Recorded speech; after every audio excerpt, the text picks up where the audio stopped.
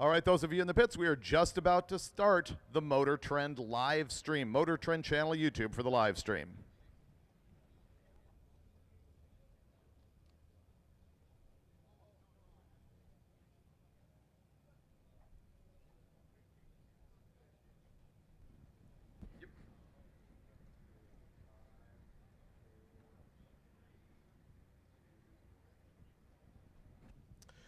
Good morning from Darlington. This is the final day of Hot Rod Drag Week 2023. It's a big day because this is when everybody will either completely fail or complete their week. I'm David Freiberger. I'll be with you all day long on the MotorTrend channel of YouTube on the live feed. You can chat with me there.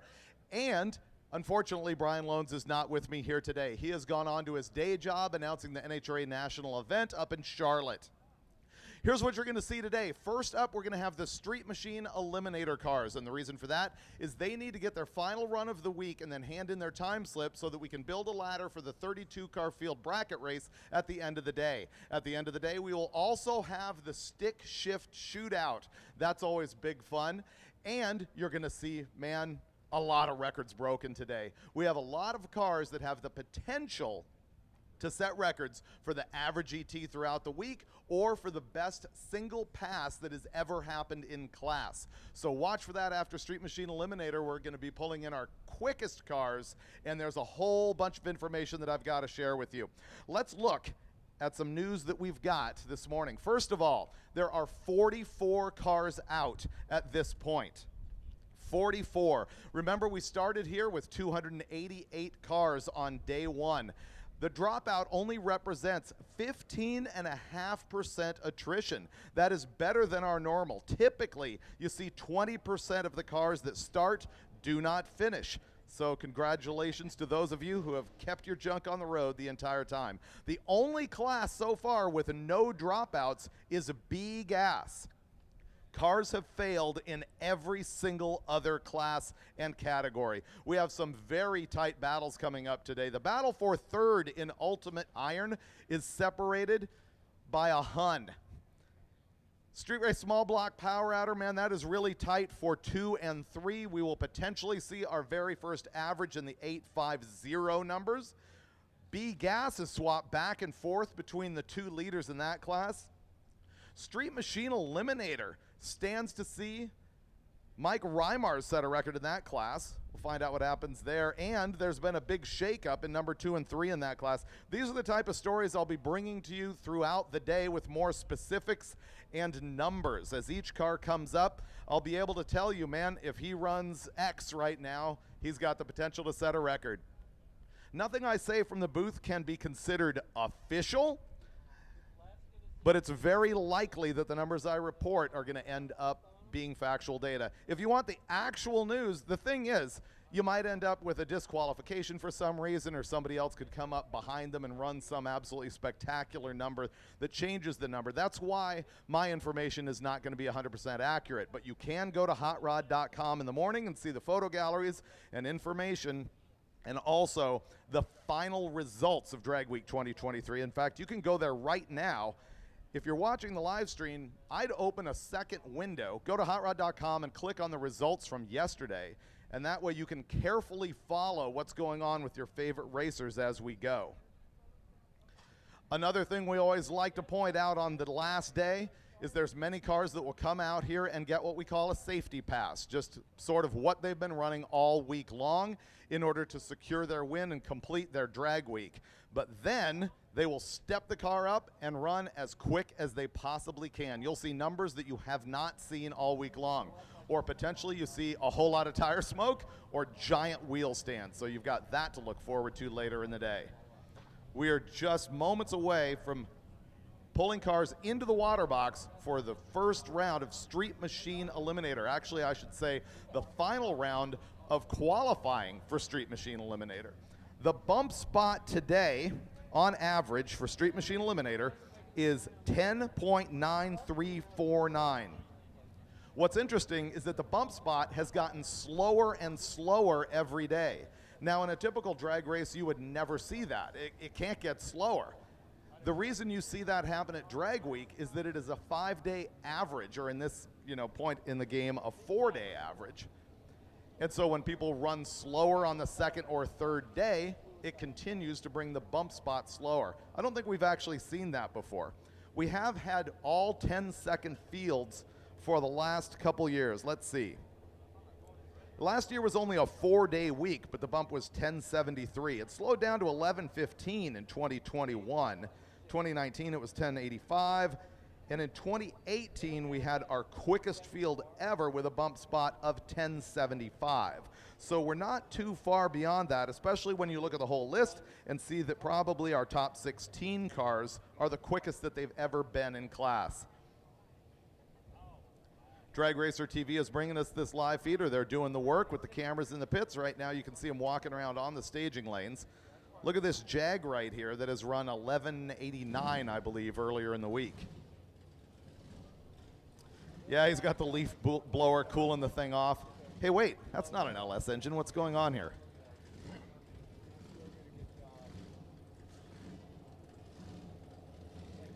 Yeah, we're firing up cars. Bring them into the water box.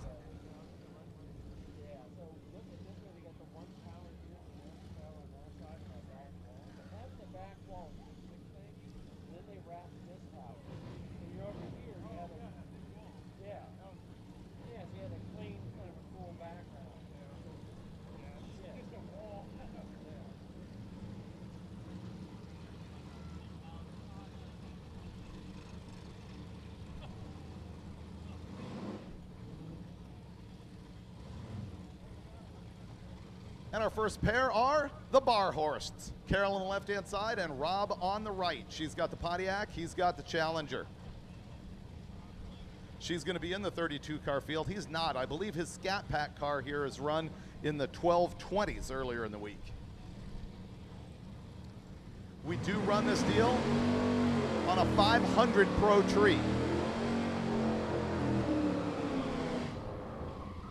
All of a sudden, this is the day that reaction time becomes important for the Street Machine Eliminator class. They haven't worried about that for the rest of the week, but if they plan on winning later in the day, they're going to have to cut some lights. We know Carol can do that. It'll be interesting to see if people are going to show their hand on the reaction times in this qualifying session this morning, or if you'll see those double O's coming out later in the day.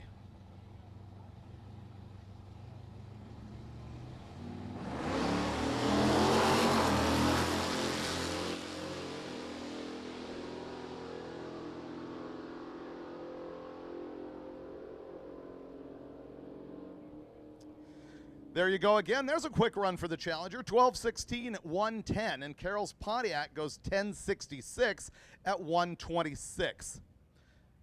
I'll mention again, this is a 500 Pro tree, not a 400 tree. So half a second between all three ambers and the green light.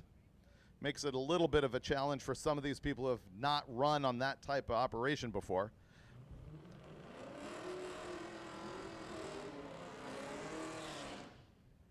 The bracket race later is basically an open comp format. We take the car's 5-day average ET, subtract a 10th to help them not break out, and that number becomes their dial for the entire rest of the game. Jay Grabiak on the left-hand side, Dennis Rowley on the right in the Mustang.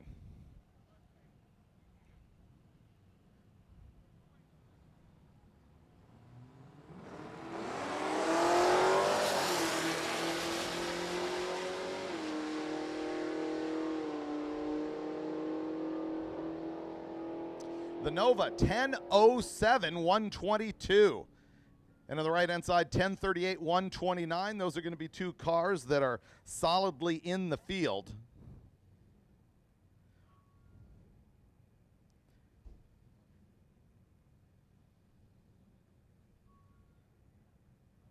Yeah, Grabiak's 10:0 impressive. His best number of the week, 10:09. So that was an improvement.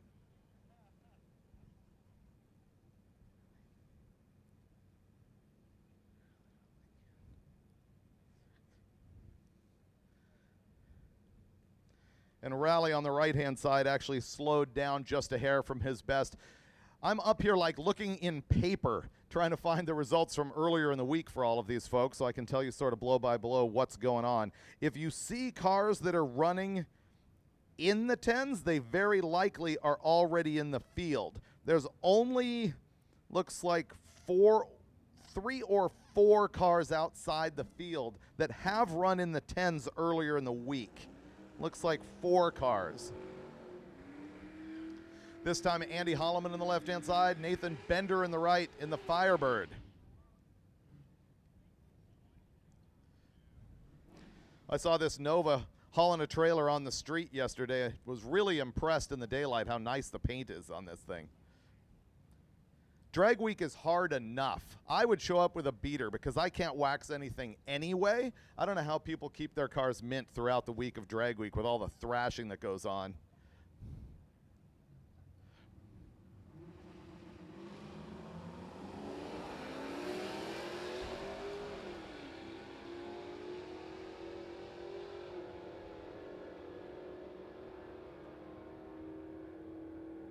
Left-hand side, 12:03 at 113.87 miles an hour and a 13:55 on the right-hand side.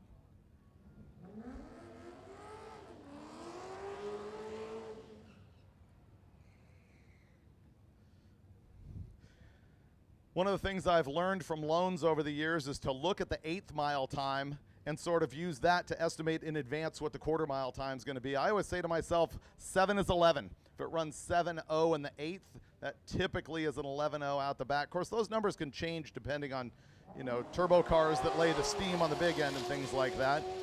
But it's sort of been interesting to learn that from Loans. He's really good about looking at all of the progressives and predicting what's going to happen. Sometimes I use the lights like I did just now as Llewellyn goes down on the left-hand side at 10:04, 133. And eventually he is followed in the right-hand side by a 1464 at 95 miles an hour.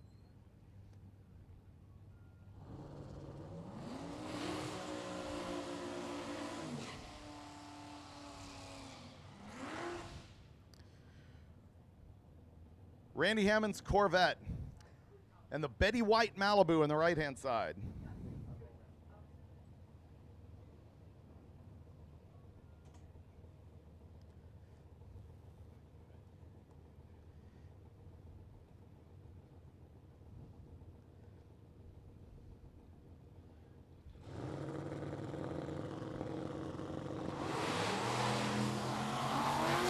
Okay, that red light does not matter for him right now in qualifying. It will matter later on in bracket race eliminations.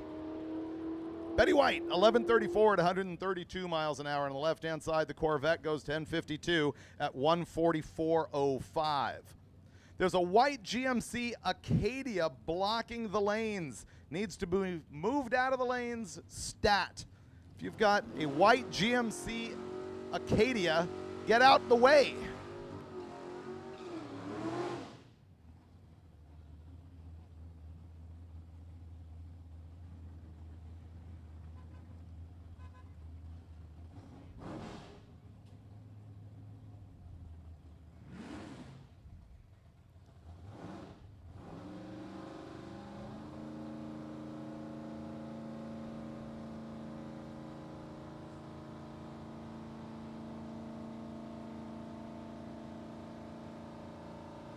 Boy, somebody's been on the converter for a while out there. There we go. Kevin Wells on the right-hand side, 145 60 foot. Timothy on the left-hand side in the Mustang. The Mustang goes 1081, 135, and the Chevelle 1093 at only 104. Here's a story in the right-hand side. Mike Reimers.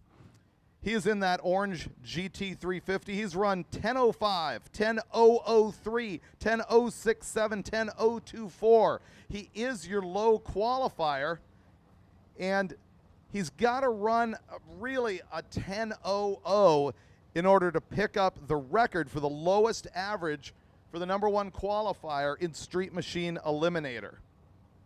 Right now, his average is 10:03.77. And the record is 10:03.35.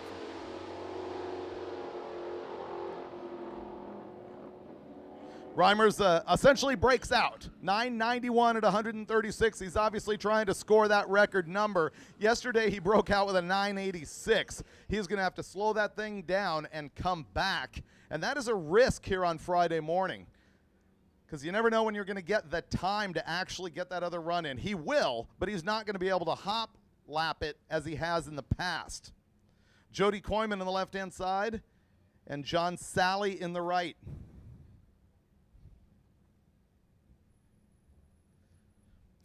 It's interesting, that one pass, if Reimers can't come back and nail that 10-0, it ends up sort of defeating his entire week.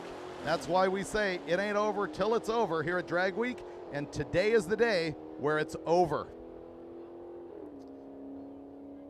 Sally's Charger 11:22 at 1:22, and the Falcon on the left-hand side 10:57 at 1:67.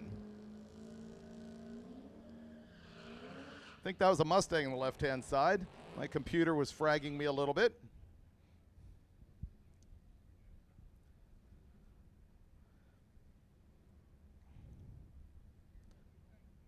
Eugene Holderfield on the left-hand side. Peter Hellwig on the right in the Corvette.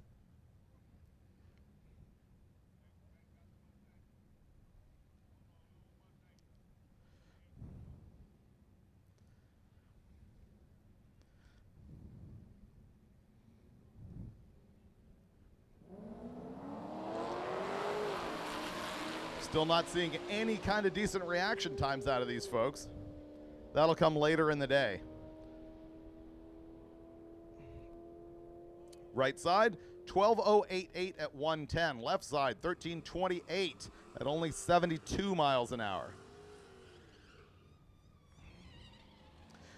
By the way, folks in the pits, if you have any nominees for the Spirit of Drag Week, you can give those to Keith Turk in Impound or any Drag Week official in Impound. The people who have sort of struggled to get here, struggled along the way, kept a smile on their face, helped other people. Perhaps they're winning their class. Perhaps they're dead last. It's just the folks that embody sort of, you know, the attitude that we like to see at Hot Rod Drag Week. And if you have any really good candidates, and they should be racers rather than, you know, people in shops along the way. They should be racers. Just drop a quick note, scribble it on a piece of paper, or tell the story to one of our Drag Week officials down at Impound. Ben Brown's in the right-hand side. Loans thought that the velour shaker had multiple shades of brown. He hasn't seen this thing yet. Marianne Young is in the left. She went 10:47. The wagon, 12:36 at 1:06.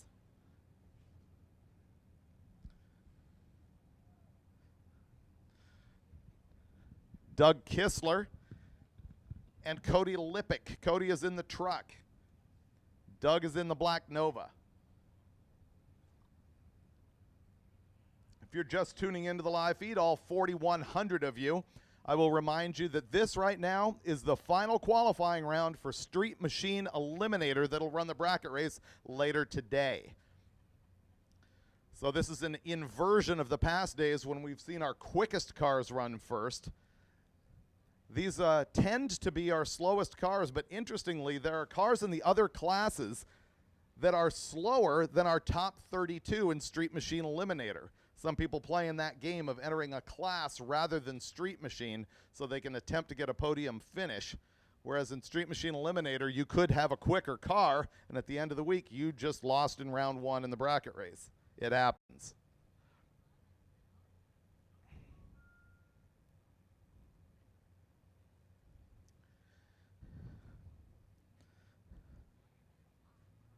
Many people come to Drag Week just because it's like a bucket list item. It's a personal goal. And as soon as they stage and break the beam, they have completed the week officially.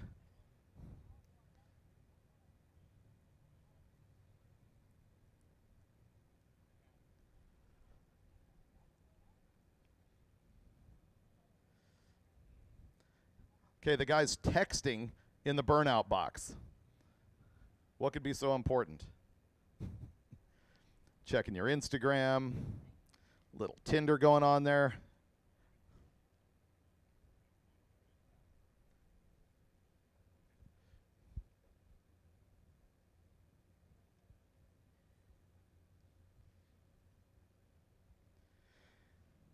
Josh giving us a look right inside Doug Kistler in his Nova.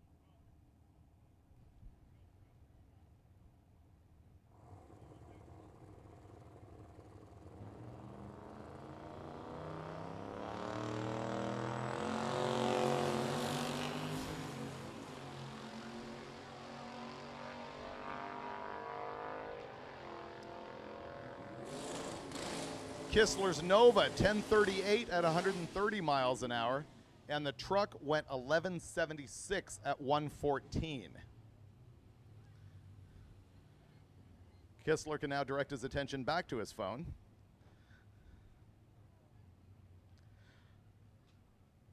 All right, live feed, you're in for a treat. The milk truck, Nick Cryer. We saw a look inside this thing last night. It's got one seat in it, beautiful wooden floor, stereo gauges, turbo big block. Eric on the right-hand side is in the black Nova. Both of these cars, I believe, are in our quick 32.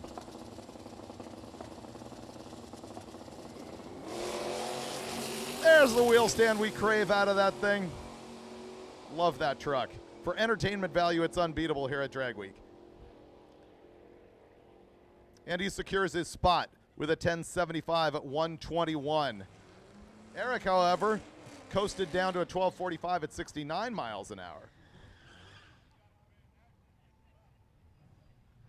Yeah, that was the guy. That Nova was on the bump spot.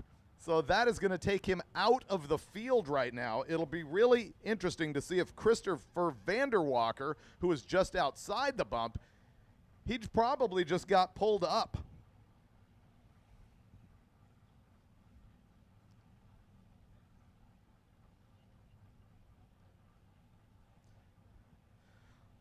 Looks like past winner Dukapolski on the left-hand side, Chris Nelson in the right.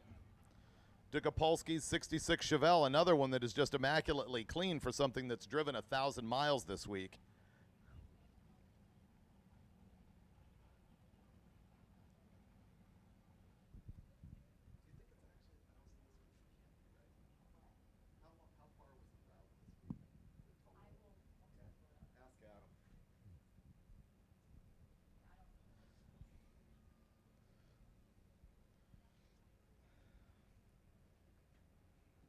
You know, in addition to a bunch of records that are probably going to get slaughtered today, we're also going to have at least one new member of the Hot Rod 200 Mile an Hour Club.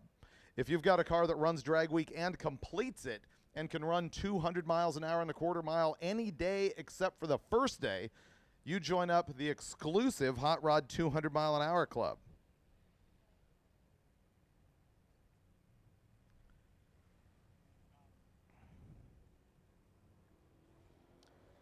I will tell you the people in the Hot Rod 200 Mile an Hour Club. It is Larry Larson, Jeff Lutz, Tom Bailey, Dave Ahokas, Doug Klein, Joe Barry, Bryant Goldstone, Dave Schroeder, Stefan Gustafsson, Michael Borgren, Michael Westberg, and Alex Taylor. For 19 years and 18 events, that's not a whole lot of people in the 200 Mile an Hour Club, and I'm pretty sure we're going to see another member later today. We'll bring that up when they come to lanes. You know, I tell you there's 44 cars out, but the thing is, those are only the ones that we know are out. Certainly, there's others that have not made it here today and have not told us, or they're thrashing in the pits and they're just not going to make it to lanes and make their final pass. I told you 15.5% have dropped out. Maybe it'll climb to that magical 20 number. By magical, I mean consistent. It's consistently 20% of cars that start Drag Week do not finish. And that's a low number this week at 15.5%.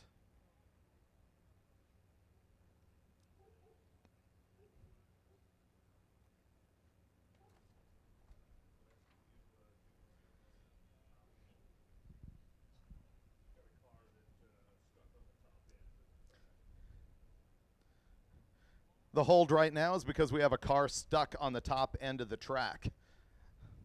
Once we drag that junk out of here, we're going to fire up Dugopolsky and Chris Nelson.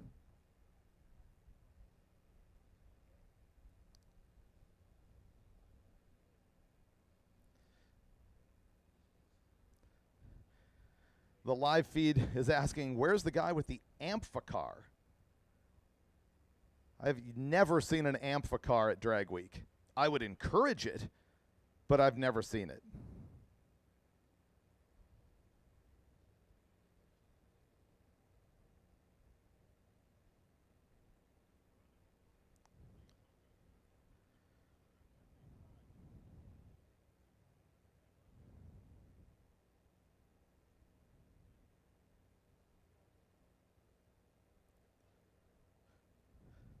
Once again, the hold is as we remove another car from the top end. I can't quite see through the glass here at Darlington, so I'm not sure which car that is. Warren, do you have an idea?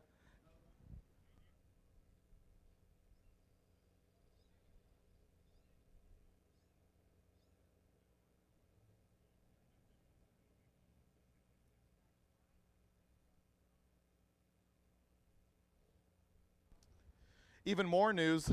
The car that's stranded up there is Eric Griot's Nova, the one that I said had just coasted down to a 1245, 69 miles an hour. That is the car that is stranded up there.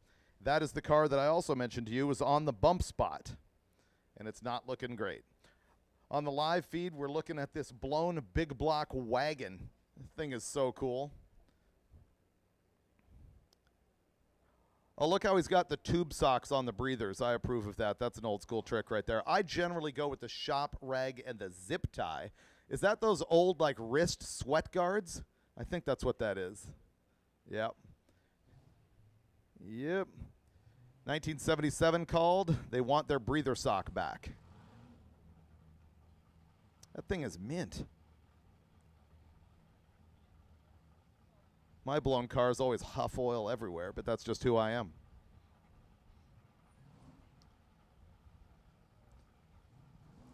All right, we're back. Dugopolsky goes back for a second burnout.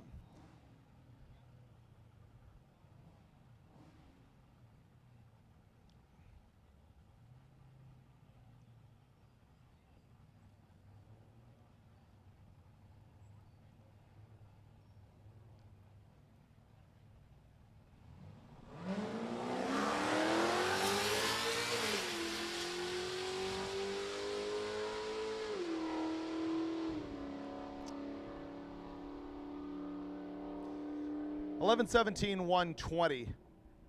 Having not been watching the starting line when that happened, I'm not exactly sure what happened to Dugopolsky. However, at Drag Week, if there's little errors like that, they often allow them to back up and stage the thing again. Obviously, that's not happening when we go to the actual race later, but this being a time trial, whatever difficulty he had, he will attempt to overcome now.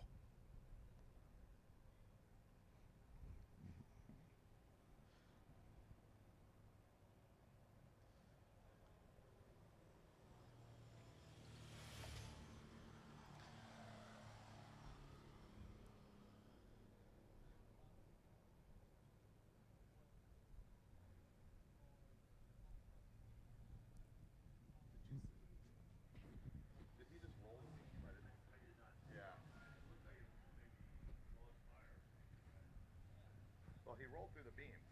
It went red. He over deep staged? Oh, copy that. All right. I unfortunately was watching the Corvette when Dugopolsky tried to leave or tried to stage and he went red. We've got the answer to the question right now. The tree was set up not allowing deep stage, and he had gone a little bit deep, so it red lit him. So they've got that fixed in the system now, so you will be able to go deep. It's the first car we've seen have that issue. They're resetting, and he'll go down here in a minute.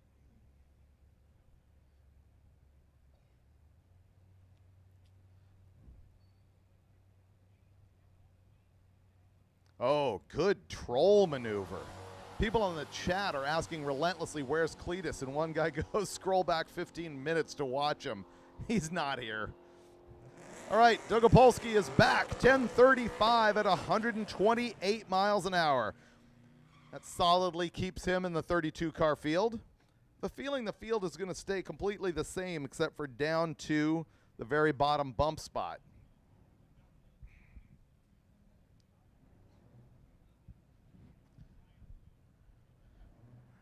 George Wright and Stephen Calloway. Wright has got this Duster. Looks like a 73 or 4.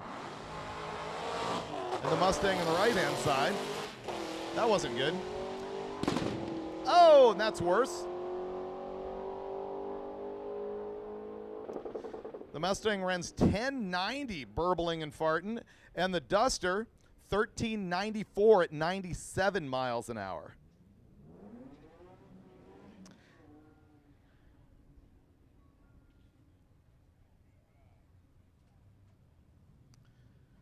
George Hill in the BMW.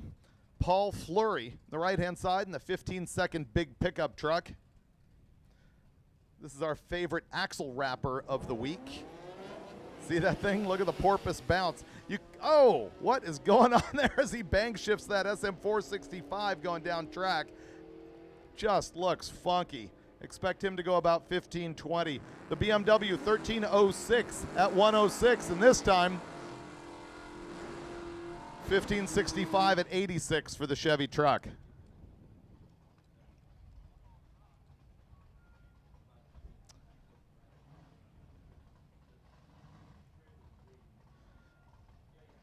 Steve Lemieux has got the Pontiac. Matt Boonell has got the 67 Camaro.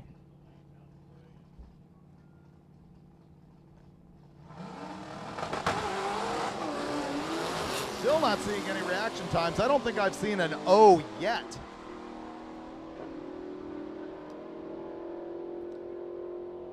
Lemieux's Pontiac, 1062.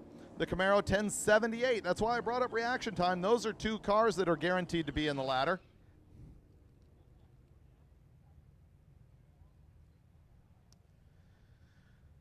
Clark Lamb, so many drag weeks under the belt of this 68 Barracuda.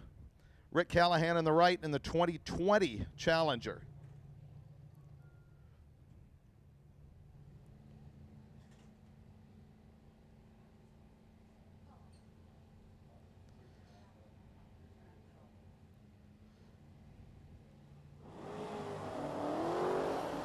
All right, there's the O light out of Clark Lamb, an 0911. And Lamb's Mopar says 1051 at 124.83 miles an hour. 1015 at 134 for Callahan. Callahan has, let's see, 1030, 1026, 1039. Sure enough, that was his quickest pass of the week out of the Challenger. Ken Senko's going down right now on the left-hand side in that impressive Jeep Grand Cherokee that you did not expect to run 1068 at 128 miles an hour. And Brian Easton, the right-hand side, 1079 at 124. You're seeing a gang of all these 10-second cars that are on the ladder coming up here all at once.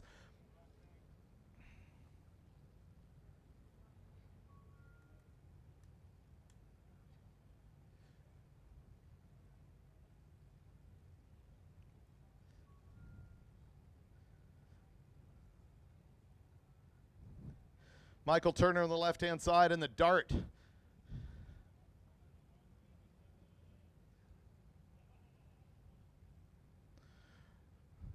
Also waiting in the burnout box, Frank Vinciano in the Mustang.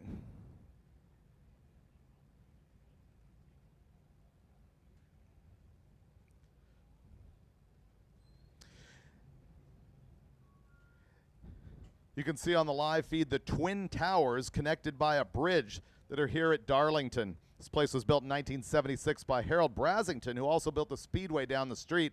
And he did these two towers like this specifically to cater to sponsors in the left-hand side. They got a big sponsor room. It's like a movie theater with the seats in there.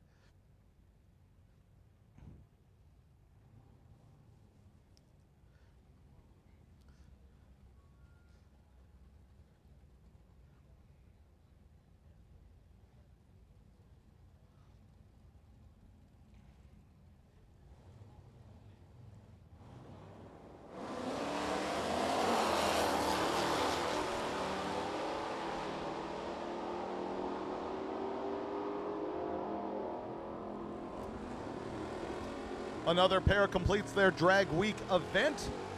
The Mustang goes 1072, the Dart 1106 at 120.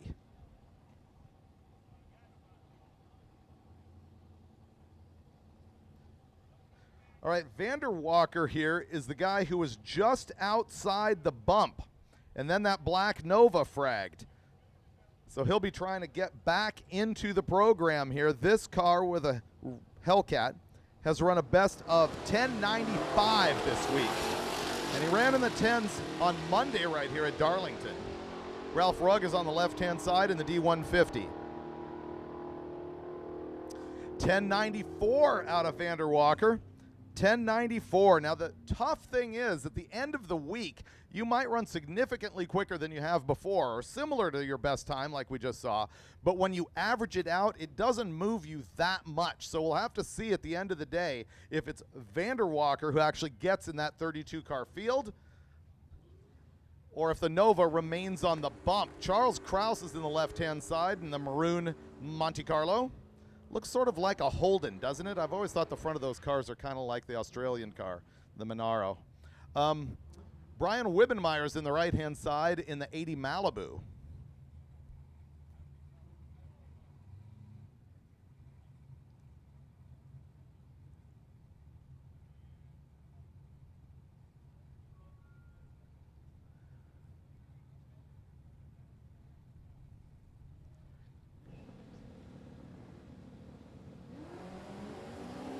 The red light does not matter.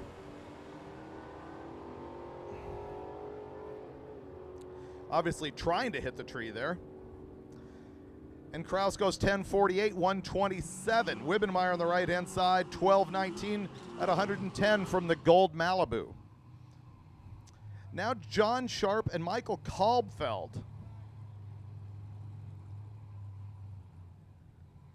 Now, Kalbfeld has gone back and forth. He was a leading Street Machine Eliminator as low qualifier earlier in the week. He's gone back and forth with Mike Reimers. He's number 2 right now because Lynette Jankuski is actually out. She was in the top 3 as well. So this is a battle for a 10-0 out of Kalbfeld on the right-hand side.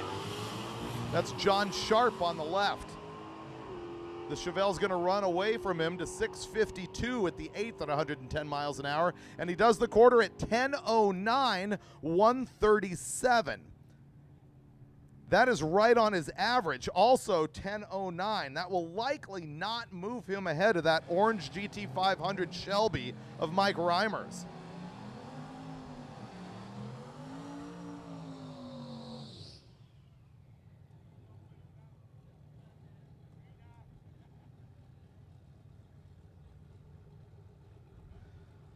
Scott Thompson has got the 78 Chevy C10.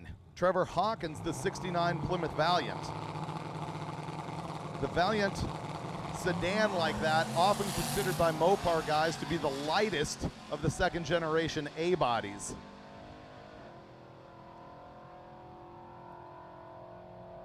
Scott's truck 1029 at 112. And on the left-hand side, Trevor Hawkins, 1181, 113.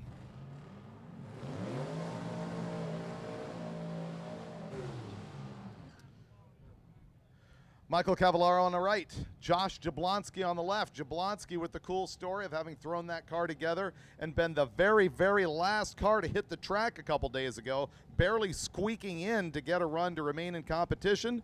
They're just like new guys to drag racing out here having fun just because they can. It's going to be slow, but it's going to have a lot of spirit. He's got a 347 stroker short deck Windsor in that thing.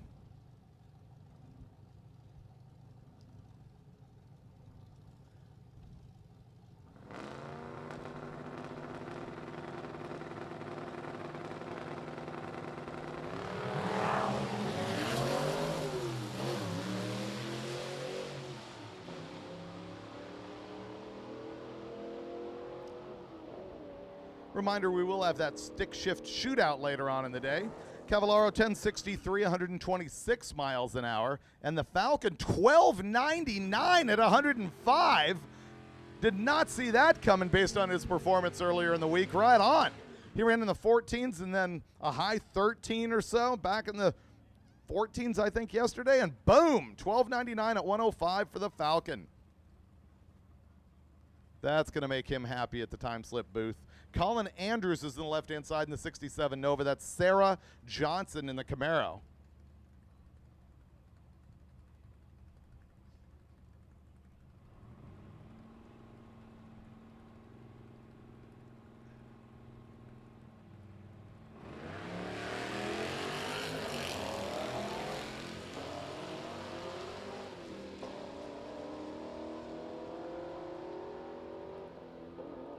Sarah's shifting gears in the Camaro as she goes 13:32 at 111.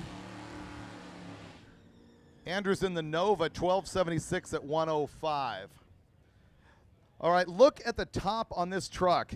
Loans and I were talking about the little S10 earlier that's got the fiberglass bed shell on it. This is the cooler old man retro style that is so hot right now. With the fold-out windows on the side and the corrugated aluminum construction, that is probably a gem top or a knockoff. And it is informing you that it is not farm truck. That's what I called him earlier in the week. Here comes not farm truck. A lot of people absorbing the name for their vehicle off the expert announcing that happens throughout the week with myself and Brian Loans. I think probably the classic is Garbage That Barfed. That's one of the names that stuck for one of these guys' vehicles. He hasn't been back in a couple years. Jen Reynolds on the right-hand side goes 12:51 at 105, and Mark Counts on the left is 13:16 at 103 with aluminum bed cap power.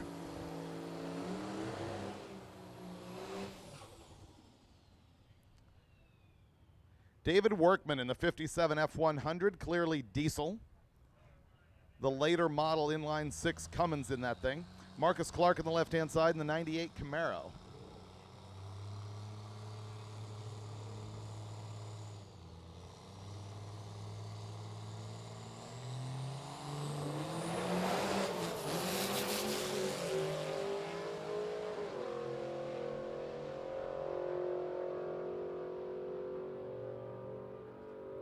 And the diesel closes out drag week at 10:72 at 125, or closes out qualifying anyway. Marcus Clark on the left-hand side, 11:34 at 117 miles an hour.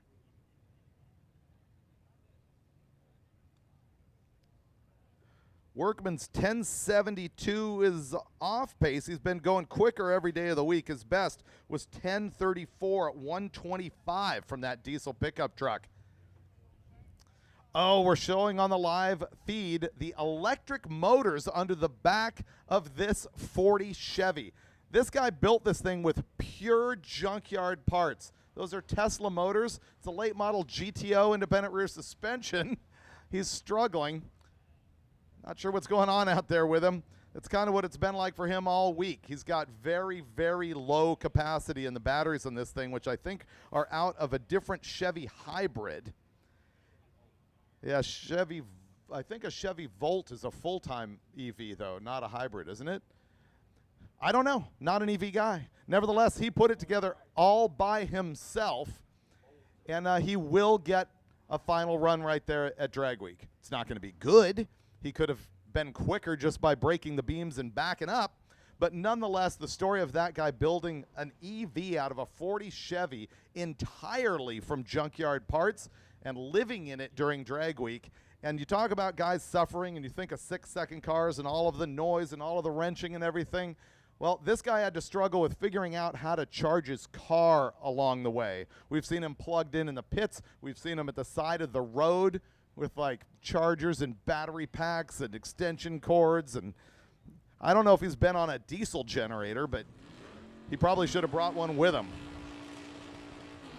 Hunter Hayes has got that 57 Chevy sedan delivery, and Steve McNair in the Cadillac ATS-V.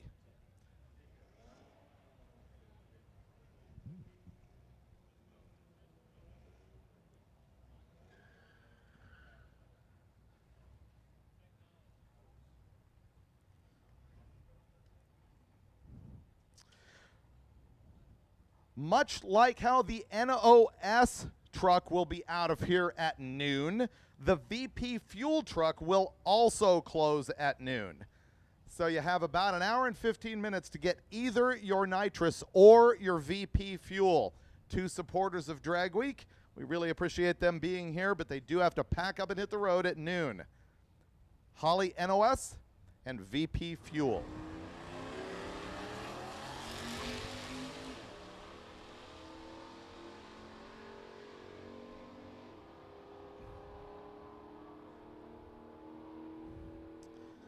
$12.19 for the 57 sedan delivery and $11.30 for the Cadillac.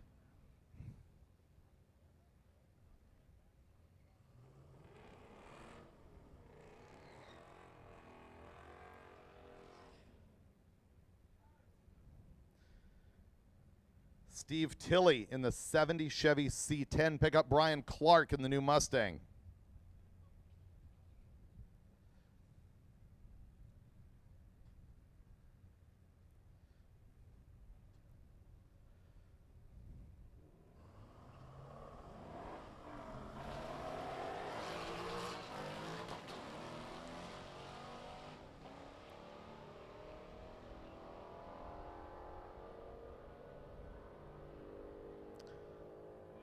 Clark's Mustang, 1423 at 111 and 1639 out of the Chevy truck.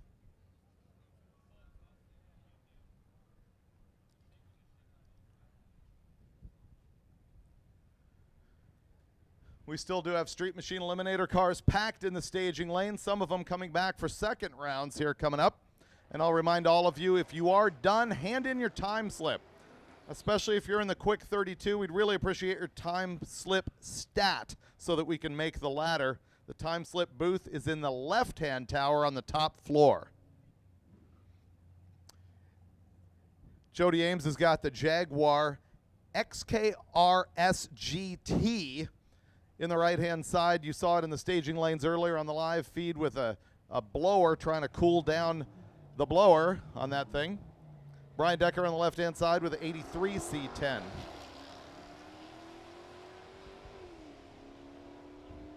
We're running a 500 Pro tree, and the lights that I'm seeing are between high 100s and high 300s. These guys cutting in the 200s.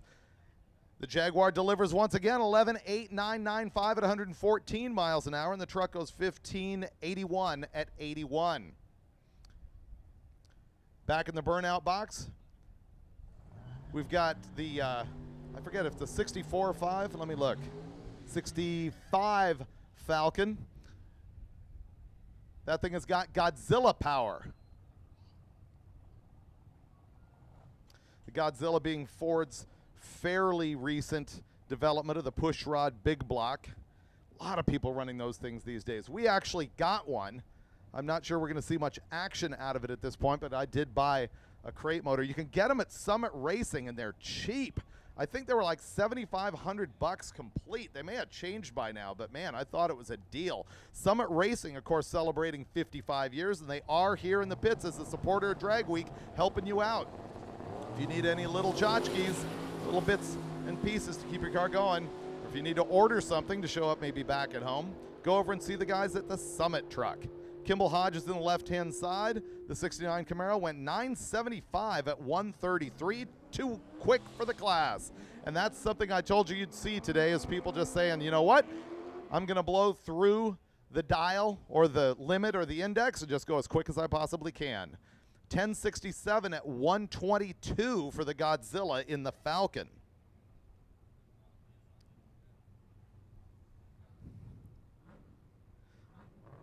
The quick run for the Falcon this week was 10:58. Trevor Slusser in the crew cab Chevelle, and the Z06 on the right-hand side is Zach Muji. Corvette action at 1095, 122, and the Chevelle 1254 at 94 miles an hour. That thing's loud too. It might not have sounded too bad on the strip, but he romped on it in the street in front of me last night, and it was like roadkill loud. Here's Dale Gebhardt. So happy to see the Gebhardts back here at Drag Week. So many years of Mopars running, this time a late model. I don't think we've seen anything that is like newer than 40 years old from these guys for a long, long time. This one being a Hellcat Red Eye. going against another late model, Gary Dufik on the left-hand side, the 2021 Mustang.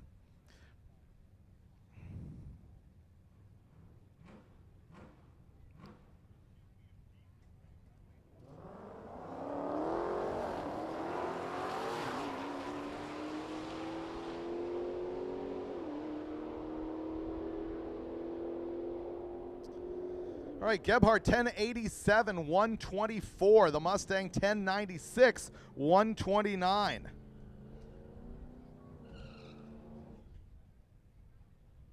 Gebhardt is in the field. I'm trying to see the quickest that car has run this week. 1074 out of an essentially stock Challenger Red Eye. Jason Stanford, he's in the Camaro. David Fontaine frequently makes laps as he's tooting the nitrous on his Monte Carlo. He's obviously been over to Top Up at the NOS truck.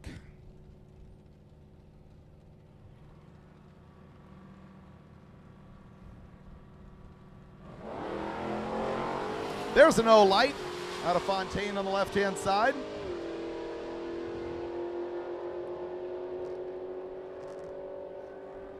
Stanford leads later, gets their way first with a 1019, 128 on the right. 1054, 136 on the left. Carol Barhorst and Rob Borhorst are back. These are the very first two cars that you saw going down this morning. So now we can see also there's a couple more behind them that are making their second lap of the day.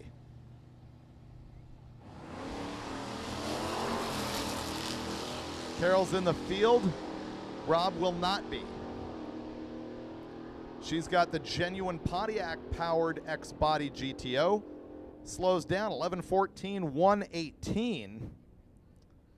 Yeah, that car has actually been as quick as 1060. And the Scat Pack Challenger, 1227. Pretty consistent on that car, 108. Now here comes Reimar's back. He's got that orange GT500. He's the talk of the town because he has been trading places with guys for top 3 in the class all week long. He does have an opportunity to be the quickest low qualifier of all time in Street Machine Eliminator, although he's got to run probably a 10:00 right now to do it. He broke out earlier at 991, so I'm thinking he's not going to take the risk. He is right on the fine line here of running a 999 and throwing the run away because he can't break out, or slowing down too far and giving up his #1 position. His average over 4 days is 10:03. This run, 10:0006. Look at that, 10:0006. That is as close to perfect.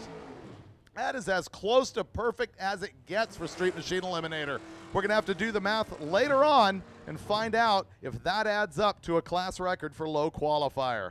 Dan in the Malibu on the left-hand side went 10:22 at 131. Reimar's playing the game and winning. That is cool. So I'm going to say at this point it is almost certain, once again, never official coming out of my lips, but it's almost certain he will retain low qualifier for our bracket race.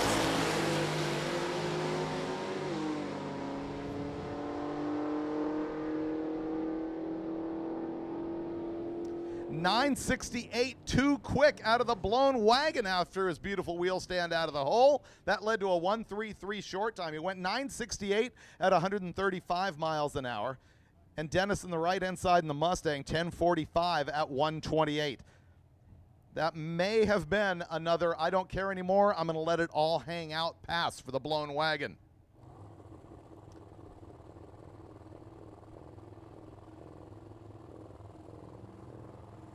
These two cars also back for the second time. He just went red. That doesn't matter at this point. It's time trials, which is not unusual, by the way. Even if you go to an NHRA national event and they're qualifying in top fuel, a red light doesn't matter. You still get the number to place yourself on the ladder. 1060 at 130 for the Nova. 1058, 135 for the Mustang, the left-hand side of that last pair as we come back with the Sassy Grass Green 2017 Dodge Charger of John Sally, who berated me in lanes. Well, he didn't berate me. He advised me in lanes on day one right here how to pronounce his last name. I have been berated. Got PTSD on that, but no, he just advised me how to pronounce his name. That's Eugene Holderfield in the right-hand side in the Mustang.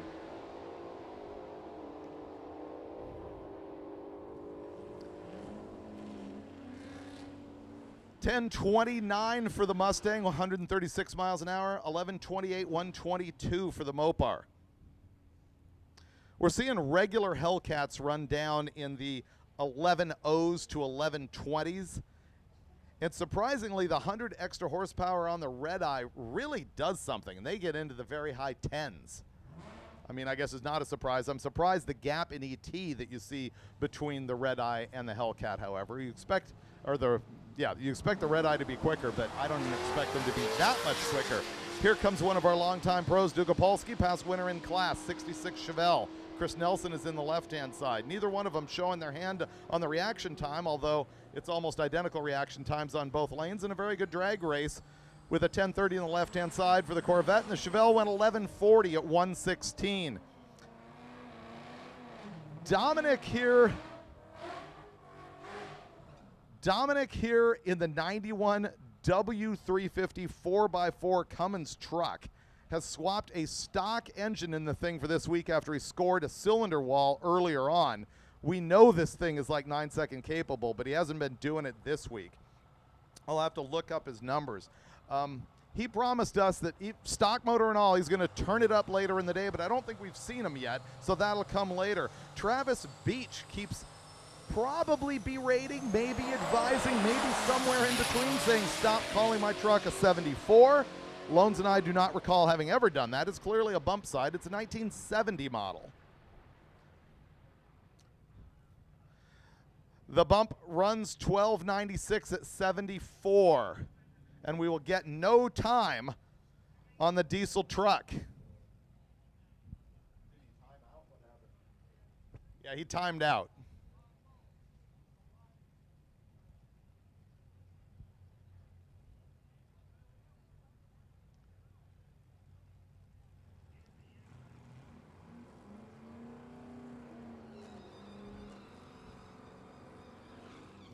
The diesel truck that just ran earlier in the week, it's been 1253, 1230, 1267, 1229. Pretty sure we saw him in the high 9s in past years. Michael's back with his Dart, second pass. Corey Rusek on the right-hand side in the 2014 Chevy Caprice. A friend of mine recently got the cop car version of one of those. They're actually really cool, kind of quick. I'd say better than the older Caprice cop car, actually.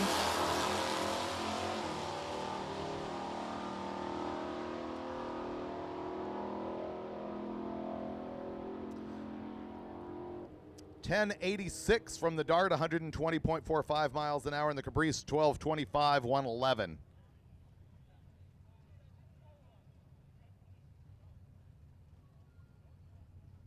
$6,000 people now watching worldwide on the MotorTrend channel of YouTube. We want to thank Gear Vendors and all our sponsors for making that happen. Those sponsors, of course, being Gear Vendors, Mickey Thompson Tires, Summit Racing, Molly Motorsports, Holly NOS, VP Racing Fuels, and Edelbrock. Once again, VP and NOS will only be available to you in the pits until noon.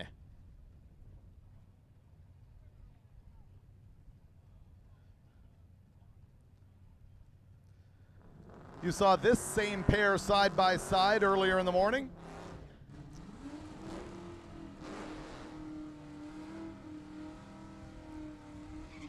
You can see the trailer hitch on the back of Matt's Camaro.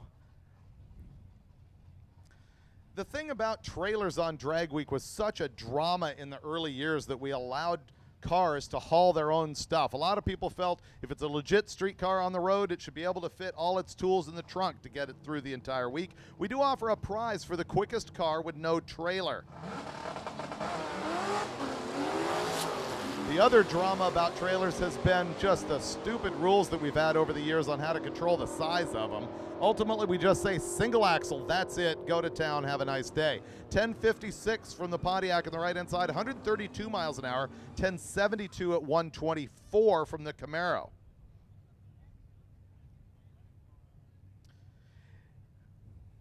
Christopher Vanderwalker coming back in the right-hand side with his red eye. He obviously knows that he's just outside the bump. He may know that the guy in the Nova who was on the bump actually had major difficulties, and so he's here trying to get in the 32-car field. I think he ran in the 1090s last time that he was up here. Yeah, he did. He went 1094 last time. There's 1095 there. The thing's consistent. John Koziel on the left-hand side, 1105, 133.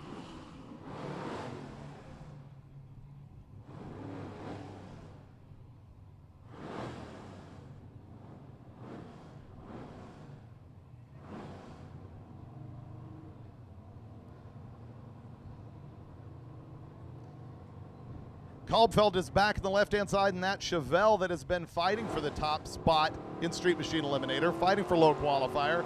He has been there. He's trying to get back, but man, remember Reimers?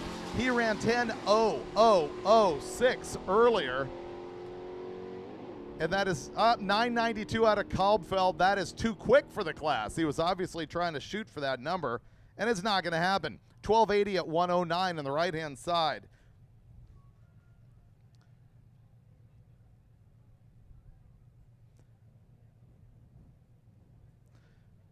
Matt Helms in one of many pickup trucks. Stephen Holbert in the Duster. You know, the pickup truck seems to me to be kind of the jam on Drag Week. Speaking of trailers, I've seen pickup trucks throwing trailers, and I'm like, why are you doing this? You have a bed. And their answer is usually that the bed means I have to unload it and load it every single day, whereas I don't have to do that with a trailer. So there is that. But then again, there's the aggravation of building and towing the trailer, so it's a toss-up.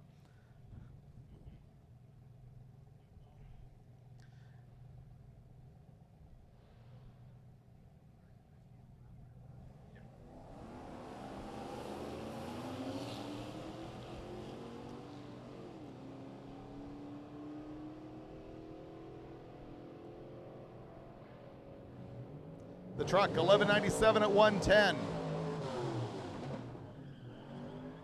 The Duster, 1354 at 99. Here's your Falcon again, having run his first 12-second time of Drag Week earlier today. After having run in the 14s before, it's his first time drag racing, I believe. It's definitely the first time for this car. Obviously, threw it together on the cheap. Austin Mathias on the left-hand side with that 66 GMC, which is called the C15 rather than the C10 because GMC, as you know, was just that much better. So they said. What fell out of the Falcon? I think I see U-joint shrapnel on the ground, something along those lines, as the GMC goes down 1320 at 100 miles an hour. That might be transmission shrapnel. I see some fluid falling out of it farther towards the front of the car. But you know what? This guy's not, oh yeah, that's a transmission. That's history. Go ahead and let that thing bleed out.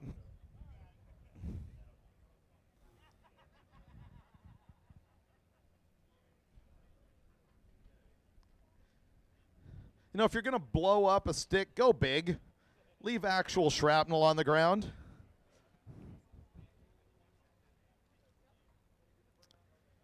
Yeah. And there is an actual U-joint cap right there. Sometimes what happens is the U-joint breaks, and then it flies around everywhere and breaks the tail shaft. Man, there is a lot of confetti on the ground right there. Obviously, it's going to be a little bit while our guys here at Darlington get that cleaned up. You know what? It's a perfect time for you to ask me questions in the chat. I'll see if I can answer that right now. I want to advise Brian Decker and Clayton Hartman that you have FedEx packages in the tower office on the ground level. Brian Decker and Clayton Hartman, you have FedEx packages in the tower at the ground level. I'll also remind you that if you have any Spirit of Drag Week contenders, go see Keith Turk or anybody who is a Drag Week official in Impound, and they will listen to your stories. And here later today, the cast and crew of Hot Rod will sit around and decide who we will pick as Spirit of Drag Week.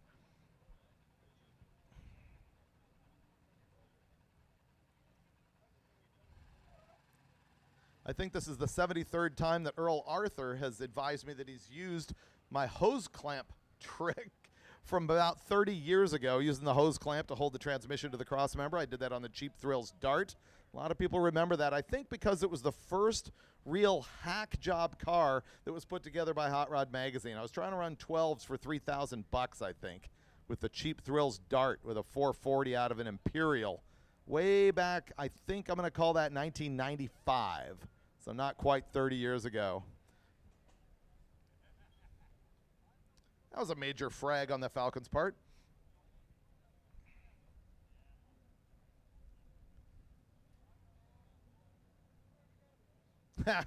Timothy Stroh says, go ahead and give Spirited Drag Week to the guy who's been trying all week to get you to acknowledge the hose clamp trick. You can see the Jablonskis here chatting away in lanes after having blown up their thing. I think they're talking to perhaps the Drag and Drive Addiction guy. Can't quite see him off camera there on the side. Yeah, is that Michael Narks there from Drag and Drive Addiction? Yes, sir, it is. And he's wearing a Summit shirt to support Summit, 55 years of Summit, coinciding with 75 years of Hot Rod Magazine.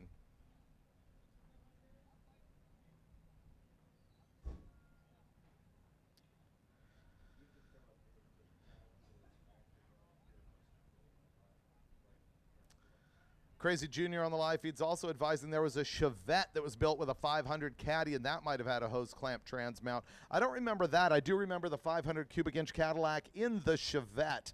That, of course, having been built by Steve Mignante, who many of us know has been struggling a lot in the hospital with a brain infection, which, to be honest, is quite serious. We got good news yesterday that he is conscious, and you should see Steve Mignante's YouTube channel to get the better details about that. They have been posting videos updating people with his situation. The great story that he told and made famous, I didn't bring it up publicly, but he enjoyed doing that. He actually called me. He's like, hey, can I tell the story of you and me and the Cadillac 500 Chevette? And I was like, go for it, Steve. It was like 12 years later. So Steve was working for me at Hot Rod Magazine just after he had built that Chevette. I think it was built under Ro McGonigal as the editor of the magazine, and I came in, and Steve had that thing. And Steve was out legitimately street racing the thing, which in retrospect you like to say, oh man, that's cool. Hot Rod guys out there actually street racing and stuff. But you know what? A brand like Hot Rod Magazine cannot do that. And so at the time, I actually had to go, dude, you cannot take a Hot Rod Magazine project vehicle that high profile with the name on the quarter panels and be out at the street races. And of course, he found that absurd because to him, the history of where all of this came from and the magazines that he loved from the 70s were the ones that were blatantly doing those types of activities. And so he and I had a boss employee run-in on that he brought up in a big, long story that you could probably find on YouTube many, many years later. Street Machine Eliminator, don't forget that you've got half an hour, that's 30 minutes to turn in your time slips after this session is done.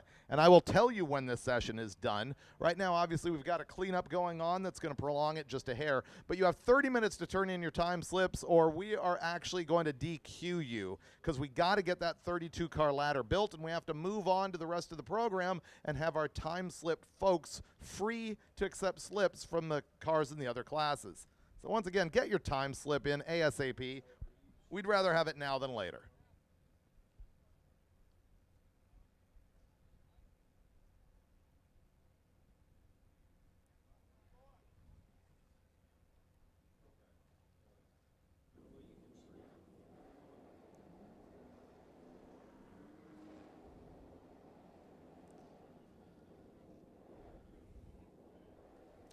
One of the guys asking for big block Ford testing on Engine Masters. We do have a 514 we've used a number of times, and you can see all the Engine Masters episodes on the MotorTrend Plus app that you can download from the App Store or wherever you get apps. It is a subscription service, and on there you can see all of the MotorTrend shows that also appear on MotorTrend cable television. So if you don't have cable, you can see stuff like Roadkill, Roadkill Garage, Engine Masters, Hot Rod Garage, Roadworthy Rescues, on down the list. All of that stuff's on the MotorTrend app. And Every single page of Hot Rod Magazine since 1948 is scanned and really easy to view on the app. So make sure to check that out. I also saw that if you are of the import persuasion, they've got Super Street Magazine starting to post pages up there on the app. So do that. If you don't feel like paying a small subscription fee to see all of that stuff, you can watch Motor Trend shows for free on MotorTrend Fast TV. Your television probably has an app like Zumo or Vimeo or Samsung or Google or something like that, where you can search for MotorTrend and find the app and watch all of this stuff for free. The difference between that and the app is on the app, you can pick what you want to watch at any time. You want Roadkill, you search Roadkill, you watch Roadkill, even if it's season 1, and we're in season 12 now. Whereas on the fast streaming service, it plays basically like cable TV, which means that they just play shows interrupted by commercials and they just come at you. You don't pick what they are, but it's the perfect thing to like put on in the background of your shop and just keep rolling because you get nothing but car TV all the time. No Rich Guido this year? That's correct. We do not have Guido with us this year. While we're continuing to clean up, we're going to roll a couple commercials for you. Volume warning, here comes the commercials, and we'll be right back. You will miss no action. I got a Ford Galaxy running again after 32 years. Hello? Smells like a wristwatch full of earwax. We got a big box, $455. We make loud noises with an Oldsmobile. So we found this 1987 dually. Let's bring her into the here and now. I want to build a Jeep. Anything burning in there? It's alive! Hit it!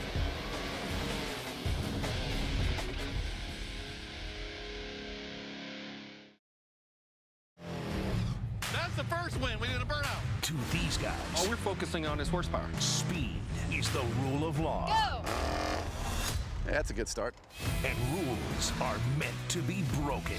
A lot of boosty boost. The stuff that'll break, I didn't put any money into. What is going on? Might want to stop.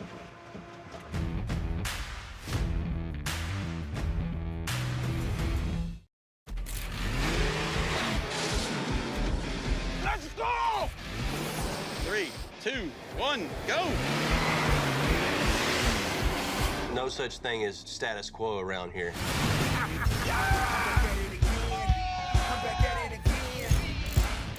Somewhere in there, there's a bolt that I'm undoing, I swear. That's a lot of motor. It's got to be clean, classy, yet custom. Holy cow! Dude! We got a long way to go, buddy. That thing's badass. It's so ridiculous. We're not messing around. Sky's the limit. Child's play. He's got to have an extra loud horn.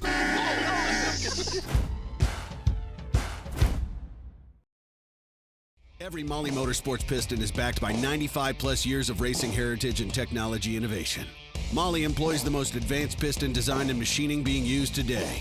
When it comes to piston purchase, why choose anything but Molly Motorsports? Classic car owners, make your headlights over twice as bright with Holley Retro Bright LED headlights. A plug-in replacement for those dim halogen seal beams, Retro Bright maintains that classic look and lasts 6 times longer. Stay safe and click the link below to learn more.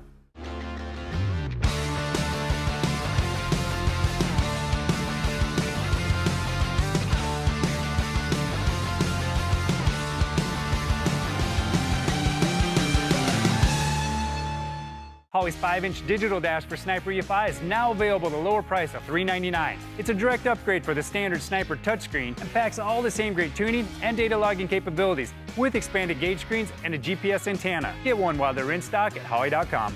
Get your V8 back with Range Technology's AFM/DFM disabler. Simply plug the Range Technology module into your OBD2 port, instantly giving you full V8 power. Learn more at rangetechnology.com.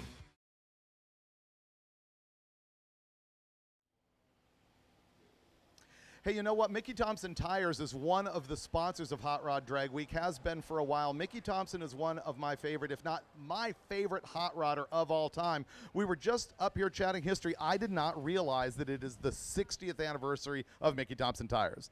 Yeah, I mean, it's amazing to go back to 1963 and see how far, well, everything has come, right?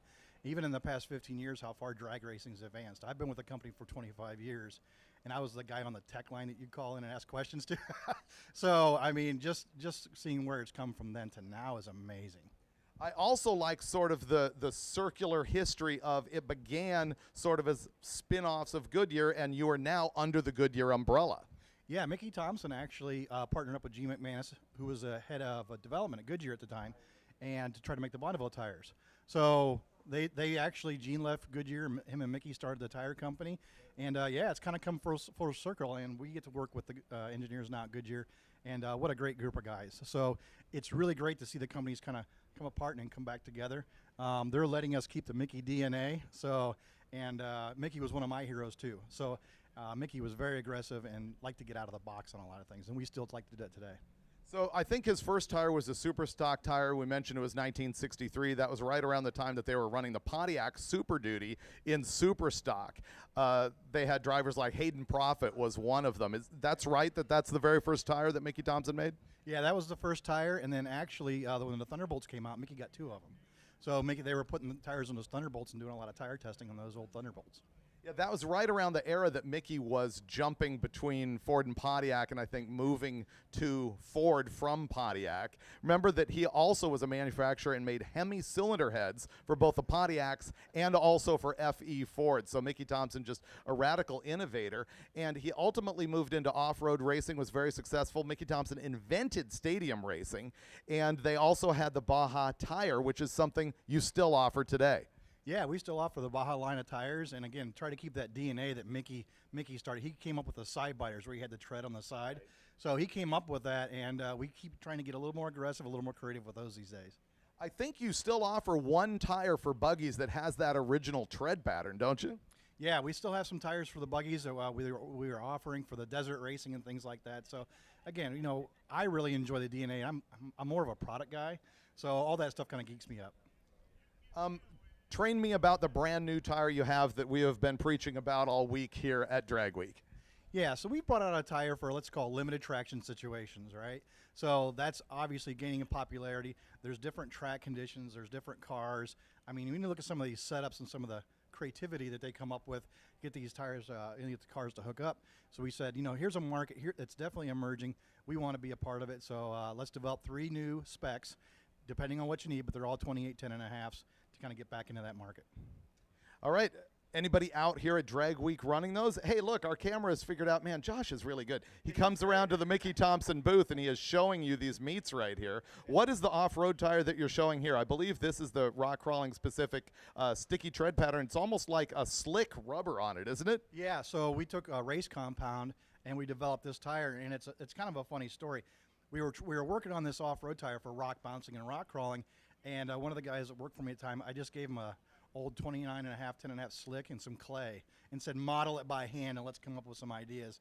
And then obviously we took it from there. But yeah, that was actually, we went back old school on that one. But yeah, that's a very popular tire for us and works really well for the rock buggies. I think those of you who are hardcore drag racers and not involved in that scene don't realize that that tire you're looking at is about as soft as a slick. You can grab the lugs on that and like bend them, and yet somehow magically they've got this technology that they don't tear off too much when they get into the rocks. Yeah, they definitely wear, but when you get into the rocks, and even if it's a slick rock, you get that tire a little warm, it acts like a drag slick. You'll climb right up it. So you do product on both the drag end and also the off-road end? Yeah, I've been involved definitely in both. I've moved positions a little bit to the director of motorsports, but yeah, I can't keep my hands out of that stuff. It's too much fun. And you used to be the guy that they would get a hold of on the tech line. Yeah, back when I first started, and after a year, you know, they kind of said, well, do you want to go into sales or you want to go into engineering? And I went over into engineering and did that for 22 years in product development. So, again, it's great to see the advancements of what we've been able to do, but also the advancements in drag racing. We got 6-second cars that are driving 1,000 miles. I mean, that's just, I tell people that aren't as involved in this what's going on, and they just can't believe it. So it's really impressive what you guys have put together. Thank you very much, and thank you very much for supporting it, and thank you for the news that Mickey Thompson's doing 60 years. At such a hardcore Mickey Thompson like devotee, I seem like a complete failure that I didn't figure that one out on my own. Well, that's why we came up to kind of help you out, David. I mean, it's all good. You definitely have helped our company in the past, and I know you're a big fan of Mickey Thompson. I am as well, so it's great to share stories. Here's a story we can share if you've got another second here. Do you know sort of what the transition was from Firestone to Goodyear for Mickey Thompson? Not quite? Not quite. Or you don't want to hear it? Well, I haven't heard the story, but I still talk to Danny Thompson a lot. Sure. So I'm sure I'd love to hear it. Now I'm going to ask Danny. I'm sure he's got some background to that. Well, I will tell you.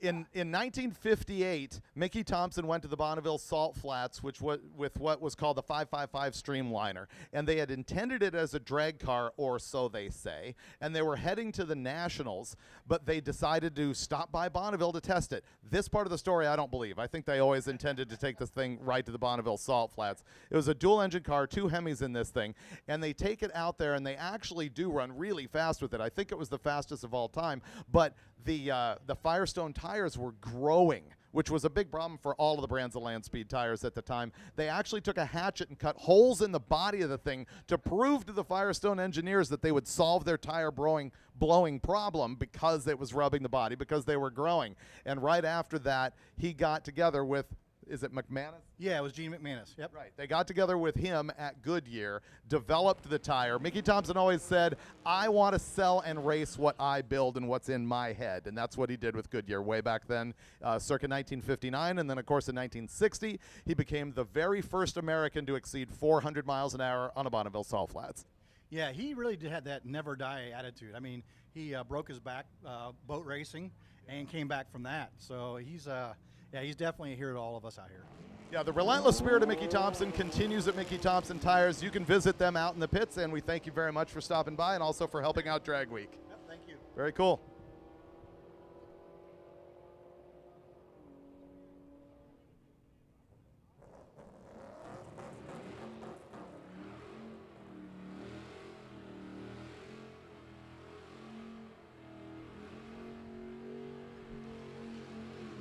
Back to racing.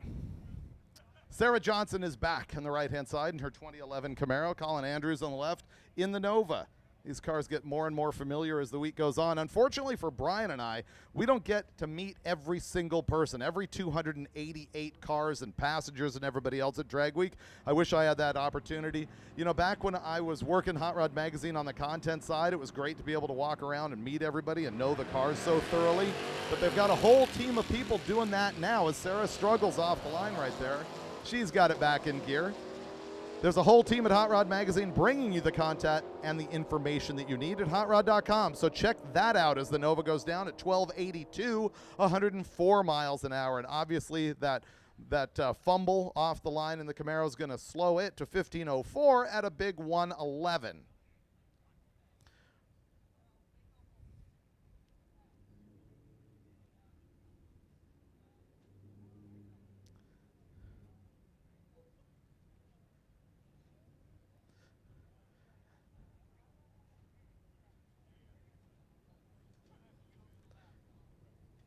Joey Nichols, the S10, with our favorite fiberglass shell. See, I dug this thing. Loans hated it. Where do you stand on the shell on this truck? I probably would have hated it when the truck was newer in the 80s, but now for some reason it's got a retro coolness to it. Marcus Clark on the right-hand side's got the 98 Camaro. I forgot to mention Mickey Thompson will be leaving at 2. Mickey Thompson is leaving at 2. So if you have any tire needs or anything like that, questions, go ahead and see them over there at that tent before 2.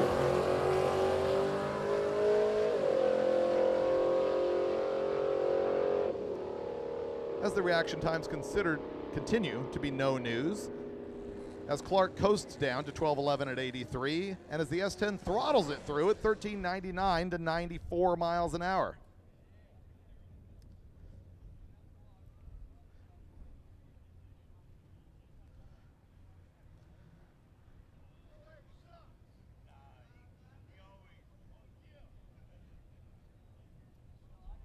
Two 2013 Camaros. Dave Morahan on the left, Frank Cruz on the right, that stripe that looks like a 1969 SS kind of stripe.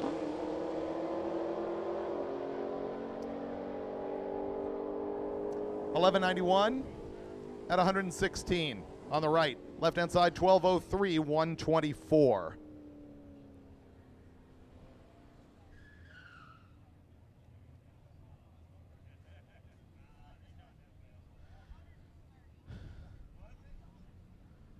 Clark Lamb back to give that CUDA yet another beating on the left-hand side. Steve McNair is on the right in that ATSV. I think this is the one that's got the painter's tape protecting the quarter panels, isn't it? Not a bad idea.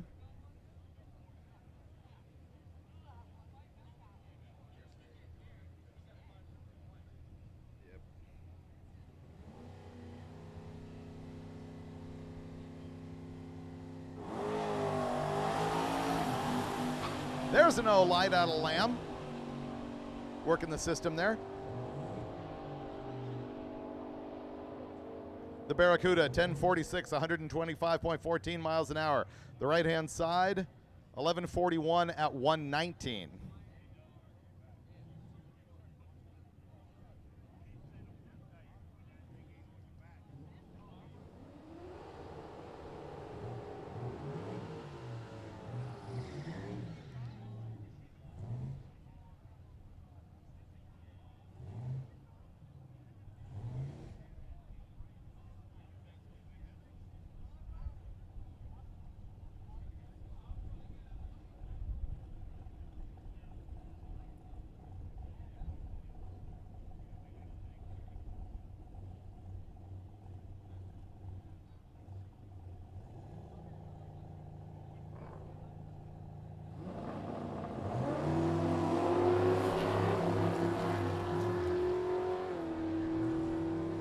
Just to bring you up to date in the grandstands and in the live feed, these are still our Street Machine Eliminator cars.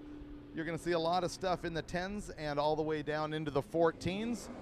But this is sort of, I don't know, guys are making their second and third runs right now.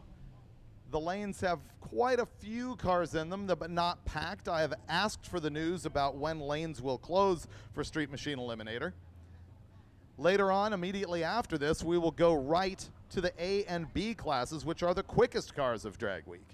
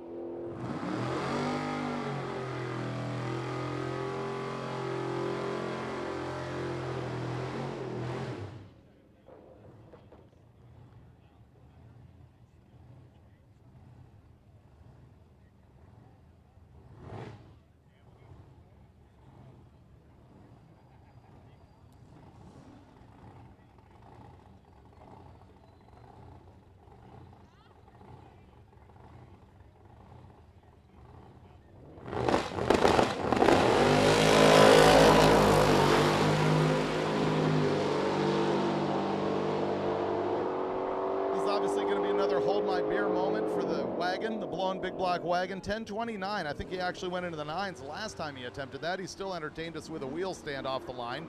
And in the right-hand side, 1118 at 119 miles an hour. It turns out that a lot of people in Street Machine Eliminator have already handed in their time slips, which we appreciate. We need more of those. But we are starting to run thin on customers. It is not desperation moments yet.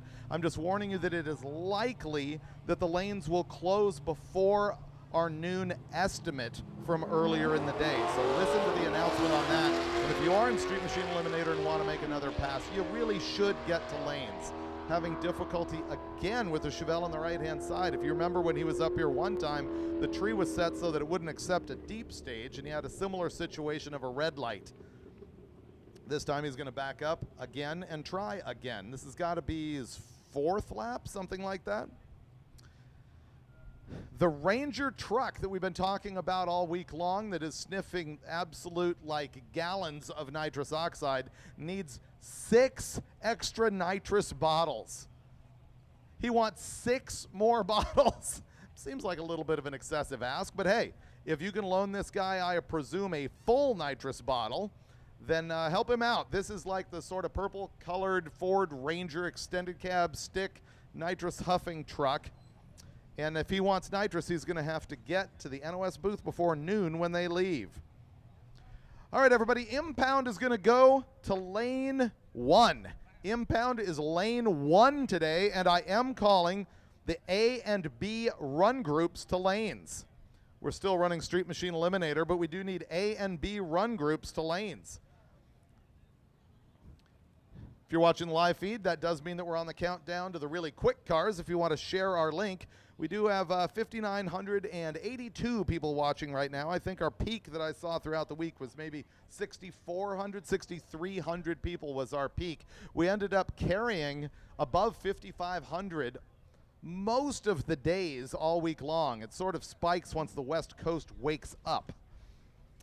But we appreciate all of you who are watching at home, even if we do send a little ribbing your way occasionally or frequently or all day long. We do appreciate you watching at home, and we hope that we can see you out here in person at Drag Week sometime in the future. Probably the biggest crowd we've seen thus far this week here at Darlington Dragway. It's tough for people to get out in the middle of the week, but this is a Friday. It's easier to call in sick from work, I suppose, and we thank all of you for coming out.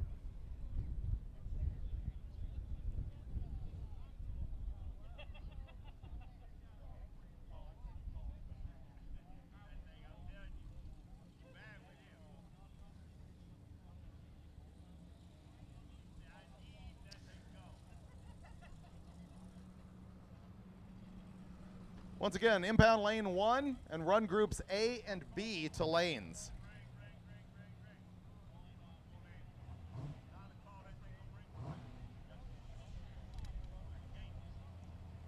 I do see a couple Street Machine Eliminators in lanes that have not run yet, so they may end up only getting 1 stab. If you want 2, I would suggest that you run and then return directly to the staging lanes with your Street Machine Eliminator car. It appears many of you have been doing that anyway. Dukapolsky, 1120, only 92 miles an hour.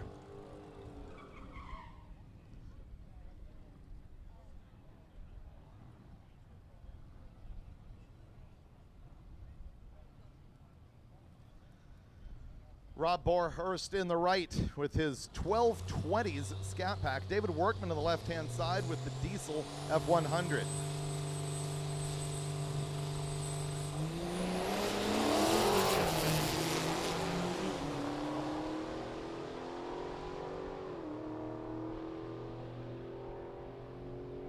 Okay, Workman 10:21 at 1:30, and that is his quickest pass of the week. I'd called that up just to be able to call that. His quickest run, 10:21, 1:30 out of the diesel truck.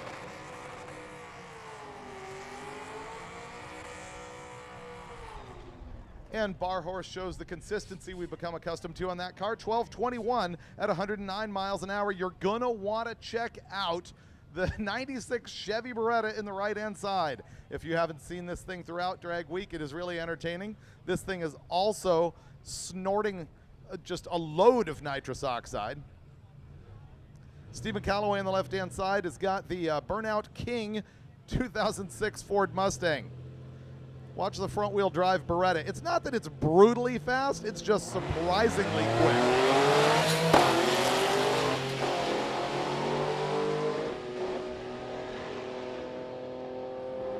So the Beretta, 750 to the 8th, 1177 at 114 miles an hour.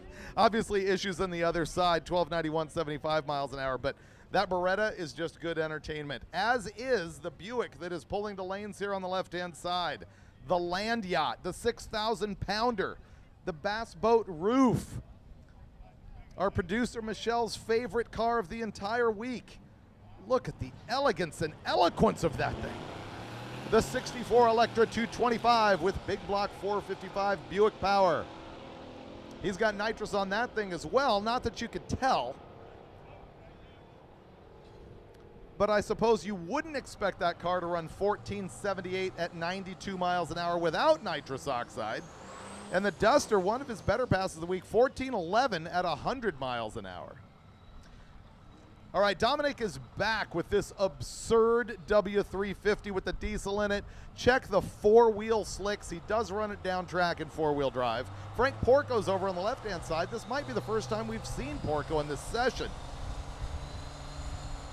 Now, he's probably got the stock Cummins in this thing cranked up to 11 right now. Looks like it's going to make it all the way down for the diesel truck, the 8 mile, 6:47 at 105. And the quarter mile, 10:28 at 125, his best pass of the week. He told us he was going to uncork it with the stock Cummins in that thing. He does have a hot Cummins that fragged before he got to drag week. It has been a 9-second truck. Not this time, but he put on a good show. 13:25 at 104 in the other side. Travis Beach is back with his 1970 Ford truck. And Robbie Ripp is on the left-hand side with a 1985 Firebird.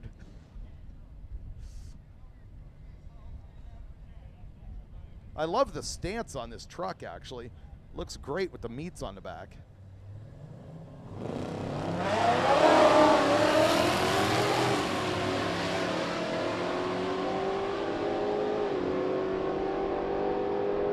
Truck getting right ahead with a quarter mile time of 10:93 at 128 miles an hour. 10:93, and Bobby Ripp 12:34. Travis Beach, that is radically his best time of the week. I mean, radically.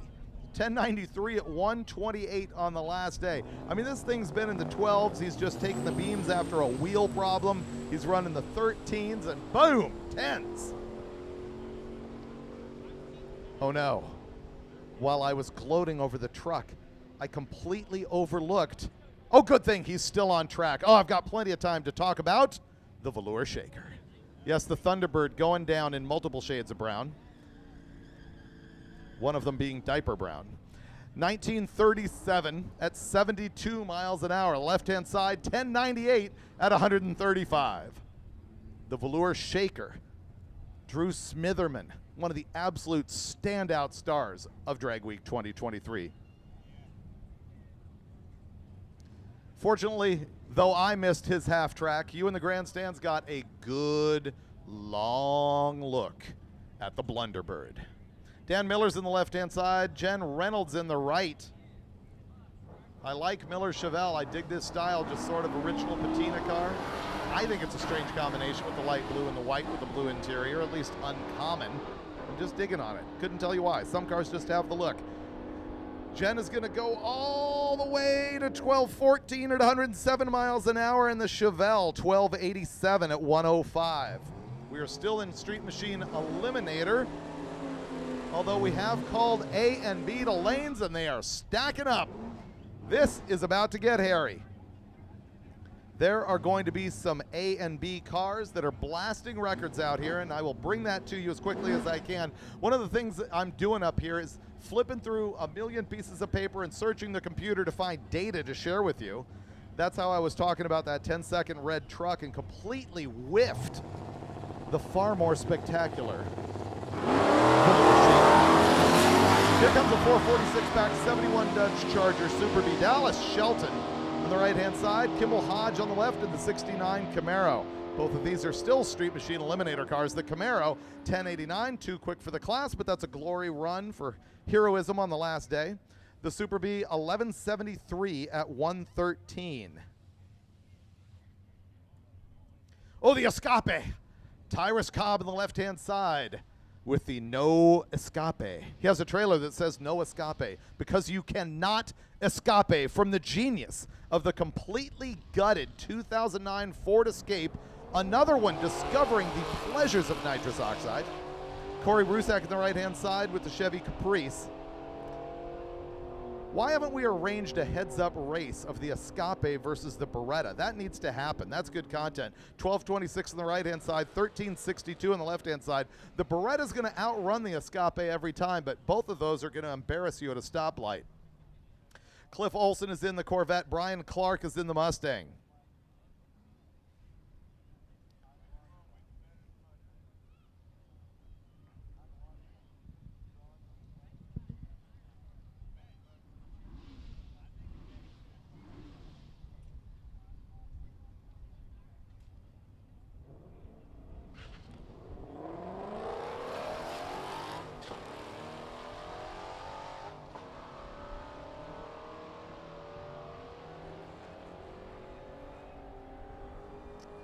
The Corvette 1172 121 on the left, to the right-hand side 1314 at 111 miles an hour. Christopher Vanderwall back with the Hellcat Red Eye, flogging this thing, trying to get into the very bottom of this 32-car field for Street Machine Eliminator. And the right-hand side is Edward Davalos in the 68 Camaro.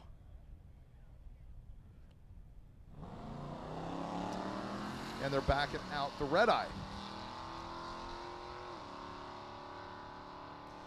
This Street Machine Eliminator class is sort of a catch-all. There are no rules for it. You just cannot go quicker than 10.0, although many vehicles have. You'll see a lot of cars like this Camaro, 1197 at 111. Nice, quick street car. Doesn't attract a ton of attention, but there's just a ton of them that really make the foundation of Drag Week. And many of the cars in this class, or many of the drivers, will end up moving up into other classes in coming years. Others just bring the same cars and flog them year after year for the entertainment of it. It's the 1 week of the year they can go drag racing rather than hitting a local track every single weekend just because of time or budget considerations. Christopher Vander Walker. 1093 125. He just keeps running those 1090s. 1093, 1094, 1095. It's nothing if not consistent. That's actually a good tribute to all the intercoolers that they've got on those factory supercharged Mopars. Sarah Johnson is on the left-hand side, Kevin Adams on the right. I mentioned the intercoolers because obviously the hotter the car gets, the less consistent and the less fast it's going to be, but obviously this thing's running the same number every time. We do have other Red Eyes that are running a little bit deeper into the 10s, but they are Challengers rather than Chargers. Kevin Adams, 1154 116. Sarah Johnson's in the 2011 Camaro, 1237 at 113. Matt Sixt is up here in the S10 truck. Jeff Kurzik on the right-hand side has got the 2019 Charger.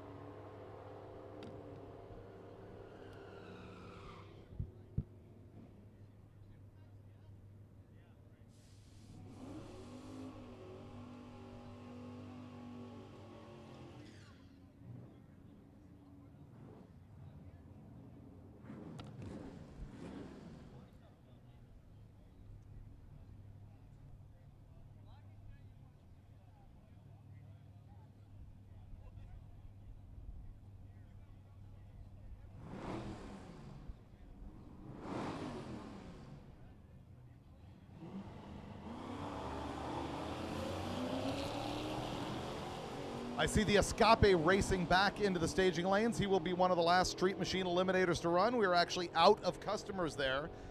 So pretty quickly, you're going to see us get some of the quicker cars of Drag Week up here, some of the record setters, some of the A and B group cars coming up right after just a handful of Street Machine Eliminators.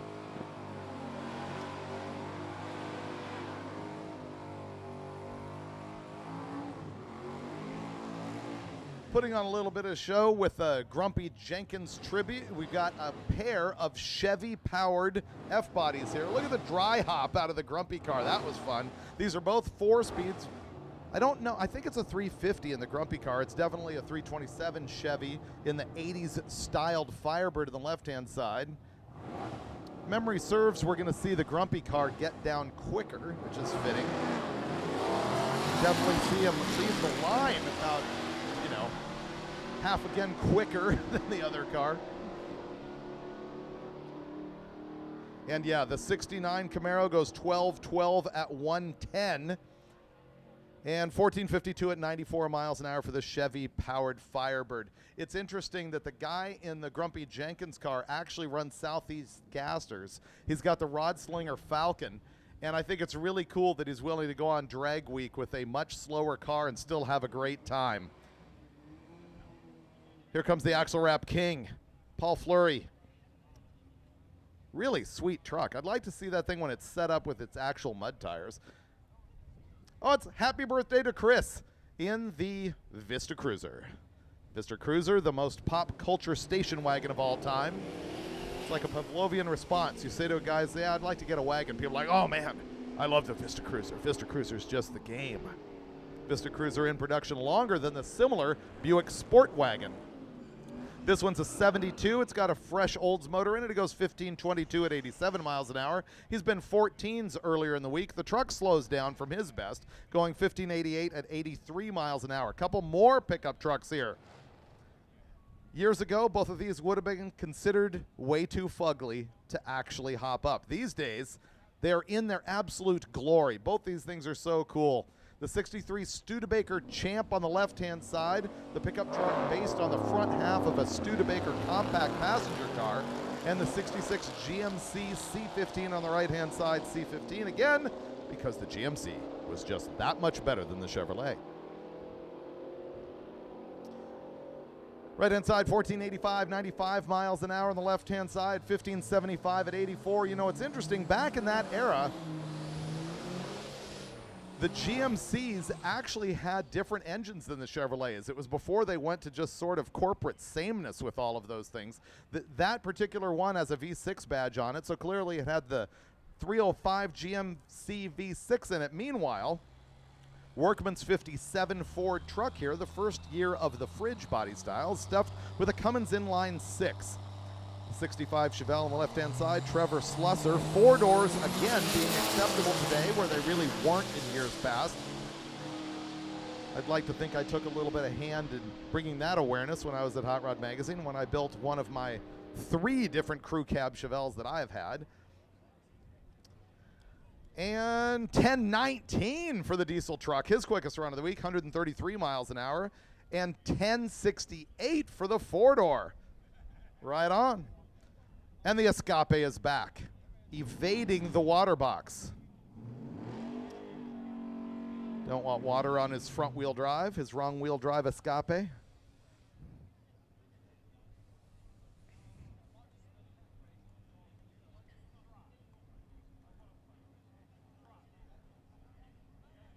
I was just going back looking at the numbers for Slusser in that 4-door. He all of a sudden pulls 1068 at 125.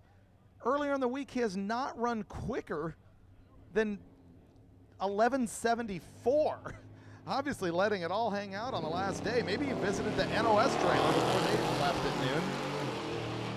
Bobby Rip.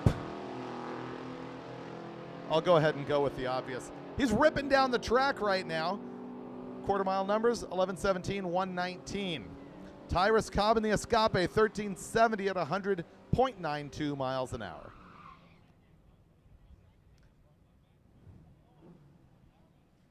Okay, the Escape was very near the end of the Street Machine Eliminator line. I thought it was at the end. From the tower, I do not witness any more of them in lanes.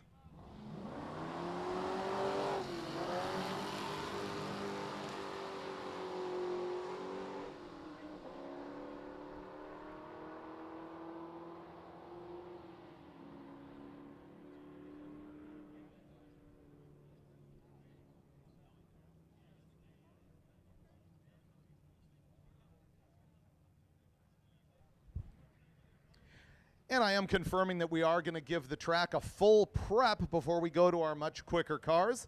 So we'll be taking a quick break here while that happens.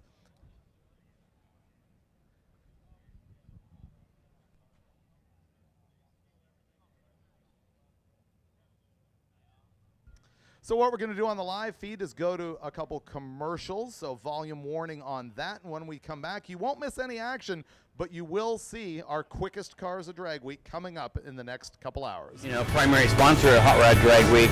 I hope we can retain that position forever because it's just a fantastic event. For those top products of people that really use stuff, you know, really people who are working on their cars and know about cars and stuff like that. Great support from these fans. We have probably 30% of participants out here winning our product. Without gear vendors, you couldn't have low 6-second cars driving extreme because, you know, the heat's immense and you need that extra gear to get the RPMs down. And when your RPMs go down, your heat in the motor also goes down.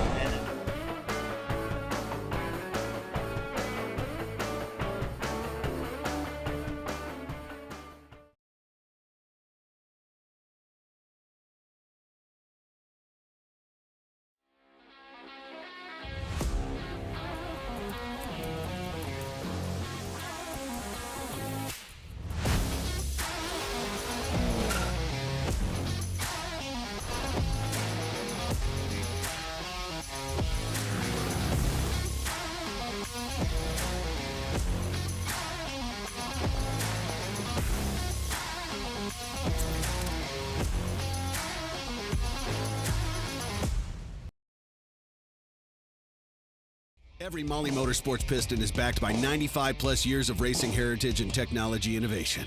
Molly employs the most advanced piston design and machining being used today. When it comes to piston purchase, why choose anything but Molly Motorsports? Classic car owners, make your headlights over twice as bright with Holley Retro Bright LED headlights. A plug-in replacement for those dim halogen seal beams, Retro Bright maintains that classic look and lasts 6 times longer. Stay safe and click the link below to learn more.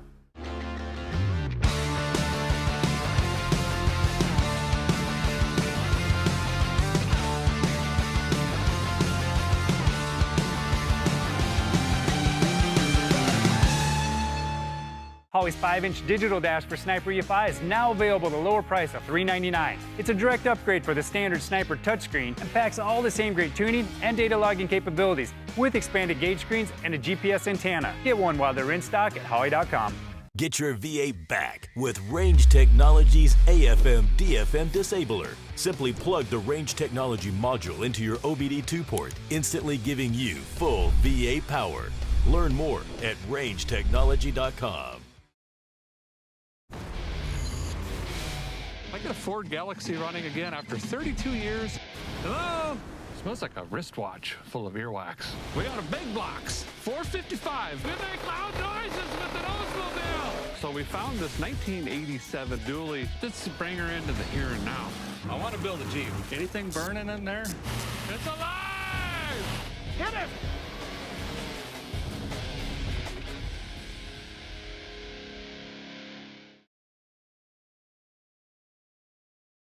Did you know there's over 7 decades of hot rod history sitting right in your pocket?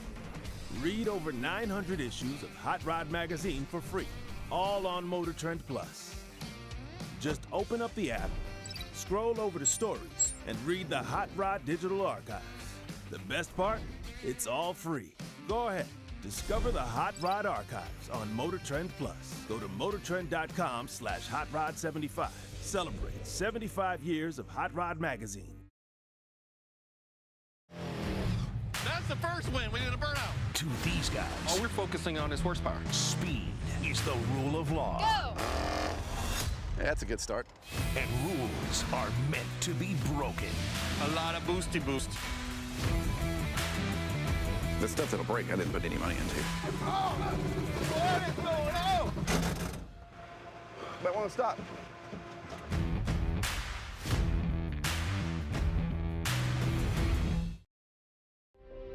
Even now, 10 years of racing later, I still get nervous before every single race.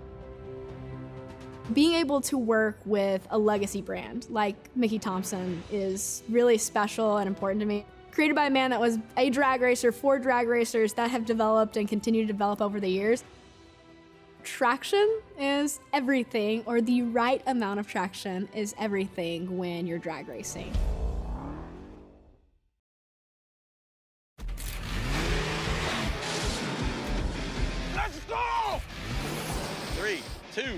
1, go! No such thing as status quo around here.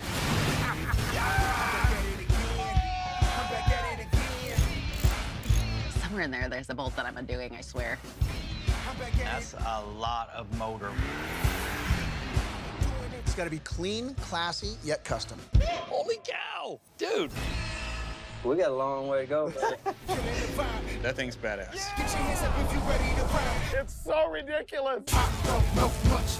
We're not messing around. Sky's the limit.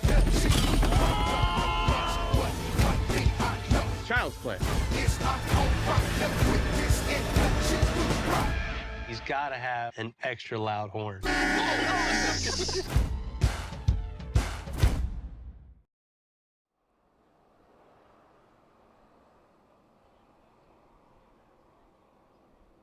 And we were out of commercials, back to reality, and the reality of this Viper yesterday was that it blew the intake manifold and therefore the carbon fiber hood into absolute smithereens. You can see it is held back together right now by 200-mile-an-hour tape. Obviously, they're going to make another pass with this thing.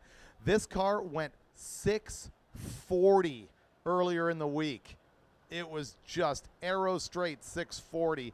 And unfortunately, he's not in competition because he's licensing. A lot of people wondering why he's been getting those 20-second times.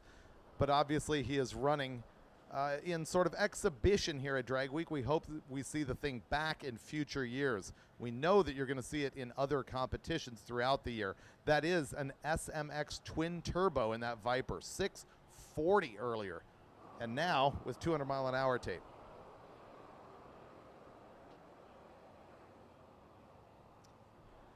We're still working on track prep out here. We want to make sure to get the best surface that we can for our quickest cars, so we appreciate the guys from Darlington Dragway making that happen. Meanwhile, if you have any questions about the event or about Roadkill or Hot Rod Magazine or anything like that, go ahead and ask those on the live chat and I'll get to you. 5,982 people. Boom, now 6,000 people watching worldwide right now. We've done our call out before of where you're watching from. You can feed that in here again if you would like to. Guy commenting, I really appreciate a guy sticking with it after he destroys his car. That is the big thing of Drag Week, is sticking with it, keeping going, do or die. And so we also appreciate the people who have broken down but stuck with it.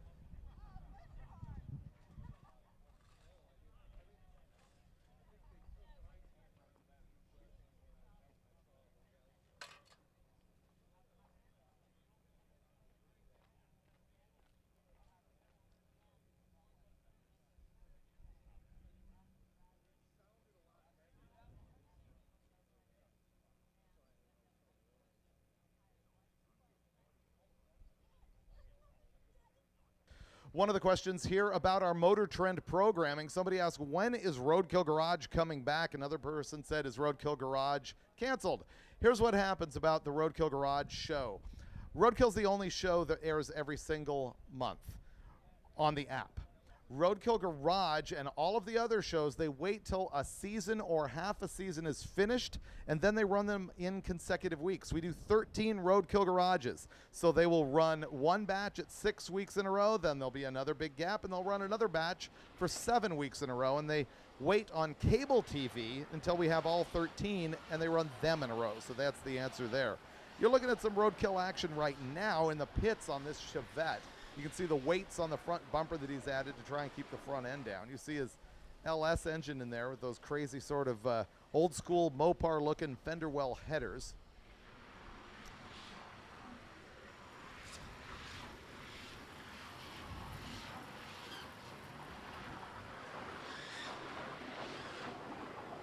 More questions rolling in. When are we going to announce the next Hot Rod Drag Week? Well, the next one is the 20th one. We're trying to work up something special. The staff sort of gathered up this week and brainstormed on what could happen about that. And it is going to affect the announcement time, I believe. They already had some stuff in motion, but we've come up with new and better ideas. So stay tuned for that on Hot Rod Magazine social media and on hotrod.com, where you can also go to see all the coverage here as well as the results.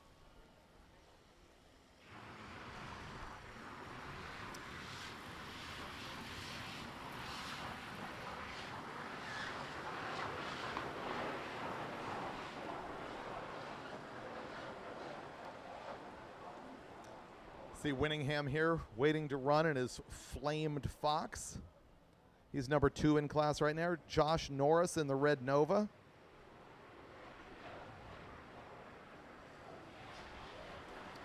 Oh, interesting. We need a parachute spring launcher. You know the parachute that you tie to the, or the spring that you tie to the middle of the parachute? That's what we need. It's the Black Grand National. Josh, we have his phone number up in the tower, and if you've got that spring, which I'm sure one of you do, then you can either bring it to the tower and we will call it, or we will call Josh and make that happen. So, launcher spring.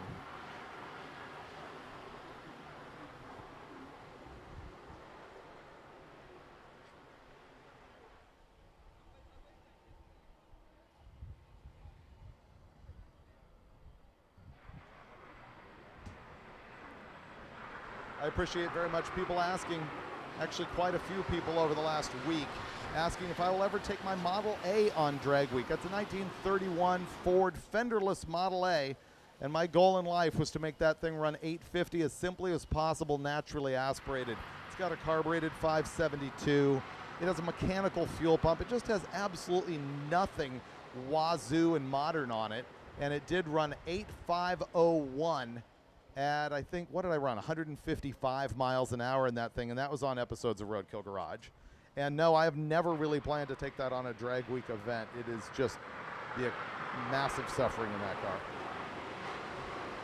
And I realize all of you are enjoying massive suffering this week, but it's just not what I built the car for. It's not even street legal.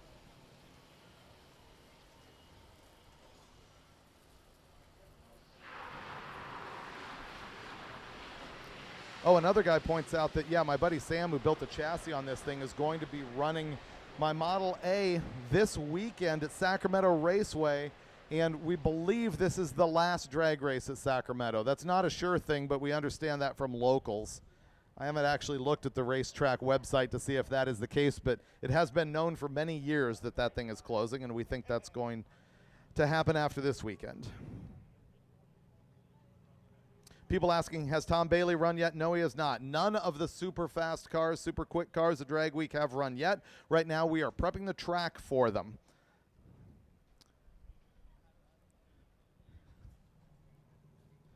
The flying corn cob, nitrous-sniffing corn cob on the back of the Chevette is being shown on the live feed.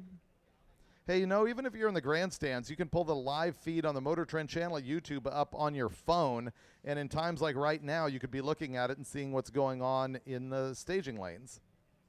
Merrick O'Grady's red Nova right here with the octopus arms coming out from under the vinyl top. One of the many anti-LS cars that you'll see here. It's the anti-LS consortium right there. It's almost like remote control as I speak. And Josh shows immediately. Dave Deal's Mustang right there. The Trans Am ahead of it is a 540 Chevy powered car out of Canada.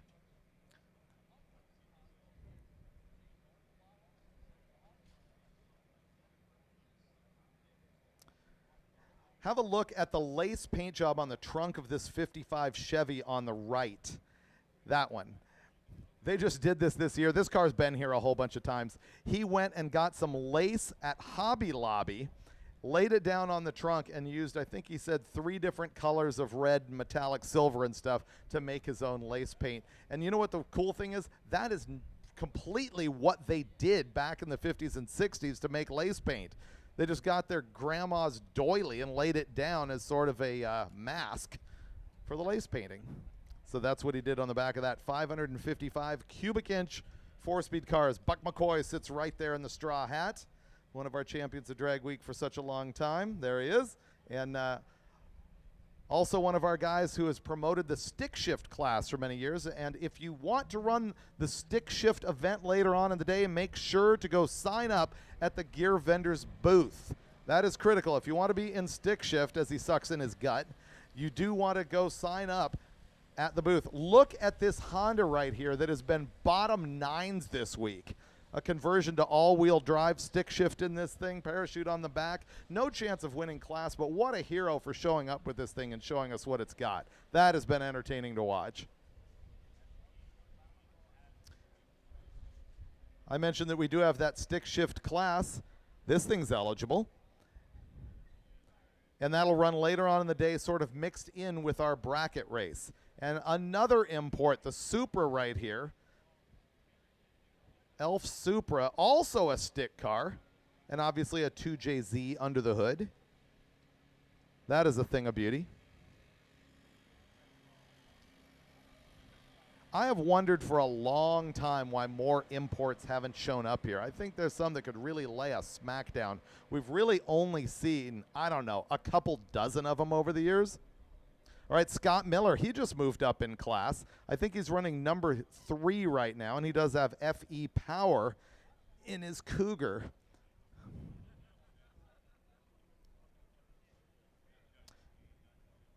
I believe that's Mary right there. I could be wrong. Maybe he'll give me a yay or nay. Yes, it is. Thank you very much. I'm pulling names out of my head at this point, so thank you for the verification. He's in Street Race Small Block Power Adder, also in the fight to the top. Right now, he is in number 3 in class, averaging an 854 with that blue Mustang we just had a look at. Here's Jeff Oppenheim's El Camino, first try engineering. Turbo LS deal, as you may surmise. This thing's been running in roughly 880s. He's a past Spirited Drag Week winner. Walk around and have a look at the left front fender of that car. And that is Jeff right there sitting on the hood. All right, Jeff, show us your fire. And boom. That happened, what, 5-6 years ago, something like that? He really thought that he was going to be out of competition, but a bunch of drag weekers, there you go, thank you very much, 6 years ago, a bunch of drag weekers got together and got him back on the road, and I think as appreciation for them and as just sort of a battle scar, he decided he was not going to paint and fix that car. So that's been good to see him back so many years. Thanks, Jeff, for being here.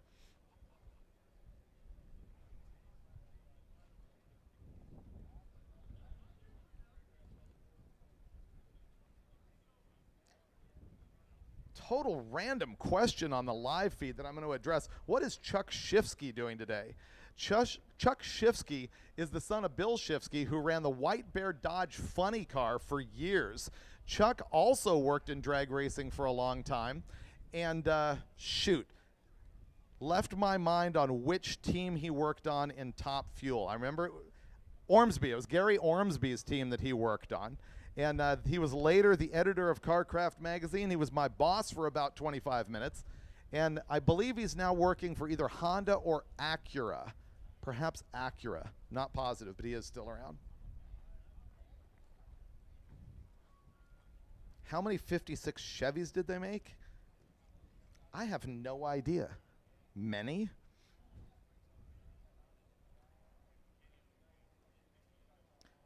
All right, what we're going to go ahead and do is ban the next person who asks if Cletus is here.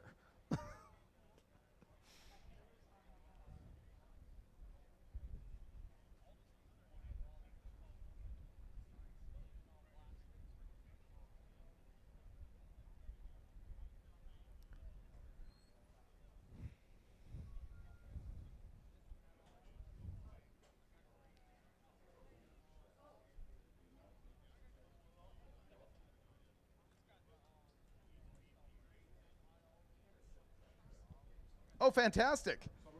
Hey, thanks for being here. Hey, I have got the winners of the Summit gift certificates. They had to sign up before, I think, 10 a.m. this morning. We've been announcing this all week. This is only for Drag Week drivers and passengers. Summit has been here helping people out with parts, celebrating their 55th anniversary. And the winners are Michael Turner from Dexter, Michigan. Michael Turner, you've gotten one of these $500 certificates, as well as Jesse Slate out of Mount Airy, North Carolina, the home of Andy Griffith. Yeah, so Jesse Slate out of Mount Airy, North Carolina, and Michael Turner from Dexter, Michigan. You are the winners of the Summit $500 prize pack. How cool is that? Thank you guys for being here and for doing that. Yep, stop over and see us. Stop over and see us. Great to see everybody this weekend. Glad we could help out. And again, everybody be safe getting home. Very cool. Thank you.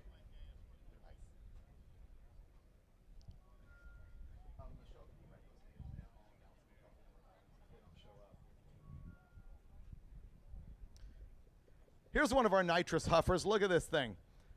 Loans and I were just digging it earlier in the week when we saw this guy and his dad showing up with nitrous power. There haven't been any heavy hitters with multiple, fogger setups in the past couple years. Many nitrous cars in Street Machine Eliminator. This guy's dad chucked a rod clean out of the side of the oil pan at Bristol. And we talked to him, and he was like, we asked, what are you going to do to get your dad out of here? And he's like, he's an adult. He can get home. I'm hitting the road. Gone. And here he is, still in competition. And we're going back trackside. You saw a glimpse of Baker's Nova right there as we swung the cameras back into the water box. Baker's Nova, he is in the top of the gasser category, and I happen to know he's going to make a safety run, and then he is going to step up to the party pulley and try and lay down a number. As are many of these guys. I think you're going to see one safe lap, and then they'll come back and step the thing up. I will be scrambling quickly as we go through these cars to try and bring you the information about the drivers who could be setting records today in the A and B run groups, which of course represent some of our quickest classes. Unlimited, Ultimate Iron, Pro Street Power Out, all of those types of cars are coming up right now.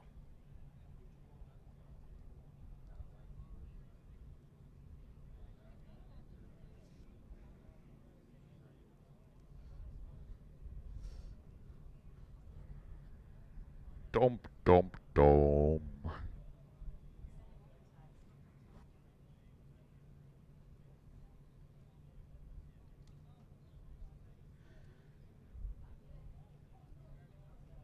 Street Machine Eliminator, you better hustle it up. You've got like 4 minutes to hand in your time slip, so hurry that up.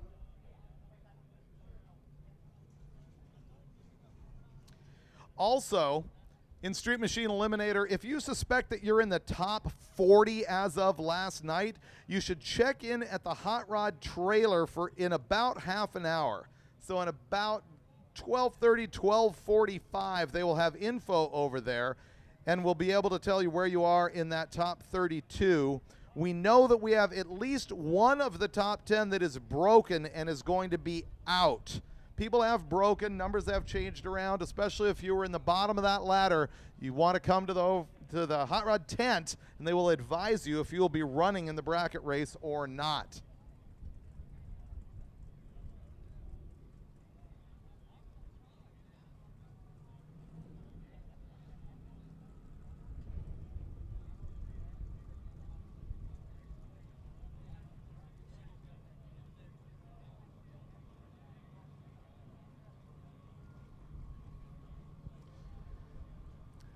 First pair is going to be Rosenstengel.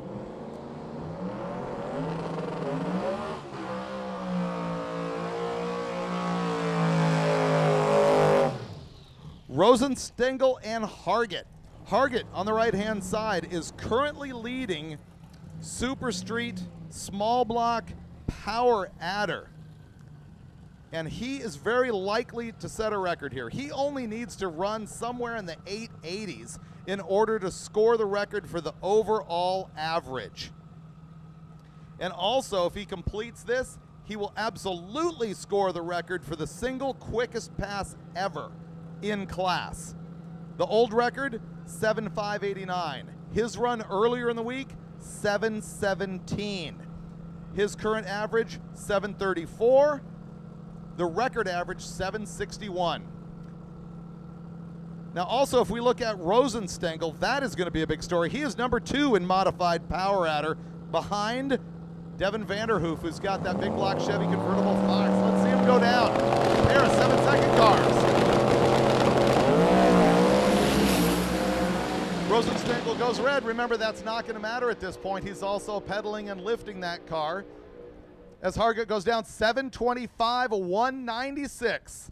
Unofficially, he is now going to hold those drag week records. We'll get to see more about that on HotRod.com in the morning. Next pair, Jason Bergeson on the left-hand side, Michael Ward on the right-hand side. Ward is number 2 right behind Hargett, who just went down. Now his average is 7:71 to this point. There's virtually nothing that Ward can do in order to overcome the performance of that Mustang that just went down in the right-hand lane. Nevertheless, it is going to be a 7-second run if he remains on target. He's been as quick as 7:53. Ferguson on the left-hand side, number 3 in class.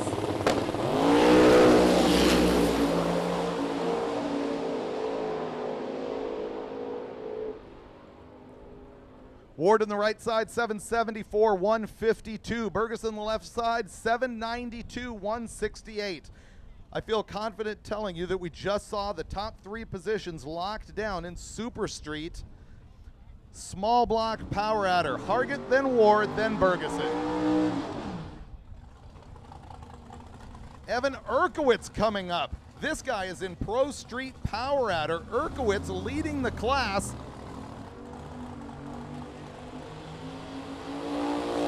After others fell out earlier in the week. Erkowitz having an average right now of 8:24. And in the right-hand side, Graham Hayes. Hayes is running in Ultimate Iron, and Hayes is number 2 behind Bryant Goldstone. Hayes' car in the right-hand lane has run a best of 7:52 earlier in the week.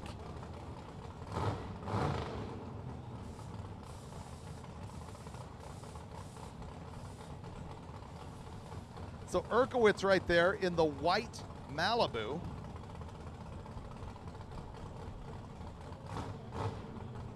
Yeah, there's pretty much nothing he can do to fail and lose the leading position in this class. However, we're hoping he will run as quick as 8:14, which is what he did earlier in the week. Erkowitz gets out with a 129 and Hayes with a 119. The Nova in the right-hand side, 750 at 178 miles an hour. Erkowitz does pretty well based on his weekly numbers, 829 at 164. That's going to be another class winner, very likely solidified as we swing back and see Armentrout in the right-hand side. Jeremy Howell in the left-hand side. Howell in modified power adder. Armentrout in unlimited. Armentrout currently number 2 in unlimited. The quickest pass this thing has made is 7:24 with his 540 twin turbo big block Chevy. This thing chucked the door off of it yesterday. You can see they've got that thing all patched together with some 200-mile-an-hour tape. He just sent that thing into the weeds.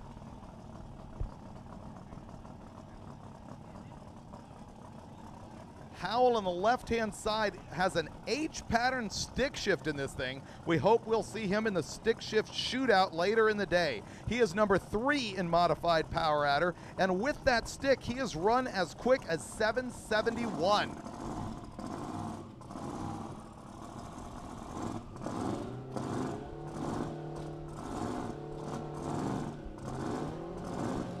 Yeah, the Mustang has got a flat lane brake 350. Yeah, Armentrout is going to have some difficulties as Howell goes down. You can hear it popping as he goes through the gears. The thing goes 504 to the 8th mile and 762, his best run of the week for that H-pattern shifted flat plane crank GT350 powered car at 192.47 miles an hour. Armentrout is going to be allowed to back it up. He did have some difficulties yesterday. I believe trans brake issues. Looks like they're picking a belt up off the ground also, so that's going to be a pushback. Yeah, which I mentioned. I think these are the guys that we passed yesterday who had lost their cell phone. There was somebody running down the street. I think it was the guy with the beard, and he was picking his cell phone up off the ground while trying to keep people from running it over. Probably one of the least difficulties you'll see on Drag Week. In the foreground here, you see Cy, who is covering social media for Hot Rod Magazine. You want to make sure to go to all the social media for Hot Rod. It's under Hot Rod Magazine on Instagram and Facebook. You can see what's going on here. Lots of video clips.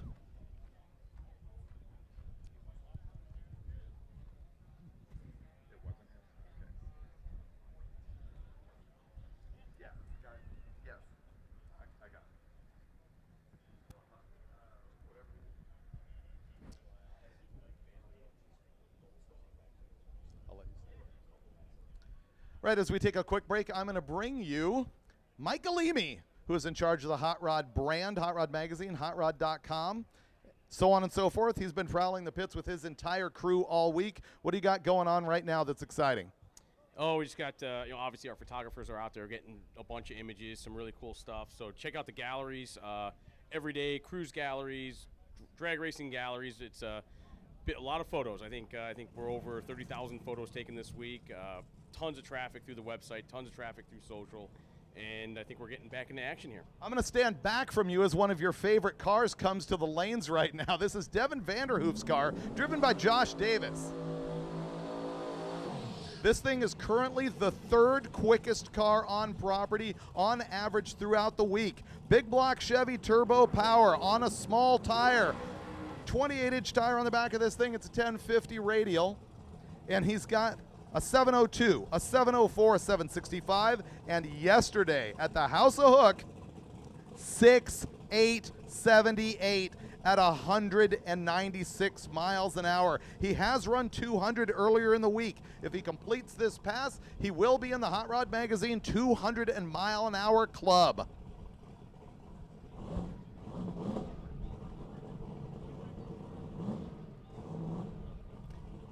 All right, this Mustang is also set to destroy the records in modified power adder that were set by Michael Borgren in the gold brick. You all know that gold brick Volvo wagon. He is absolutely going to destroy both the single pass and the average record. Alan Muji on the left-hand side's got that 2nd gen with a twin turbo LS power. He is running in Pro Street power adder, but man, hate to say it, Muji, all eyes on the Vanderhoof car.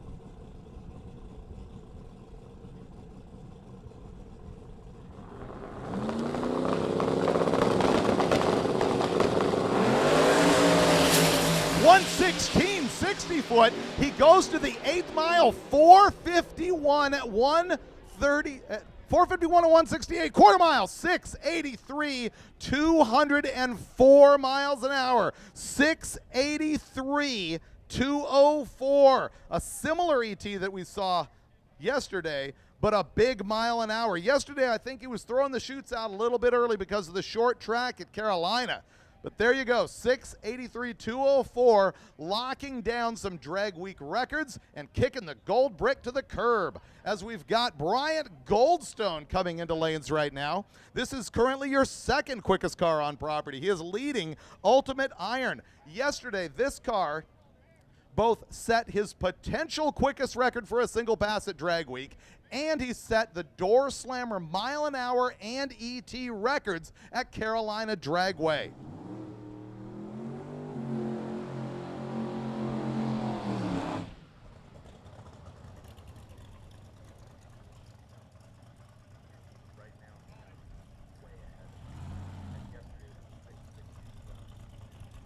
Yesterday's number 6.627, 6.627 seconds in the quarter mile. He is already in the Hot Rod Magazine 200 mile an hour club.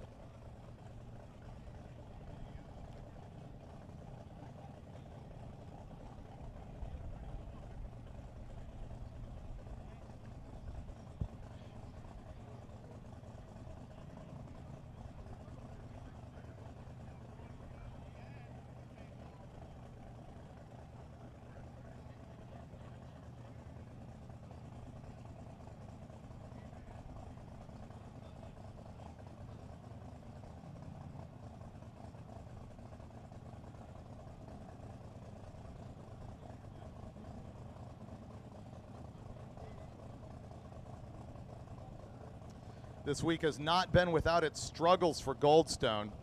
He had to make multiple passes in order to get it done every single day.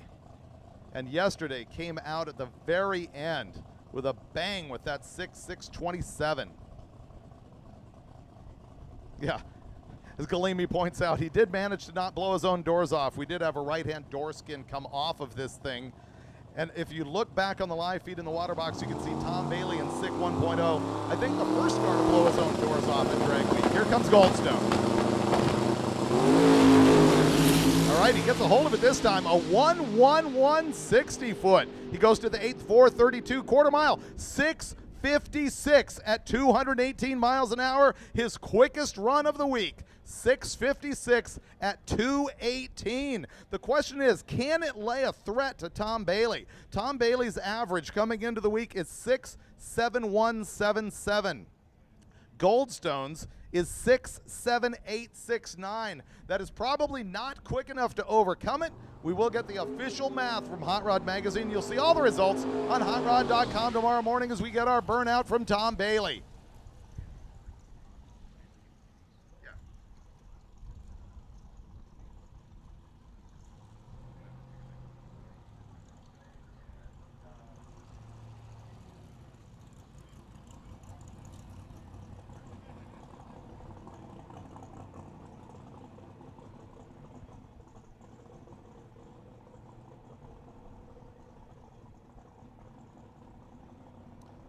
All right, Bailey has also struggled along the way. He has had some traction issues, his biggest problem being some stuck exhaust valves along the way. It is almost certain he can nail a pass right here that will keep him ahead of Goldstone, but you never know until you make that final pass.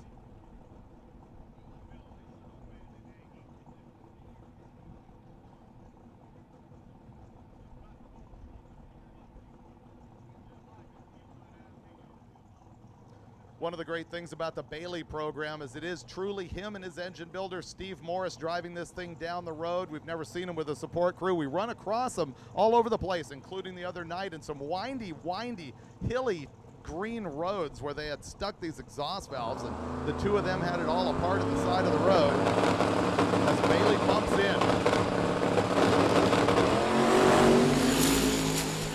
Sounds like it tore the tire a little bit, but it did go 113 to 60 foot, 440. He goes 670. That is going to be enough to secure his top spot, I believe, but it is not as quick as pass of the week. 654. I kind of think you're going to see that car back in lanes to make an epic rip.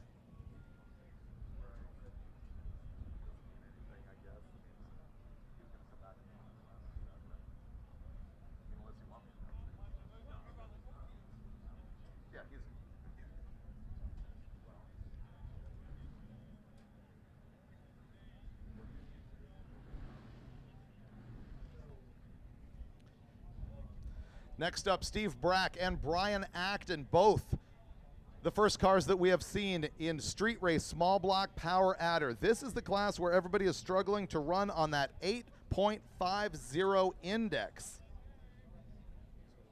Acton pretty well out after some transmission struggles earlier in the week, and Brack, one of the cars that is further down the list.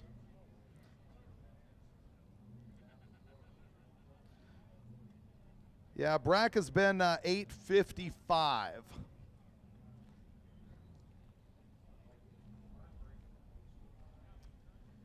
Acton in the right-hand side in the Novas run 852, 851. Then the transmission troubles kicked in, 1159. Yesterday, another 862.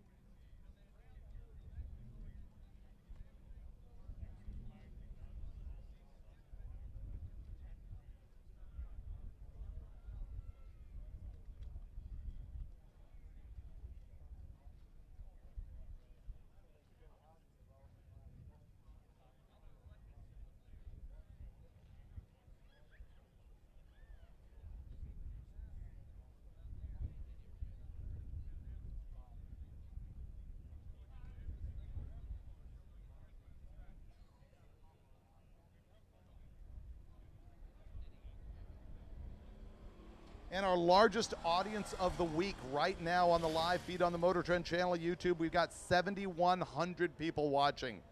Fantastic to see. Often the numbers sort of slide as we go throughout the week. We did see a little bit of dip in the middle of the week after huge numbers on Monday, and now we are eclipsing that on Friday as we run our quickest cars and set a bunch of records and establish winners.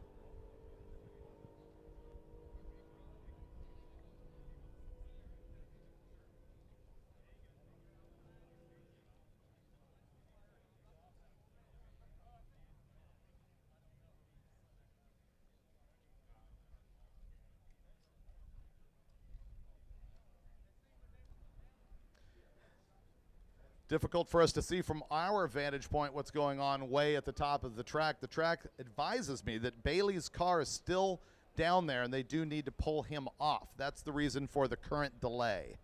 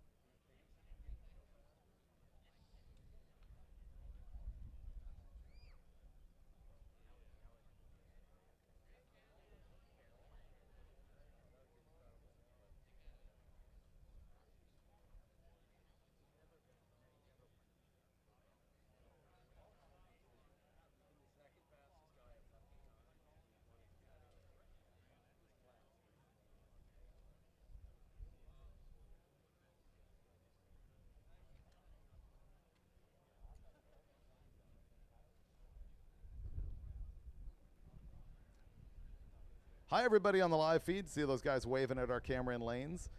As he pulls back, you can see Honk's car there in the foreground. They had the transmission out of that thing, the four-door Chevelle that you're standing right next to, Josh.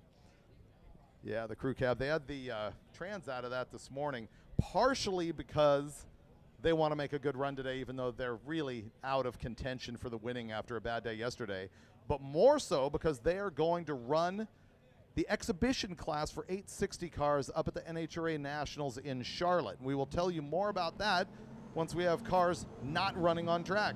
And right now we do have cars executing their burnouts. Steve Brack on the left-hand side, Brian Acton on the right in the 70 Nova. Oh, and I am informed that Acton will also be going to the exhibition here that's happening this weekend, if not tomorrow, right? It is tomorrow. Did he not bring another engine with him? I know he needed a transmission. I knew there was one racer here who had brought a spare engine in case he needed it to ensure that he would be able to run that NHRA exhibition of the 860 cars. It's 860 at NHRA, 850 here at Dragway. Here we go. All right, Acton with his fresh power glide goes 132 to 60 feet, 5.5 in the 8th mile, 861, a little bit slow for the class, but right on his target at 155. Meanwhile, Brack comes up with an 855 at 152.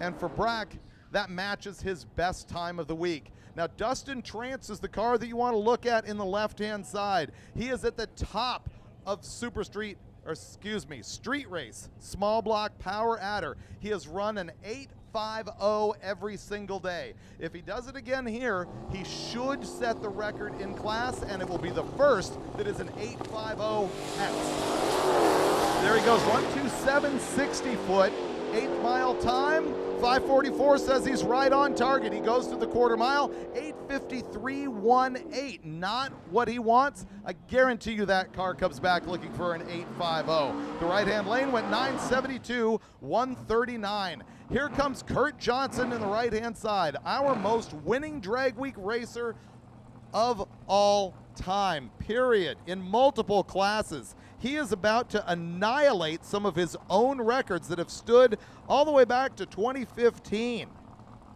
He is going to get this on the average. I mean, he literally only needs to roll a mid-9 right now in order to lock this down. And he right now has an average of 874. This is a naturally aspirated big block Chevy in the Fox. Jim Weiser is on the left-hand side. Another small block power adder car. There goes Johnson. 131 to 60 feet. 8th mile 566. He's on target for another mid-8. There it is, 879 at 156.69 miles an hour. That is going to lock him down unofficially for the win and unofficially for the quickest single pass in class of all time, which is an 8.675, beating an 8.890.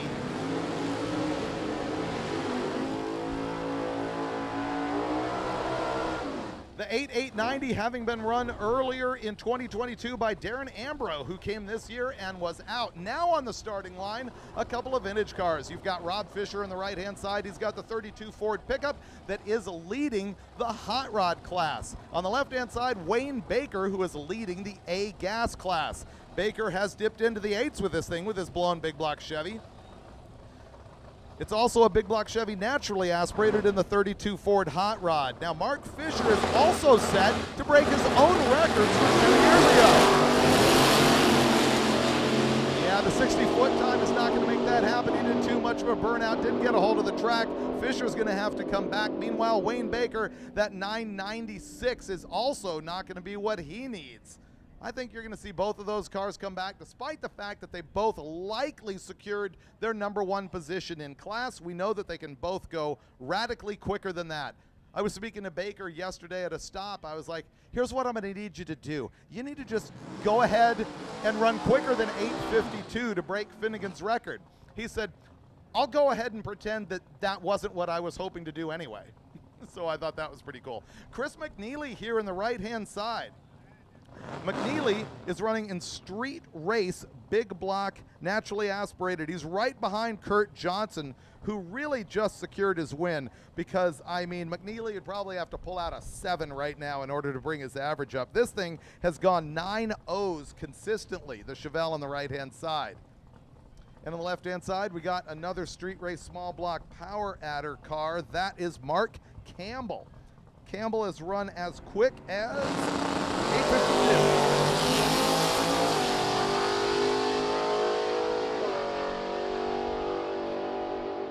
McNeely's 8th mile 570 is quarter mile 901. Another 9.0 for him, and Campbell comes down with an 8.86. We thank him for showing up and supporting us because he is a marketing guy at Edelbrock.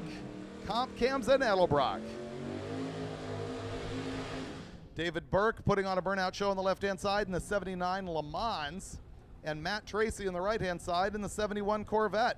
Tracy is running in modified power adder near the bottom of the pack, but that's a car that is 9-second capable.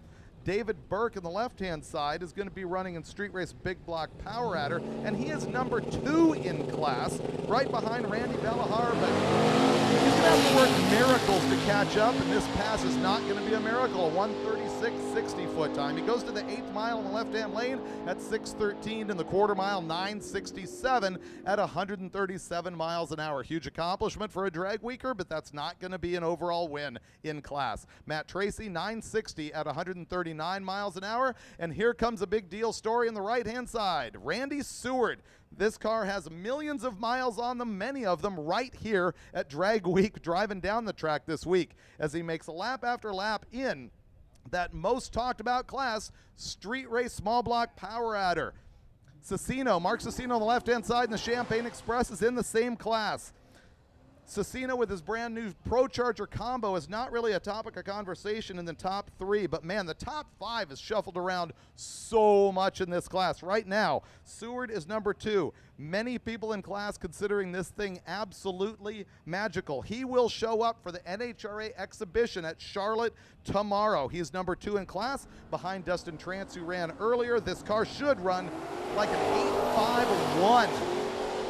A 1:33 short time. The 8th mile ET 5:46 could get him there. Bam, 8:52.95 at 1:59.07 for a car that has more miles on it than your minivan. You'll see him at NHRA tomorrow in Charlotte. Cicino on the left-hand side, 8:53 at 161 miles an hour. More good stories coming up. Clyde Carlson on the right-hand side. He is in that yellow Nova. He is running in Super Street big block power adder because of some attrition from Rich Trunkett in the turbo green Duster that you've seen earlier in the week. Clyde Carlson bumps up That car is at the top of class, and this thing is capable of more 850s. Super Street big block power adder. Interesting thing we see at Drag Week all the time is the big block classes are not necessarily quicker than the small block classes. And he also blew the hood off this thing. We coined the term fiberglass earlier in the week because we've been chunking so many parts off of cars. We see Michael Reminis in the left-hand side. Oh, I'm sorry, confusion. Jeff Sias there on the right-hand side. He is running in Street Race Small Block NA with a stick. This thing is absolutely your class leader. He's going to run somewhere in the mid-9s. I get confused by all the maroon Fox bodies, Galimi. Carlson, 855, 162. A solid run for him, not a solid run for Sias. We're going to see him come back, despite the fact that even though that's a really, really slow run, it probably still averages into a win, but he's going to want to save face with an all 9-second week.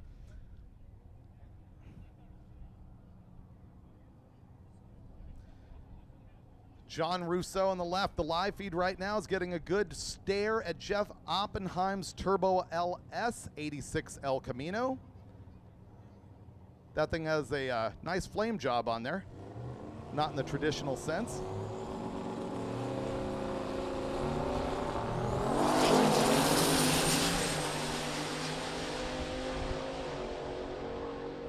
Jason's going to get an 850 with an 849 eighth mile time. There you go, 858, 158.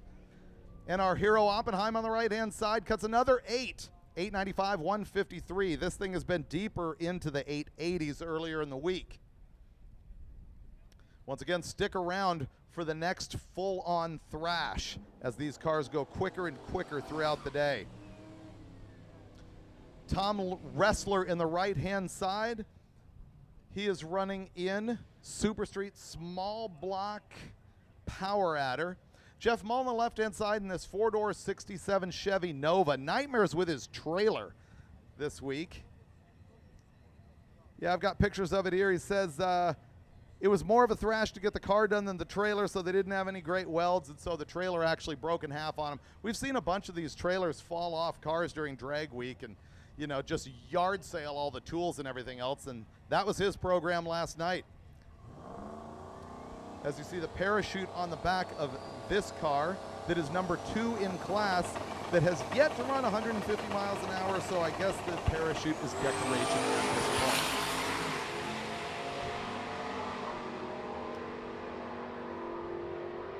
Similar reaction times, but the truck is going to get down first, 919, 148. The Nova, 947, 142. And if I could see the end of the trick, I'd advise if he was using his decorative parachute, and it did not look like it.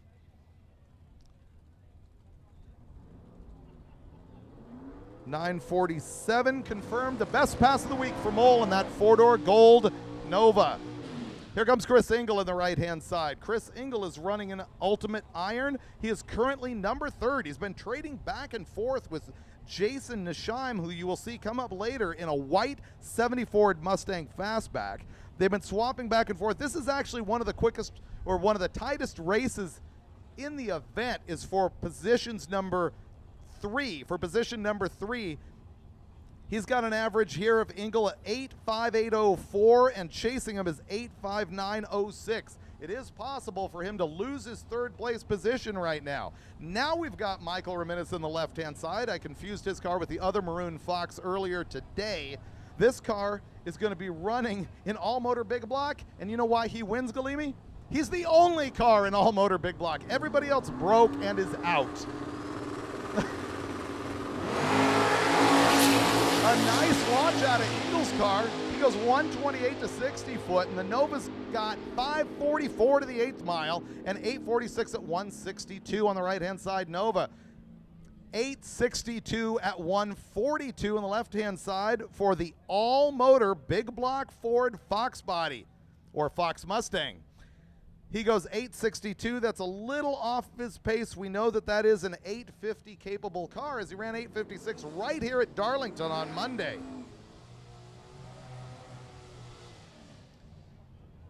All right, Kevin Parton, right-hand side. He is running in modified Power Adder, but you got Steve Winningham in the other lane, and he is currently number 2 in all-motor small block with a stick, as it always has been. This is a 920 car.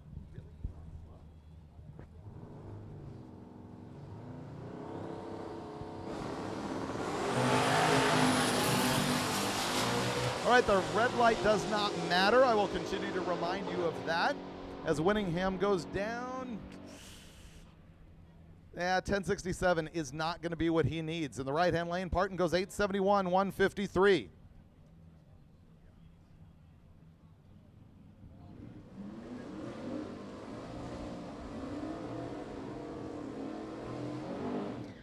All right, left-hand side, your 6-time class winner, the dominant guy in all-motor small block, Jason Tabscott. And the Willys in the far lane is your number 2 spot in the hot rod category. Larry West on the right-hand side. That Willys should go into the top 9s, but you're going to want to keep eyes on Tabscott in the left-hand side.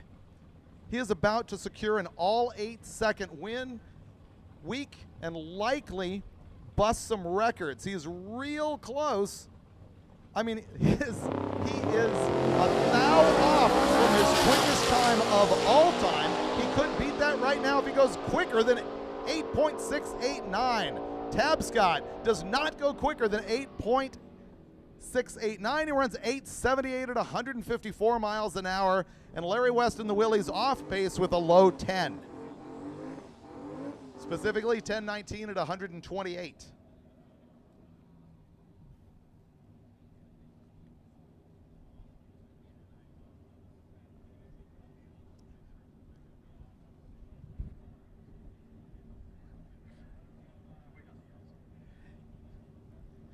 Yeah, Mankia staging in the next county. He is right up against the edge of the lane. Kind of interesting there in that second-gen Camaro. Joel Burke is in the right-hand side in the 2011 Mustang. Yeah, there's a possibility that Mankia's just taken the tree because he has been hurt. He took the tree yesterday. He might be courteously trying to mess up the surface or something like that by staging way off to the side. Joel Burke, street race small block Power Adder car. Yeah. That would be what we call a flexious run. Look up flexious. And Makia does back out, but he has completed his week. That's what a lot of people shoot for, is to get their name on the sheet every single day to say, yeah, I did drag week. I drove the whole thing.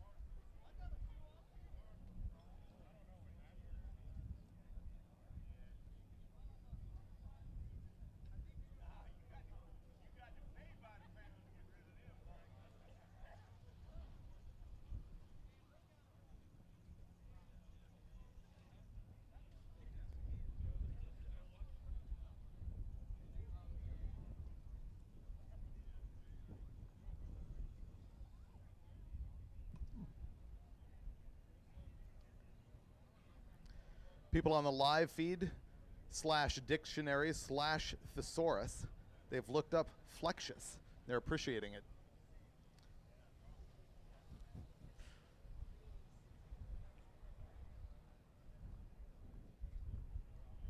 Yeah, I won't ask you to look up once again the medical condition that I assigned to Mike Galimi yesterday. If you want to go back to yesterday's live feed, you might be able to do that. I won't repeat it.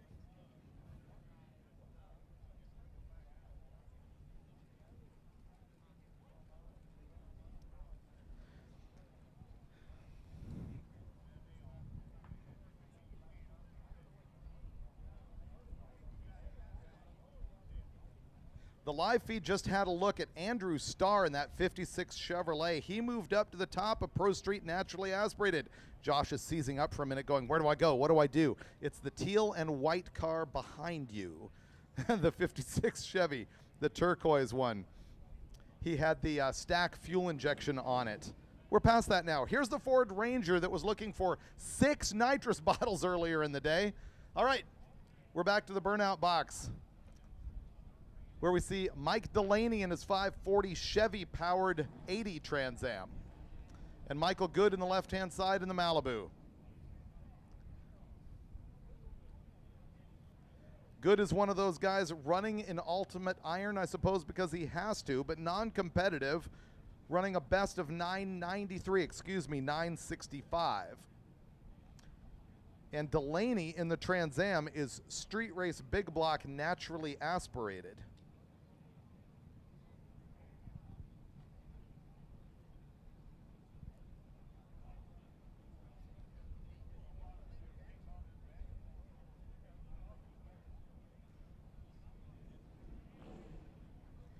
People in the live feed asking a lot about the Viper's hood and if it's fixed. It is with 200-mile-an-hour tape. They took the chunk that landed next to Les Mayhew yesterday, one of our camera guys, and they taped it back in place.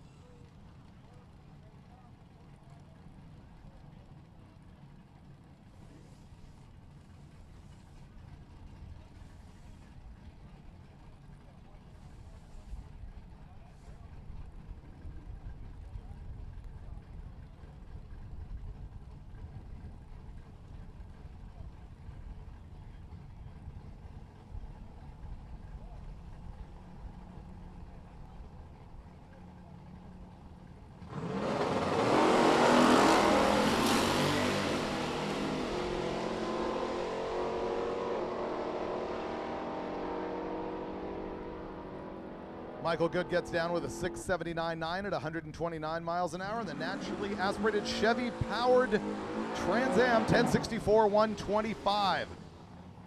I think that noise came from Randy Bellahar and Dave Deal, and I am confirmed as I look at our live stream screen, easy for me to say, which, by the way, has far greater clarity than the actual windows in the tower here. It's like a Swarovski crystal compared to the windows in the tower here.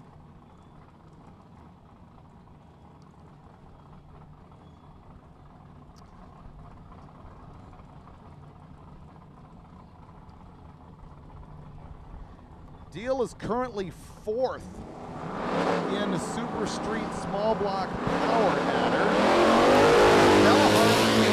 Nitrous-powered Firebird is at the very top of his class, which is Street Race Big Block Power Adder. As he goes through 854, 158. Extremely likely, if not 100%, that just secured his win in class, because the guy behind him is a full second slower.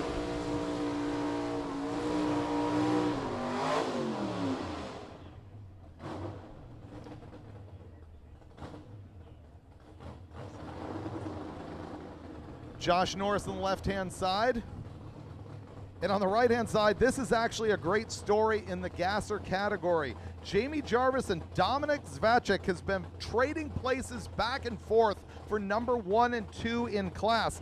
Their averages 10:02 and 10:05. Currently, Dominic here in the starting line is in second. So man, is he going to want to run a 10:0 or even a 9:99 if he's got the roll cage cert for that? Norris in the Nova 990. Oh, and a 990 out of the bang shifting 55 Chevy. If his roll cage is certified that he can run that quick, because he might just have a roll bar in it, he's going to hand that in, and that's likely going to move him up.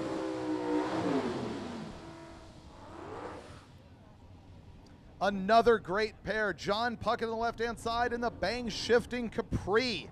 He had the oil pan off of this thing earlier in the week. Puckett's pretty far down as a result of that. He had a couple of slow days, but this is a fun car to watch. And Andrew Starr on the right-hand side in Pro Street naturally aspirated. He is at the top of class right now. Naturally aspirated with that stacked fuel injection, that car should run in the top 9.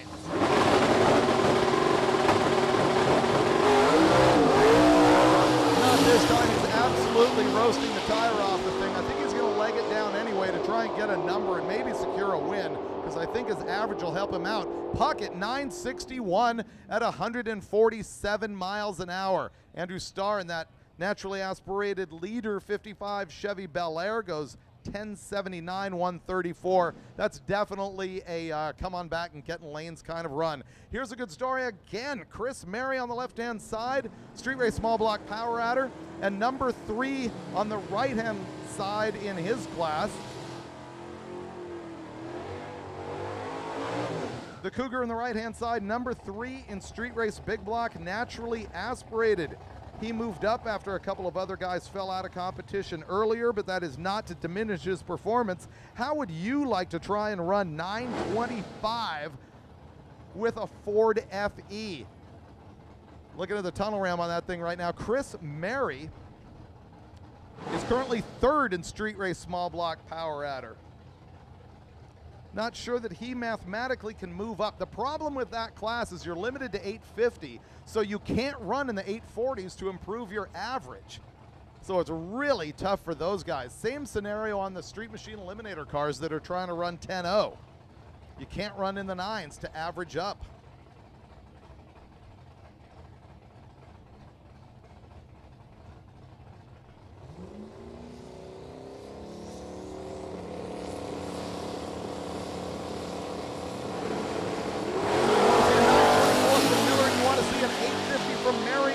Mustang. 547 in the left-hand lane doesn't quite add up to an 850. It gives him an 857 in the left-hand side at 153 miles an hour. And look at the Cougar, 908 at 146 miles an hour. 908. That is impressive considering earlier in the week he went 939, 925, 930, and 923. He just whacked well more than a 10th off of his best overall time. As Dominic comes up here on the right-hand side in that 55 Chevy, this is the class where I was telling you he is trading spots between the 1st and 2nd position with Jarvis, who went down earlier. And Jarvis went 990, and I'm not sure if he can turn that in. So Dominic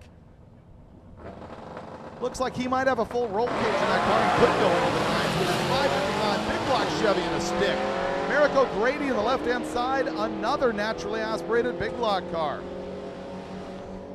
Dominic 1023 at 132. That's not going to get him where he needs to be to take the overall in that class. So that one gets tight, and we'll be looking for numbers later in the day. Mariko Grady, left-hand side, 966 at 137.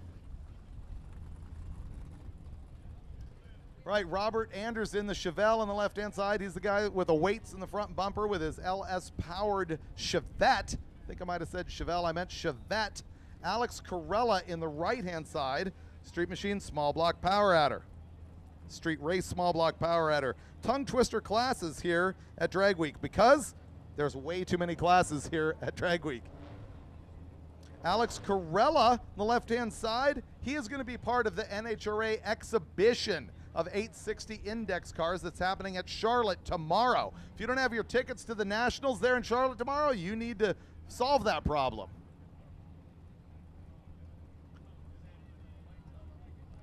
So Corella having run a string of 850s and one bad 880 to bring him down in the overall charts. Looks like it rolled deep just a little bit. 133.60 foot time is 8th mile, 5:49, which puts him in the neighborhood, and it delivers 8:53.66 at 161 miles an hour, where the Chevette goes 9:43.128. So 853 is going to be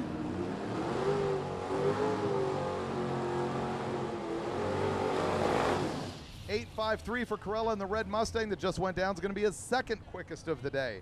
Interestingly, his best quickest run was on Monday right here at Darlington.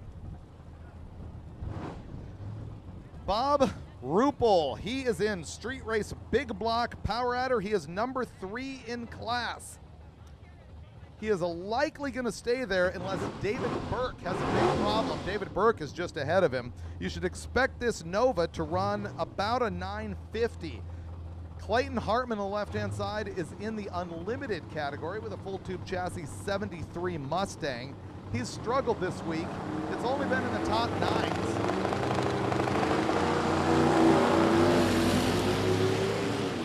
Not looking fantastic for Ruppel right now, not even by a little bit. Clayton Hartman goes down with a 7:91.83. Radically the best time I think we've ever seen out of Clayton Hartman's Mustang. 7:90 at 183 miles an hour. And clearly Ruppel's 15:71 is hardly worth mentioning. He'll be back. All right, here comes the Viper everybody has been asking about, Ned Dunphy. He has actually been licensing earlier in the week and out of competition.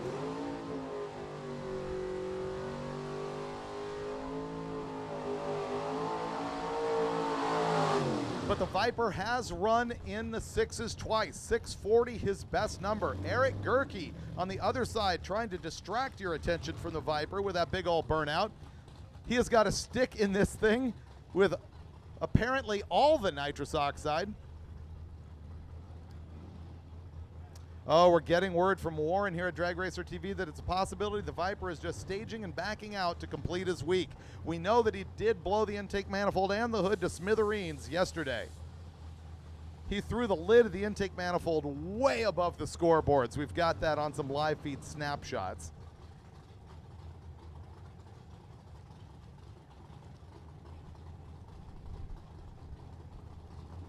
You can also see HOTROD.com for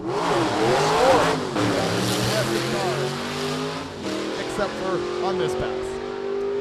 Aaron Gerke goes down with his fantastic nitrous huffing, stick shifting truck, 999 at 138 miles an hour for Gerke.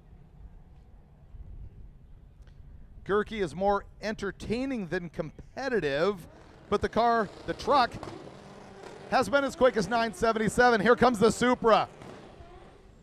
Damon Elf on the left-hand side has staged up next to our other killer import car that's here. Rob Courtney on the right-hand side. That thing has been 9.0s with all-wheel drive bang shifting Honda. Elf is running in street race small block power adder, which we appreciate even though he's not really competitive. He is putting on a show. Elf having run as good as 877, also bang shifting in the Supra. Don't forget about the stick shift shootout coming up later in the day. The Supra's just not getting a hold of the track at all. The all-wheel drive Honda is going to handle that problem for him as the Honda goes 593 to the 8th. 905 at 158 miles an hour from the Honda. 959. 163 on a slow pass from the Supra. 9.0 from the Honda. Please, pretty please, come back and run an 899 with the Honda. Rob Courtney, I'm just going to need you to go ahead and do that for me. Jack Brooks on the left-hand side. And Jesse Harris in the right in the C10.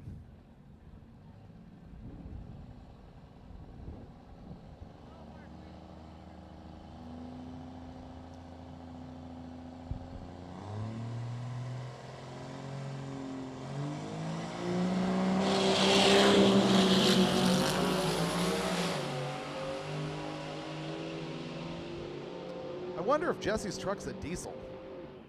926 at 144.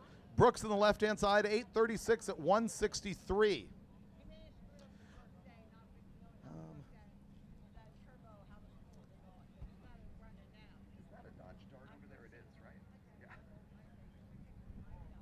All right, here comes a pair. This is a couple of buddies that raced together all the way at Southern California's Carlsbad drag strip way back in the 80s.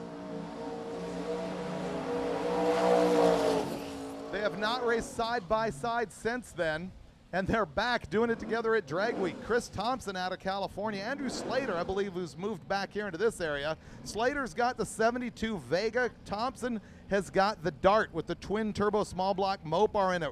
We're looking at the engine in the Vega right now. Interesting intercooler on that thing.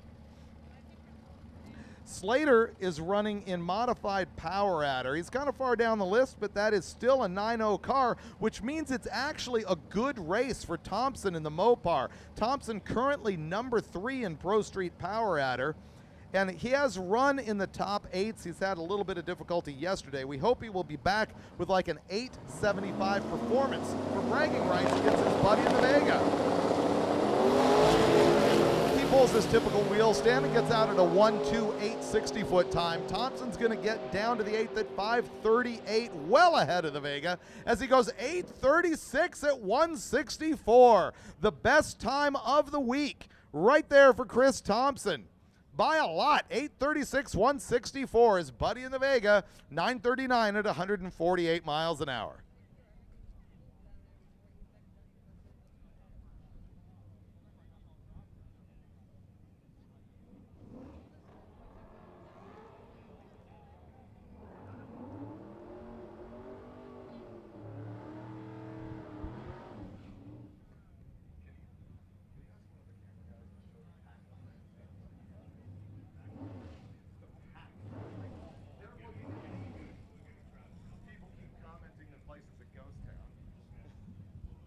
Thanks. Oh, they're not actually packed, so I thought they were.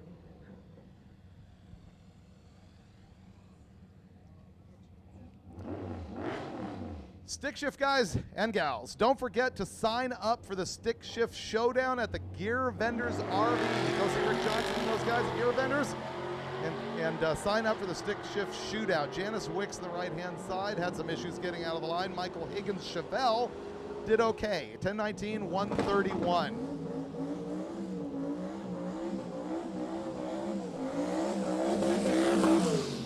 Left-hand side, here comes Honk if parts fall off. Rick Steinke, he has been a competitor in Street Race Small Block Power Adder. He's one of 2 people to ever run the perfect 8.500 in class. The other one is Dustin Trance, who's currently leading. Steinke changed the transmission this morning, not so much because he was going to win, because let's be honest, he's not. He fell too far yesterday.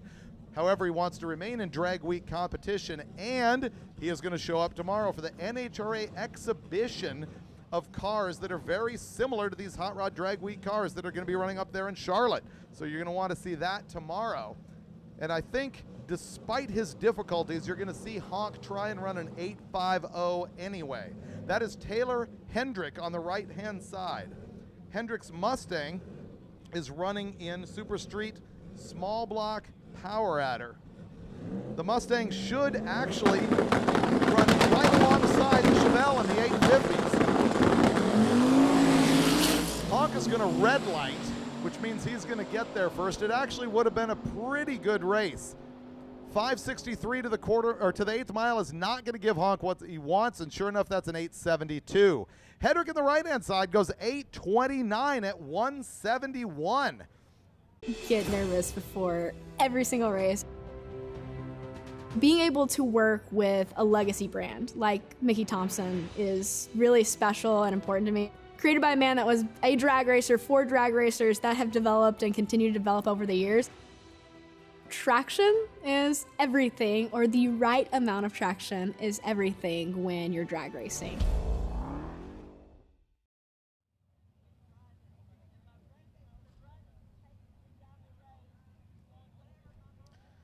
Another reminder, Stick Shift Racers, sign up by 2 p.m. at the Gear Vendors tent. Also, or RV, we were also asking, if you haven't already done it, for the bracket racers, the Quick 32, to see Adam over at the Hot Rod bus.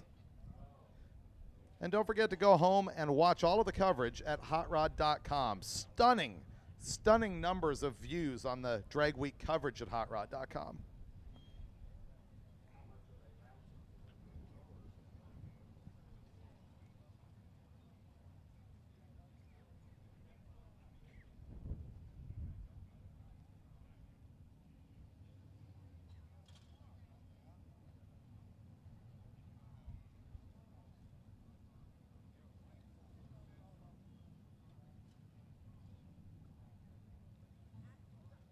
All right, folks, on the live feed, obviously we are back after a little technical difficulty, which I think is to be expected in many of these live feeds, if you had a little patience with us.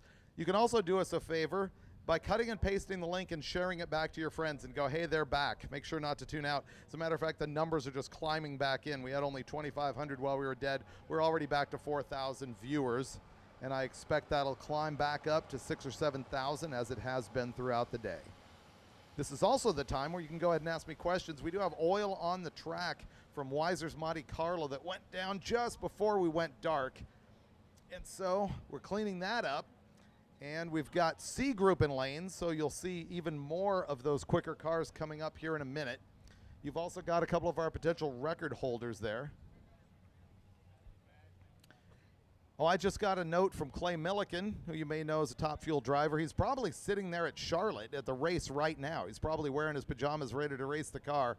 And he's pointing out to me that Mark Campbell, who you saw earlier, who works at Edelbrock, he's a marketing guy at Edelbrock, and he's got that bang-shifting LS-powered blue SN95 Mustang. He is actually doing 1 to 3 shifts because he has no second gear. It's fun to get that kind of information sent to me.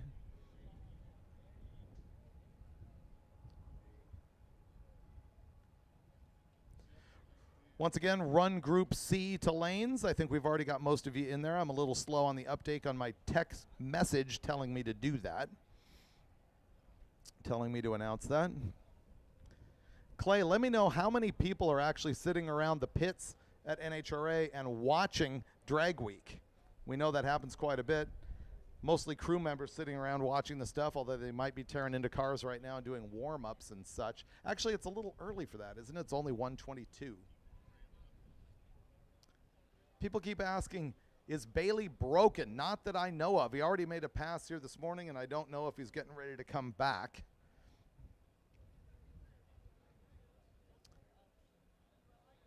People want to know the status of the Crusher Camaro. That is my Camaro that has been a Hot Rod Magazine project vehicle, as well as a Roadkill and Roadkill Garage project vehicle, since 1994. Next year is going to be the 30th anniversary of the thing. And it's sitting in my garage waiting for its next makeover so that it can participate in Hot Rod Magazine's Power Tour West. You can see on the live feed we're looking at a to-do list on the hood of Savakinas' car, or truck. This is the V10 truck, and it's got a roadkill style to-do list that we normally do on cardboard, but he's managing on the hood of his truck.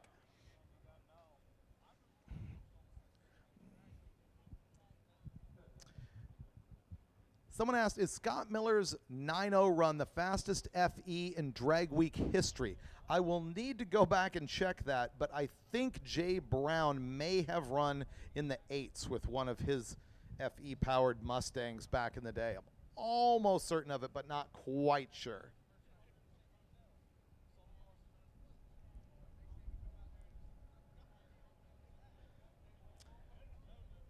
Another guy in the live feed asking, did the VW ever run after the first day? We had 2 air-cooleds here, one of which was that English car that was right-hand drive, yellow convertible. It ran 950, and that was all she wrote. It broke and gone. So no more air-cooleds left in the program. This Duster that you're looking at here has a 440 under the hood. And that yellow Chevelle in the background has a Barra.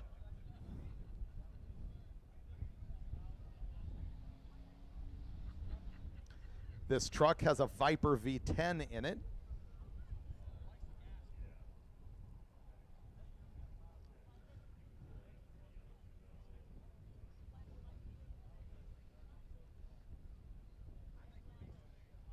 What does FE mean for a Ford? Well, it's the big block that came before the 385 series big block. FE, a lot of people say it means Ford engine, or it means, like, I guess FE is a symbol for iron. It actually means Ford Edsel, because they were used in both the Fords and Edsels of the day.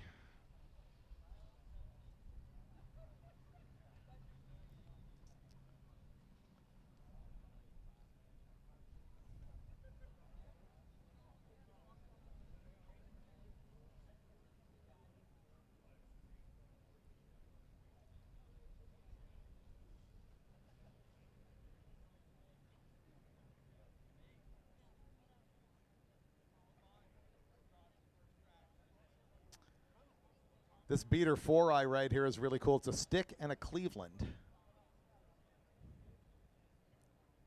That would be one of the take-home cars for me here at Drag Week.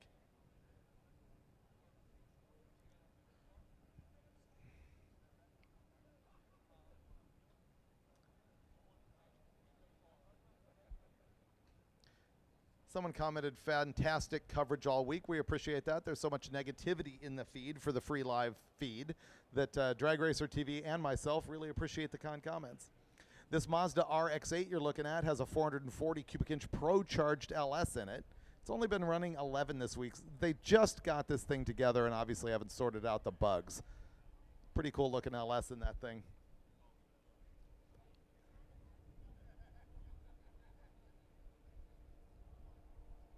What is Hot Rod Power Tour West? I don't think they've announced that yet, so I'm going to keep my mouth shut, but that is something that is being worked on.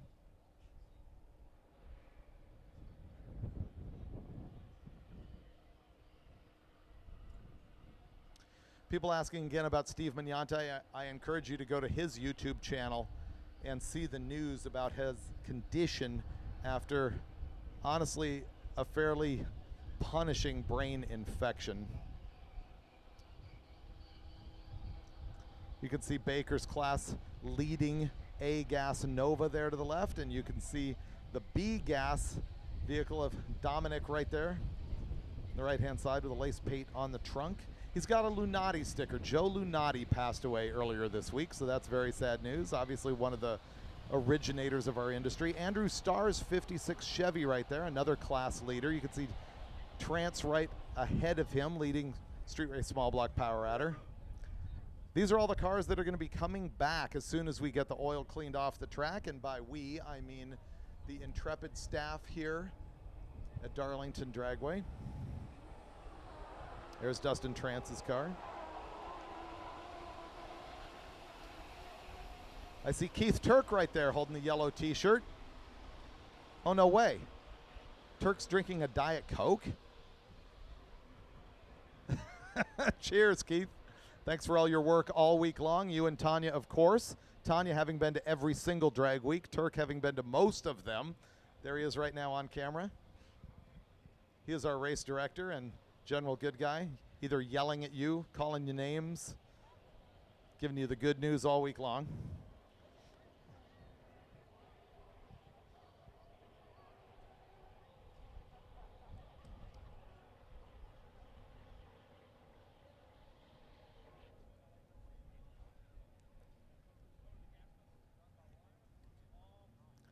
Someone just said an FE is a wide block. I'm going to say yes and no. I mean, usually, an FE technically is a Y block in the sense that it's a deep skirt of the design of the original Y block, but it is not what is referred to as a Y block. Everyone calls them an FE.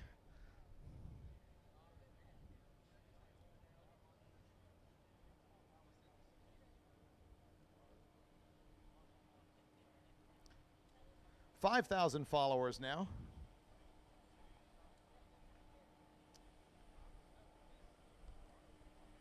You can see one of the Gebhardt Mopars here in the foreground, 440 power car. That looks like Chris Engel's Nova.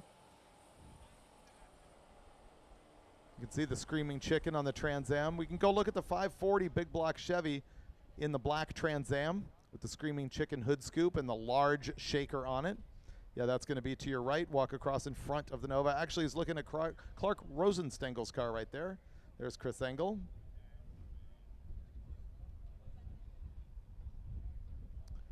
Really cool this year that we'll be able to go like deeper into the staging lanes to give you a look at these cars while we're on break. That's Clark's car right there. Deep 7-second car, second in class right now.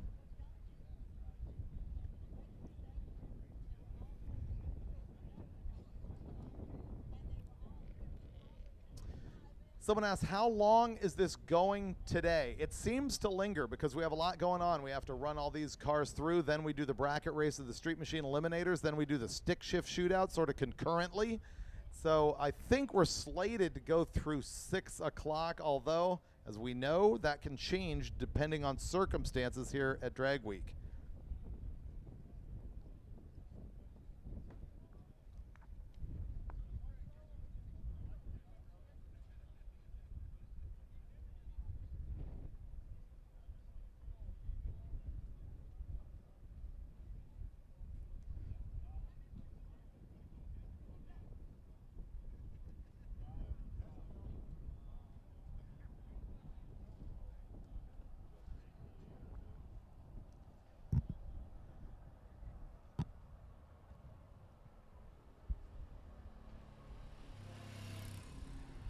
See a piece of 200 mile an hour tape there on the front of Clark's car. I'm not sure what's going on with that. A couple of pieces. Maybe the rubber is peeling up a little bit as he goes through the lights. Something we used to see quite a bit at Drag Week was people blocking the grills off just to pick up a couple of mile an hour, just kind of for fun. That's fallen by the wayside, largely because there's a rule against it in quite a number of classes. Yes, somebody is adding trivia to my Ford FE Ford Edsel information. There's also the MEL, which is Mercury Edsel Lincoln. That's sort of an obscure engine at this point.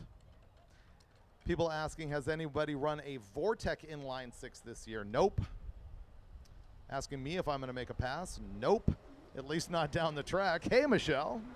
Oh, she left. Yeah, delayed reaction. The guys in the tower just got that. Oh, I'm getting information. The reason Clark has got that tape on there is, as I had guessed, it holds the top part of the bumper cover down because it's been ripping off a couple of times. Oh, did the Truckster make a pass this year? Nope, we have not seen Jesse out here this time. How many made it to day 5? We lost 44 cars along the way, and we started with 288.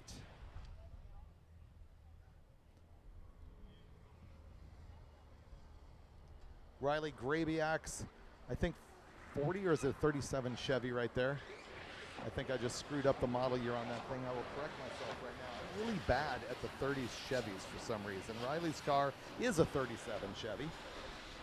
Freshly painted this year. You can see her standing there. She's got her 383 in her tunnel ram. You having fun? Yes. Thanks.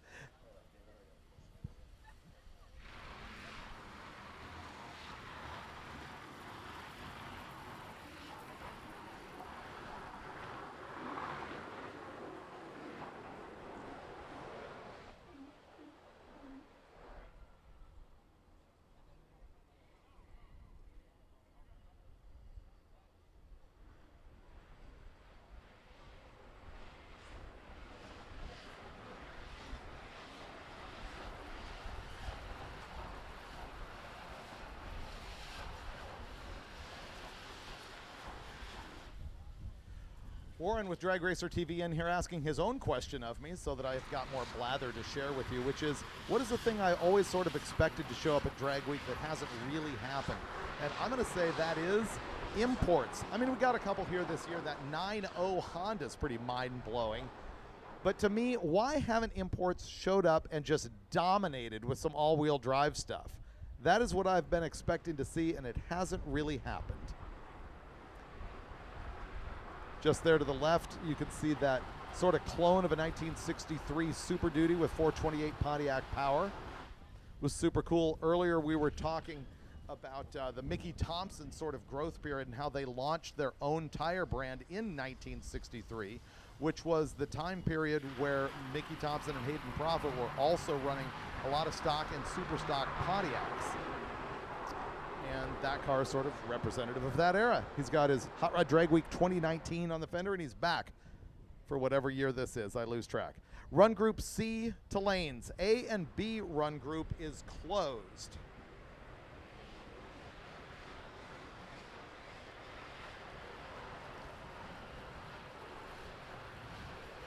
There's the 540 under the hood of the Trans Am.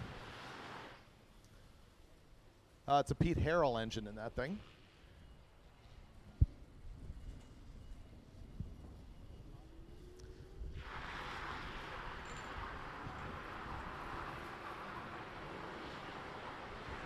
I've just been handed a piece of a fragment, some shrapnel from that guy's transmission case that exploded earlier in the day.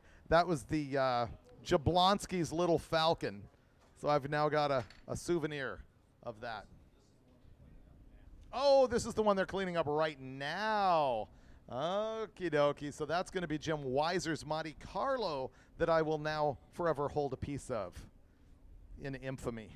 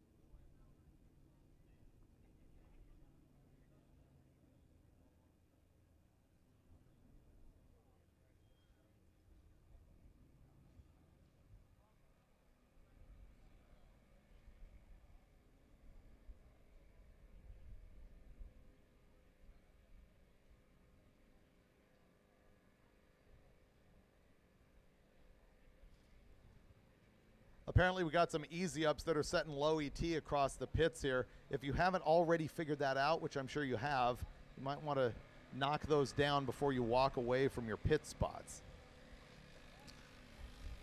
The live feed is asking me if I would personally attend Sick Week. We actually did. It is in an episode of Roadkill that you can find on the MotorTrend Plus app. Finnegan and I went and ran a clapped out beater at Sick Week in Florida.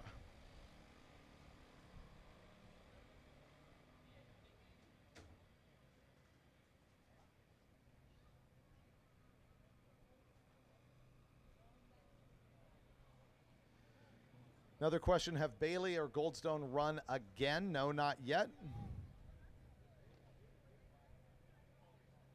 Someone asked me what RJ Gottlieb is up to. That's the guy with the big red Camaro. You can follow him on Instagram. I think it is Big Red Camaro.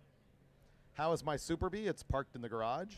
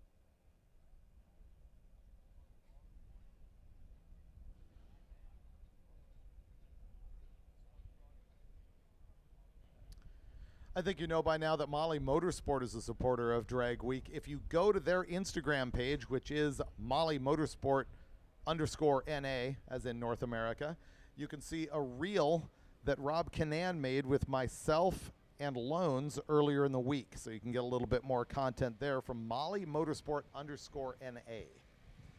Questions online. Do we still have the Econorado? The Econorado was just one of the worst vehicles we ever built on my Roadkill TV show.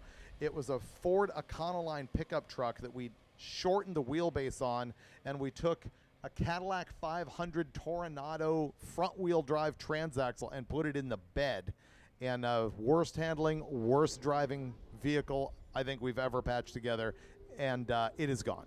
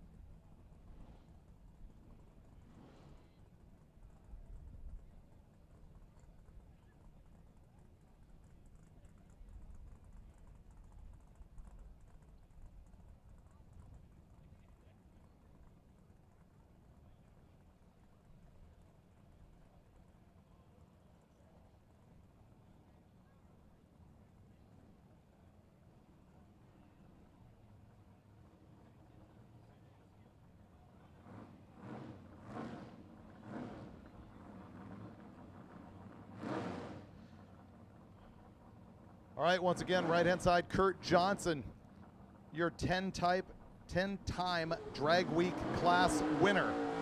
On the right-hand side, Jeff Sias is on the left. Jeff Sias is your current leader in Street Race Small Block NA. Actually, he will be your overall leader. He came up earlier and only ran in the 10s, where it's run in the 960s and 70s all week, and I'm thinking he wants an all 9-second week to perfect his game. Kurt Johnson, I think, also solidified. He's coming back for a quicker hit. Not that time. He doesn't get a hold of the new track. I hope he comes back. Kurt Johnson was the very first and only to 10 wins. He's going to secure it with 11. He's won with a big block power adder Chevelle, a Pro Street S10,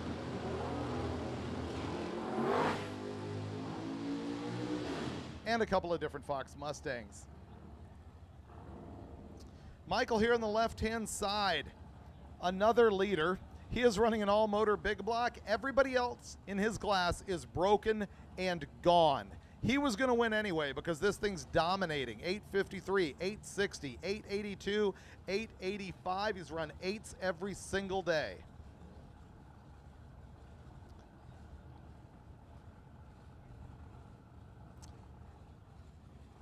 And it looks like, as soon as he completes this pass, he will get the overall record for the quickest single pass. The old record having been 862. And this car has run 856 with a 3. It is doubtful that he will average up to take the overall average record, but it can happen. Alan Muji goes out, a little pop up of the front wheels on his twin-turbo LS Camaro. And the Camaro goes 833, 170. The Fox 855, 160.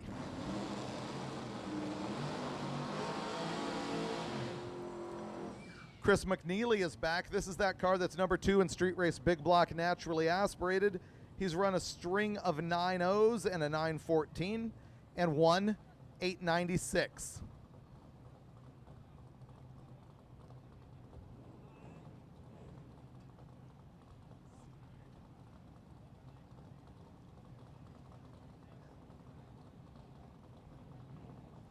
Mark Campbell is back on the right-hand side with the LS-powered SN95. Apparently this car is short shifting first to third.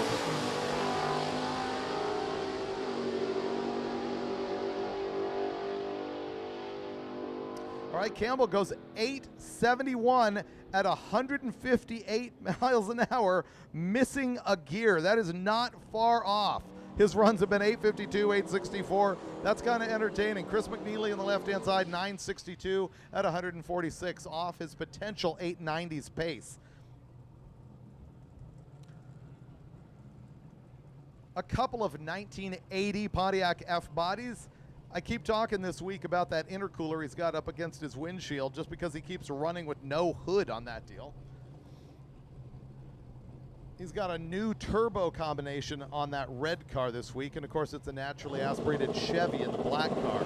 Mike Delaney in the left, Steven Chichak in the right. Chichak gets out with a 135 60-foot time to match the 540 Chevy-powered car at 139. The quarter mile for the turbo car, 841 at 159. And the naturally aspirated big block black car, 975 at 136. Here comes Clark Rosenstengel on the left-hand side.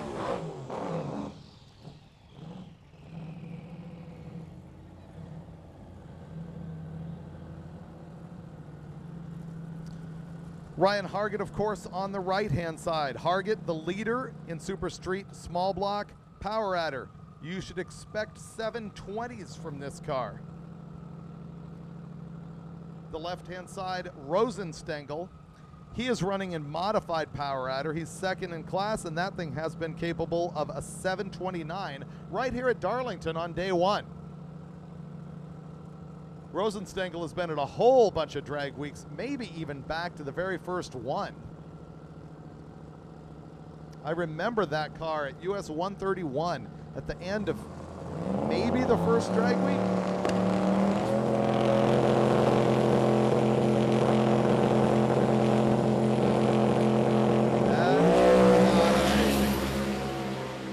lot of spooling. Hargett 473 to the 8th mile, 723 at 182 miles an hour all the way down. 723 at 182.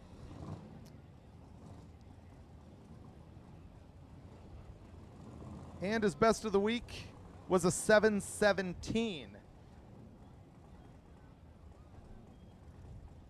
Nonetheless, he's going to end up destroying records with that pass. So that was really a good win for Hargett on that right-hand side.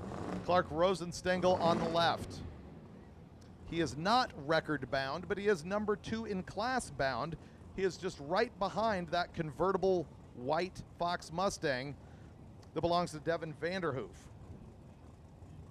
Vanderhoof's average coming in at 715. Rosenstengel here in the Camaro, his average was 761. He's not going to be able to overcome the Fox Mustang, but hopefully he can get him into a deep 7 right now.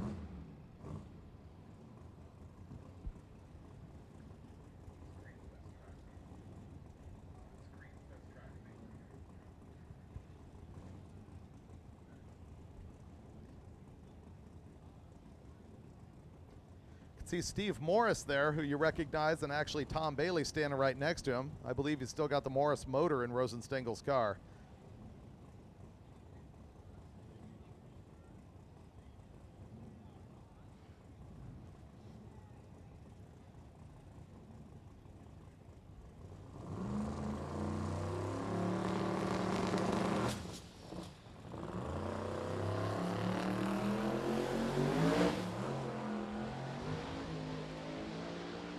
Well, that's going to be weak, but it's going to complete the week. 1191, 113. What does that mean for Rosenstengel? We're going to have to do the math and see if that swaps his position with the 3rd place car, which is Jeremy Howell. Here comes David Armentrout on the right-hand side. That's Josh Norris on the left. Armentrout threw the door off the car yesterday, and now he's got 200 mile an hour tape holding down the front of the hood. In our Drag Racer TV footage in our live feed, we did see that the hood of this thing was bowing up radically going down track yesterday. So that was a problem in addition to the door flying off. You can see the door all taped in as well, or the glass. I think what happened is the glass popped out and then took the door with it.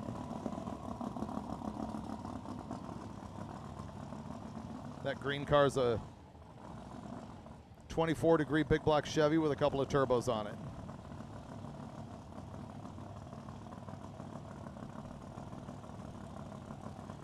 Norris's red Nova is number 3 in class for all motor small block, and forever he's run that stack fuel injection on that thing.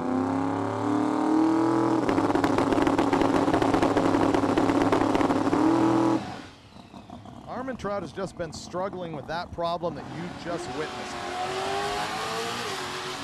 As Norris goes off with his car, Norris having run as quick as 968 in the past, and this time 981 at 135 miles an hour for a naturally aspirated small block.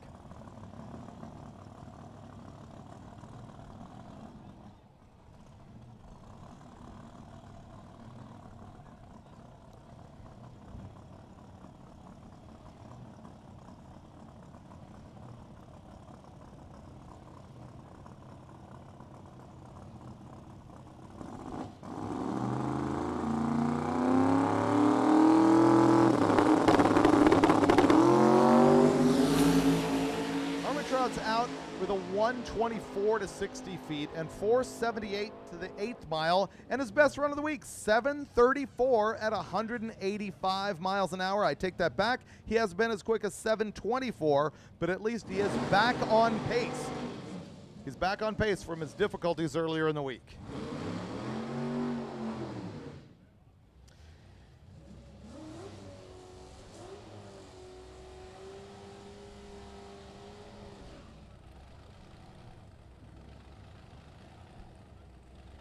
The 1981 Mustang, a Steve Winningham, one of our bank shifting racers, and on the other side, Wayne Baker, the leader in A gas with his supercharged big block Chevy in that thing. He did manage to go into the 8s yesterday, 8.97 with a 3. I think he made a pass earlier and locked down his win, and I hope he's got the party pulley on this thing and he's looking to drop down to a big number. Experimenting with new wheelie bars in that car. 133 short time. He's still under power at the 8th, 572. He's going to go 902 at 146. Winningham on the right-hand side, 950 at 145.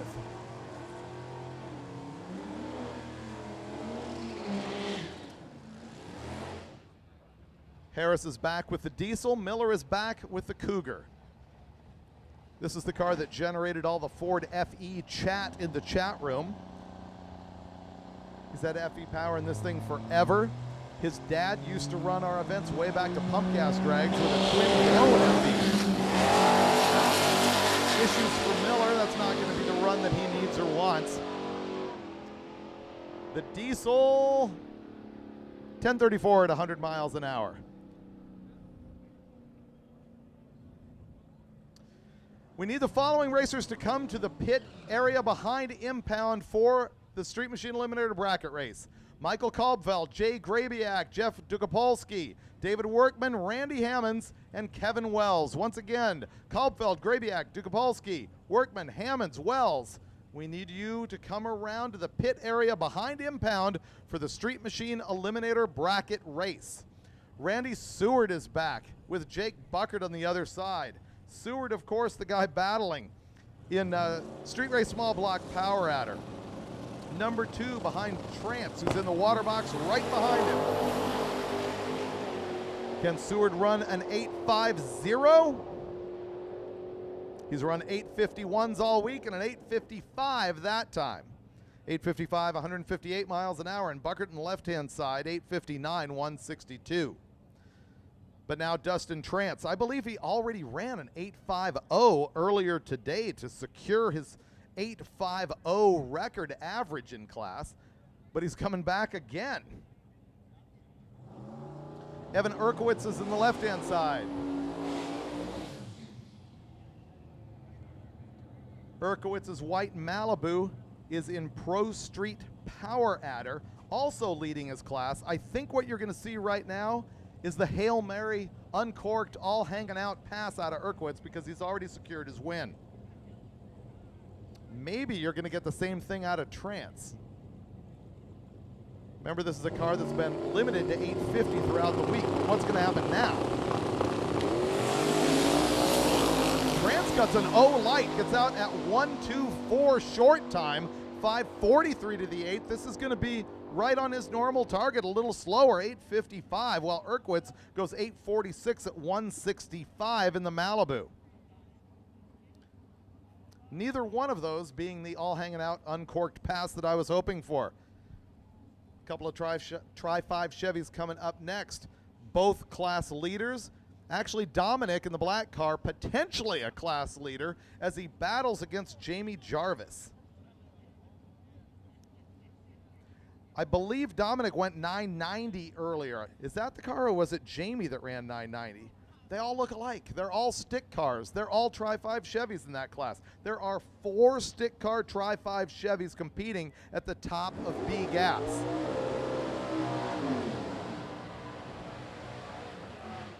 Andrew Starr, meanwhile, in the two-tone car, is your leader in Pro Street Naturally Aspirated. That thing should be in the mid-9s. Big news earlier in the week was Matt Sweet with that 800 cubic inch car. 7 in this class, but he fell out. Andrew Starr fell to the top. Starr's going to run disappointing 10:01 at 134, and Dominic on the left-hand side with that 10:08, 133 could be what it takes. The Supra is back. Damon Elf, right-hand side, stick car, 2JZ car. Josh Chichek's in the left-hand side in the 87 Grand National. Both of these cars are in street race small block power outer, but they're not really part of the overall win conversation. This is essentially a 6-cylinder showdown. an inliner and a V6.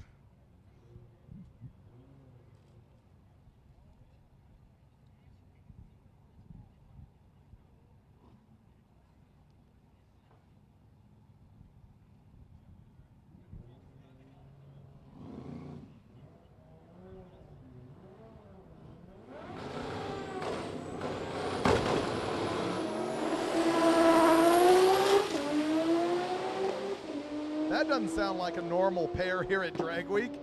8th mile time for the Supra, 5:98. Quarter mile time, 8:99 at 1:63. And the Grand National goes 9:07 at 1:47. Look at the mile an hour difference. It's not that different of an ET, but it is a big mile an hour difference. 163 versus 147. Coming back to the line, Rovic here on the right-hand side has got the Oldsmobile powered Oldsmobile with nitrous on it. Kind of a daring move, I must say. Jeff Mall on the left-hand side has got the Pro-Charged big block in his four-door Nova. Rovic has run in the top 9s in this car earlier in the week, but I think the car only has a roll bar, not a roll cage, so he is held to a 10.0. So he may uncork it right here, but if he does the right and legal and moral thing, he would only run 10.00. Wouldn't you be horribly disappointed if this rule breaker went out and ran a 980? That would be horrifying to me.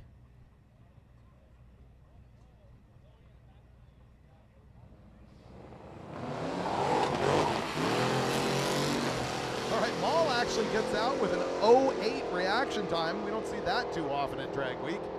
And the Nova goes down 952, 142, and you did not get the performance that I was dreaming of out of that Oldsmobile, 1062, 130. The 428 Pontiac dual quad powered Pontiac. He's got 8 barrels. Honk has 4 doors.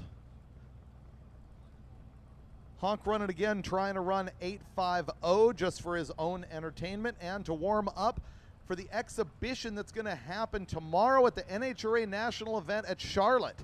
We got a bunch of our cars and a couple of separate NHRA cars that are going to run an exhibition for an 860 class, which is something that has been discussed here at Drag Week for the past couple years amongst myself, Brian Loans, Lonnie Grimm, Kevin McKenna. It's an idea for a new class that might happen up there.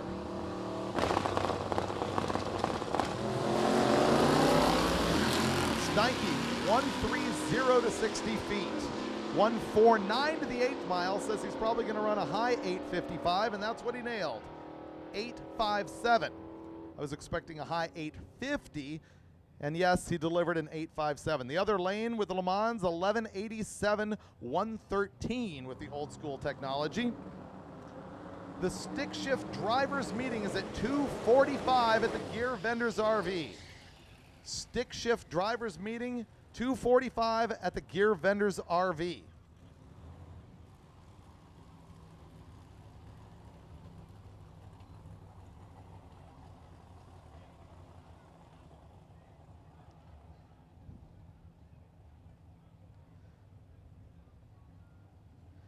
We're still pairing the cars for the bracket race down there, so if you want to be in the top 32, you should be down there cooperating with that program. It'll likely happen during the C run group.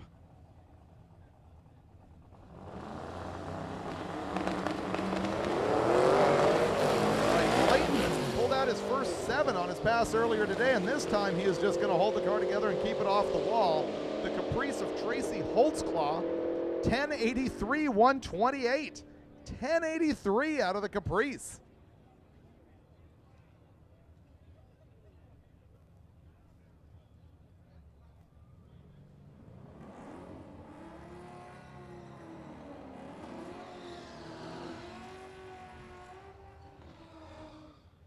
My memory was correct. Holtzclaw also ran 1083 here on day 1. 1083 with a 6, and he just went 1083.58. Mark White is in the red Camaro. Lonnie Andazola on the right side.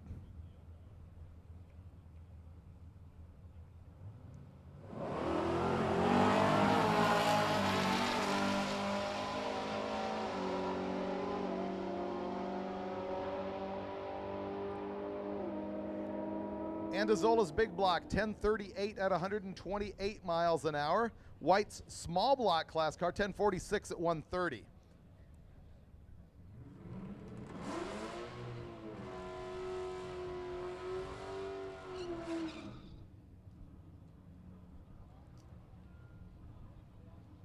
Here comes Bobby Admire. That is important because he is number 2 in street race small block naturally aspirated, a position he will hold on to. The best this car has run is a 10:06.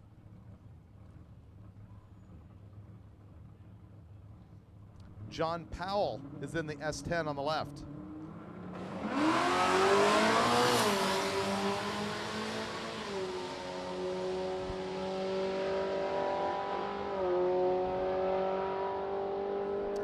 Admire 1010 at 134 in the late model GTO.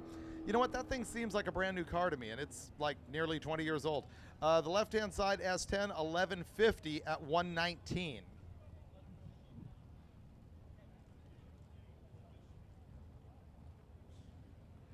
Is it really? Yeah. Are they going to shut down? Yeah. All right, they're shutting off right now because we got a little bit of mist coming down here. A lot of wind and a little bit of mist. So you know we're going to wait for this, and could be a while. So let's go to the questions on the live feed.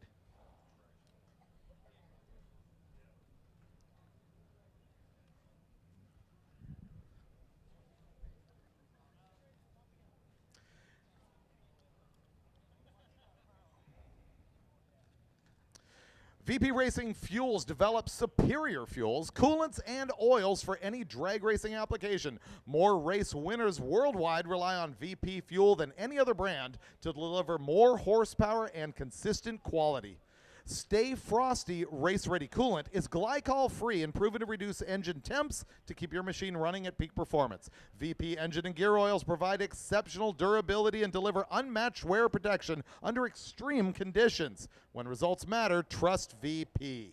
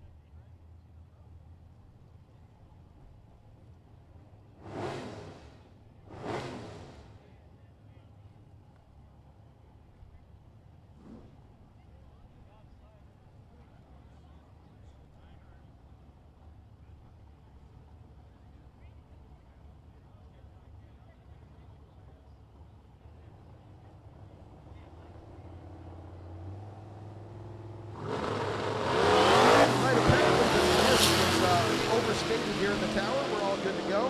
Setting a pair down right now that includes Riley Grabiak in the 37 Chevy Coupe, Drew Glick in the right-hand side. He finally gets a 10-second run out of his Mazda RX-8, and she goes 1099 at 119. He goes 1092, 129.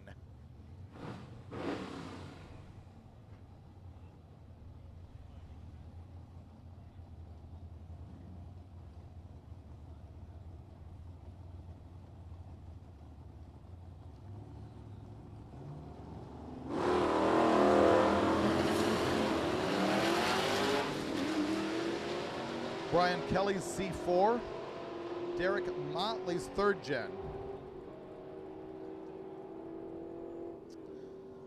Motley's Camaro, 1195 at 124.9. Kelly's Corvette, 1289 at 91.5 miles an hour.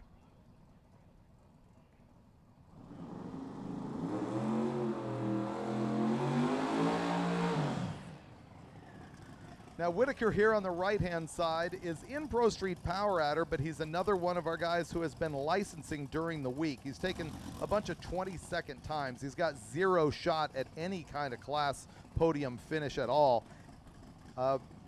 And he's only been 15:32 as far as the time slip that he has handed in. So it's sort of a test and tune week for this car. There's no shame in this. If you're planning on running drag and drives, you can attend one and sort of shake the car down and not get in any other, not get in anyone's way.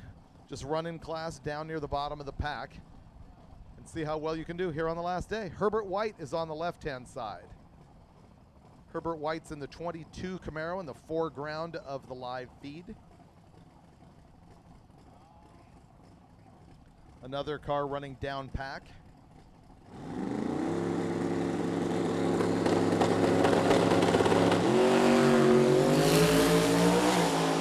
Whitaker takes it easy out of the hole. He starts to lay the coals to the thing. It goes 492, 748 at 188. Getting there, 748, 188. Herbert White on the left-hand side, 1146, 125.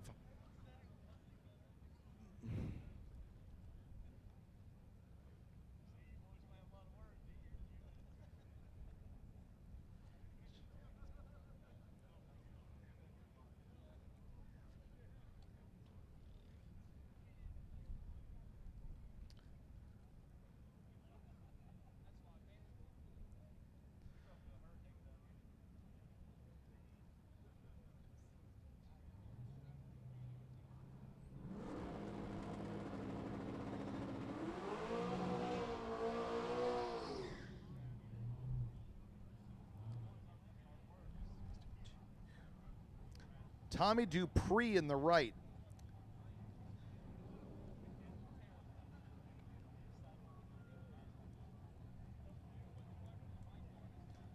I had to look up the Durango. It's Scott White.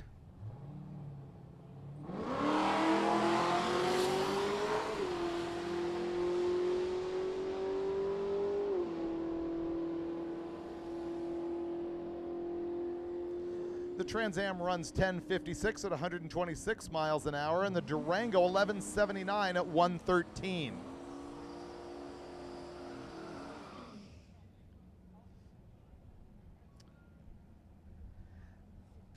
Sandra Fontaine is up right now. She is racing as a tribute to her dad, who she lost in 2022. She dropped in a 347 stroker in this thing that had been in his 66 Fastback Mustang, and came to Hot Rod Drag Week as a memorial to him.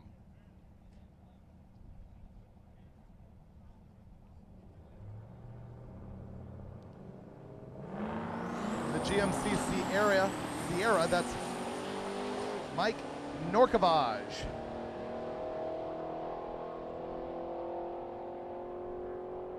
$10.44 for the truck. And the tribute to her dad runs 11:59 at 116 miles an hour.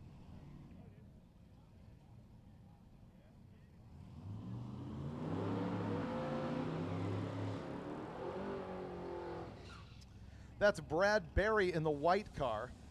And right now we're seeing some nitrous toot from under the hood of Chad Garut's 67 Mustang. This is a 438 cubic inch Windsor in this car, and he built it at 438 because the Drag Week rules have a cutoff of 430 cubic inches for small blocks. So he intentionally bumped himself into a big block class because big block classes are traditionally slower than small block classes at Drag Week, which makes no sense, but there you go. 12 years or whatever it would be, 18 years of proof that that's the case. Brad Berry, 11:57 at 118.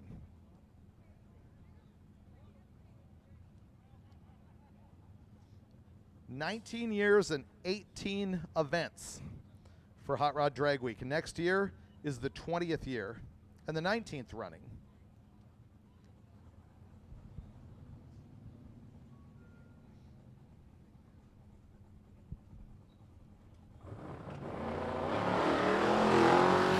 Chad Garut is off. He is trying to beat his 10-13 earlier in the week. What do you bet? He really wants a 9, but he's not going to get that. 10:59 at 127 miles an hour for the nitrous tooting small block Windsor in the Mustang.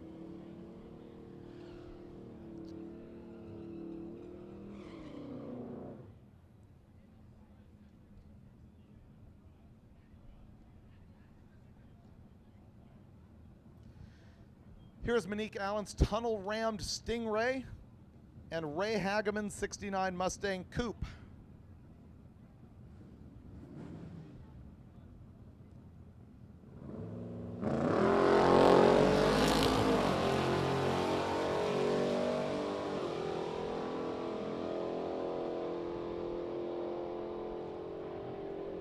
Monique, 1078 at 121 miles an hour. On the left-hand side, that Mustang ran 1249 at 107. We can see Bryant Goldstone being pushed back to lanes. We've got that live on our live feed right now. We can see him coming back to lanes as David Gallimore is staging his yellow Chevelle that is powered by an inline six, an Australian Ford Barra engine in this thing. Carrying a Shimes on the left-hand side with a 2013 Mustang.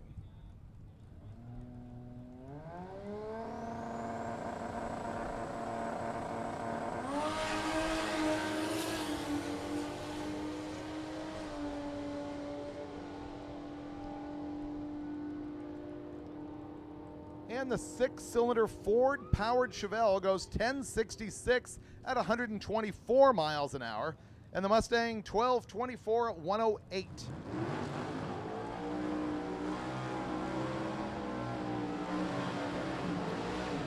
Timothy Baptista's run Drag Week a bunch of times in his 67 Chevelle.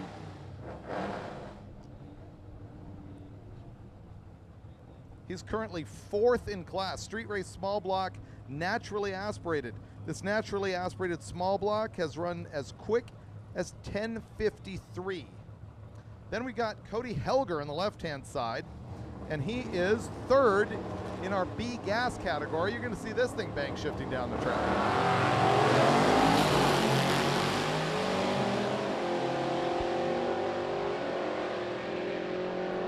The 55 showing to be the quicker car as he gets there 996, 133. 996 for 133 from Helger. That is his first 9-second run of the week. He's been 10:03. The right-hand side, Baptista's car went 11:03 at 120. All right, last call for a couple people here who need to sign up for the bracket race. Hammonds and Workman, we need you to come over here behind Impound for the bracket race. Bryant Goldstone is back on the line with Jason Bergeson on the other side. We saw Goldstone sort of secure his fate earlier in the day. I hope he's out here to unplug the thing.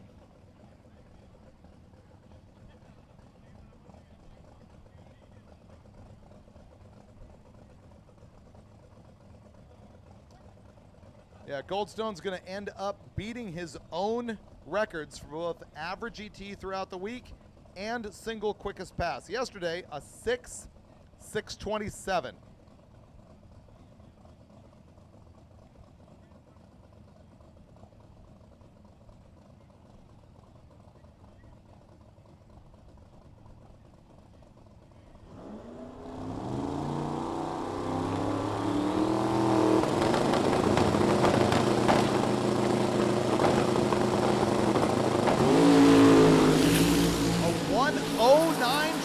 Time.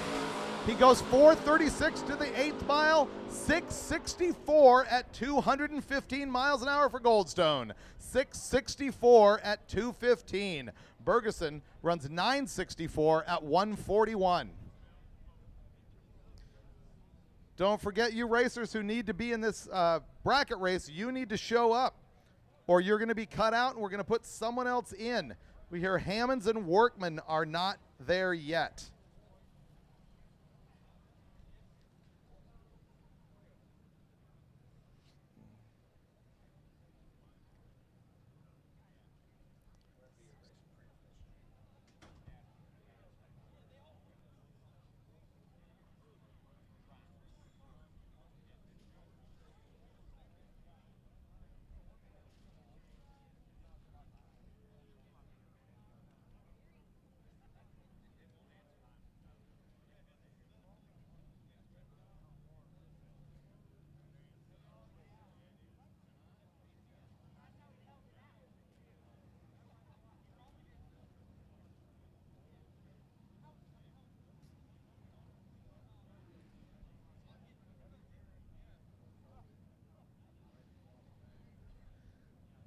as we await the news about how much damage was just done to the track with ATF.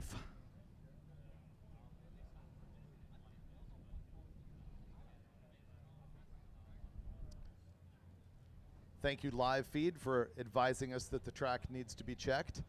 You can tell that it is by the fact that there's guys out there checking the track. It's a dead giveaway.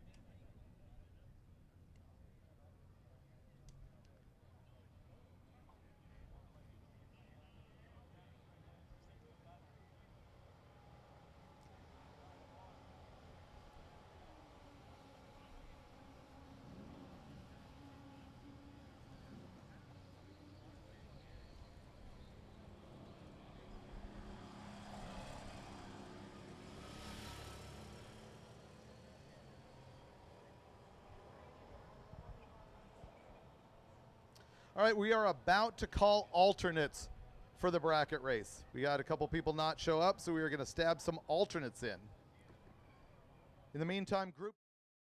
You know, primary sponsor of Hot Rod Drag Week. I hope we can retain that position forever because it's just a fantastic event. For those top products of people that really use stuff, you know, really people who are working on their cars and know about cars and stuff like that.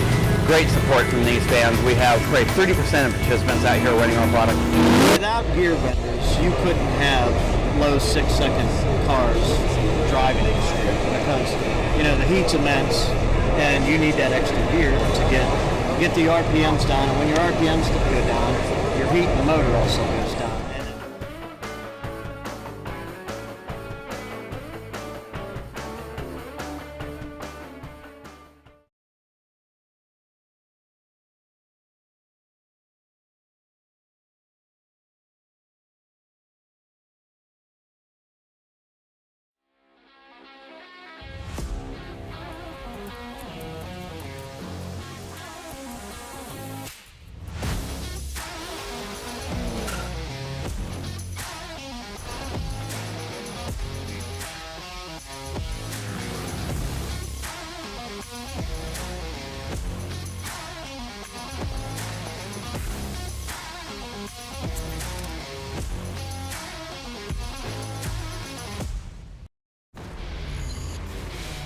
I got a Ford Galaxy running again after 32 years.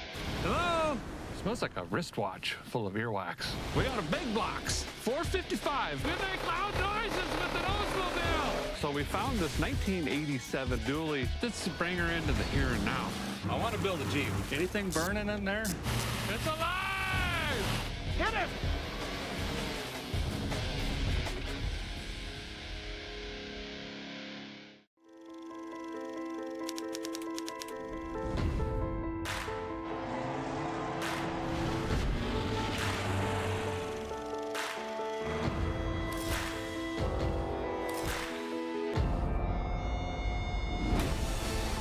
Show you all phases of hot rodding.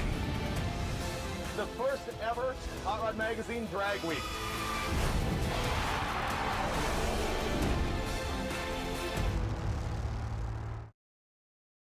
Did you know there's over 7 decades of hot rod history sitting right in your pocket? Read over 900 issues of Hot Rod Magazine for free, all on MotorTrend Plus. Just open up the app, scroll over to stories, and read the Hot Rod Digital Archives. The best part? It's all free. Go ahead, discover the Hot Rod Archives on MotorTrend Plus. Go to motortrend.com/HotRod75. Celebrate 75 years of Hot Rod Magazine.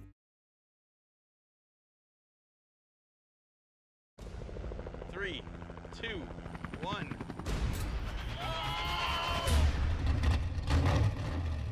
Let's go! No seatbelts, let's go do wheelies. Bro, this thing handles pretty nice.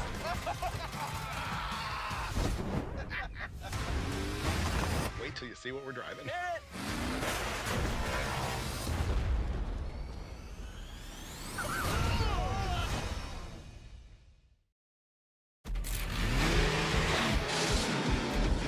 Let's go!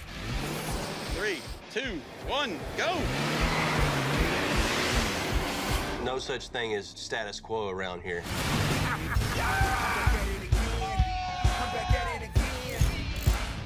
Somewhere in there, there's a bolt that I'm undoing, I swear. That's a lot of motor. It's got to be clean, classy, yet custom. Holy cow! Dude! We got a long way to go. That thing's badass. It's so ridiculous. We're not messing around. Sky's the limit. Child's play. He's got to have an extra loud horn.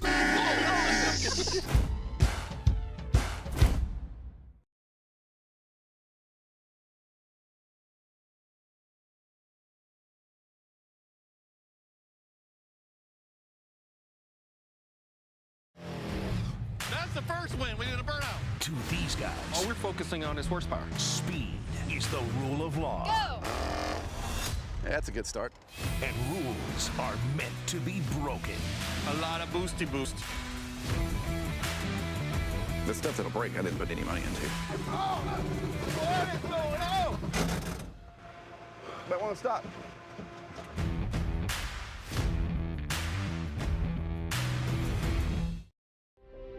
Even now, 10 years of racing later, I still get nervous before every single race. Being able to work with a legacy brand like Mickey Thompson is really special and important to me. Created by a man that was a drag racer for drag racers that have developed and continue to develop over the years. Traction is everything, or the right amount of traction is everything when you're drag racing. Every Molly Motorsports piston is backed by 95 plus years of racing heritage and technology innovation. Molly employs the most advanced piston design and machining being used today. When it comes to piston purchase, why choose anything but Molly Motorsports? Classic car owners, make your headlights over twice as bright with Holley Retro Bright LED headlights. A plug-in replacement for those dim halogen seal beams, Retro Bright maintains that classic look and lasts 6 times longer. Stay safe and click the link below to learn more.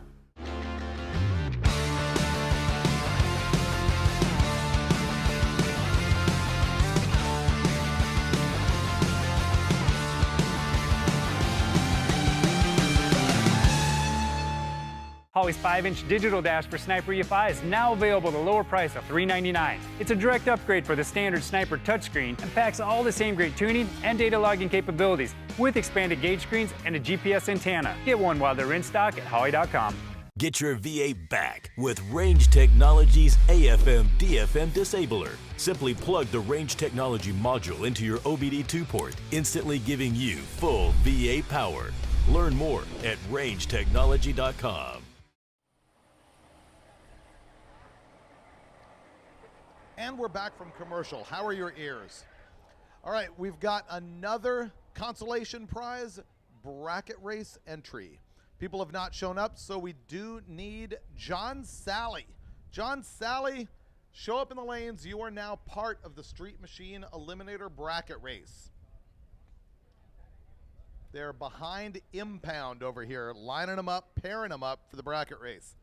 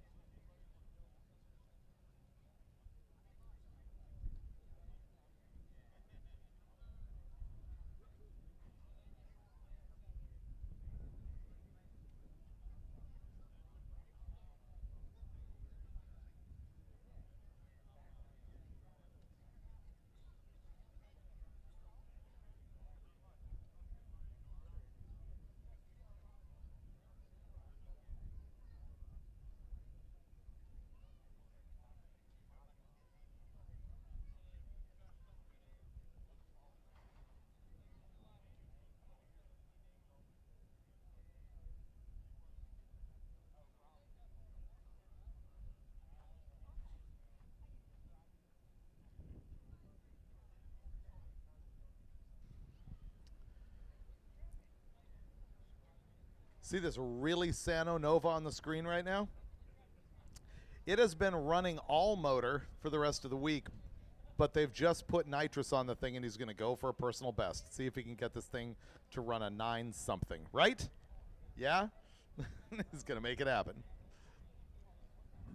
You could see Rovik's car in the background, that yellow Oldsmobile, who was doing the same thing. He finally got in the 9s in that car with his Oldsmobile on nitrous.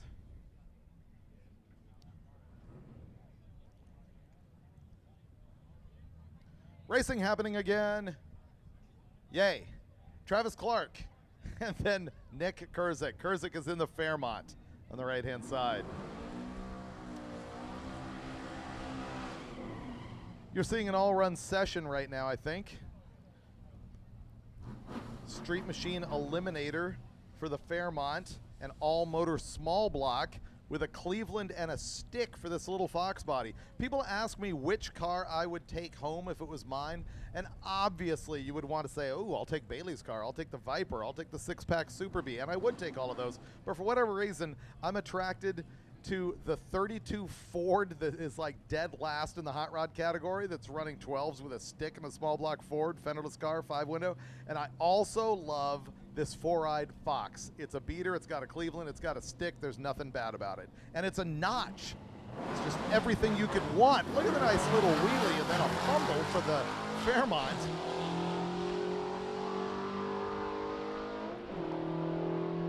And he's going to get passed up by the Cleveland. 11:20, 1:14 for the notchback. And the other Fox, the Fairmont, 11:74 at 1:07.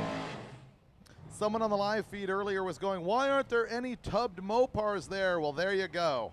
You ask, we deliver. It's plumb crazy. It's got giant velocity stack air cleaners on its tunnel ram. It's a 500 cubic inch big block. It is William Heath. Right hand side, Chris Nelson with the Corvette.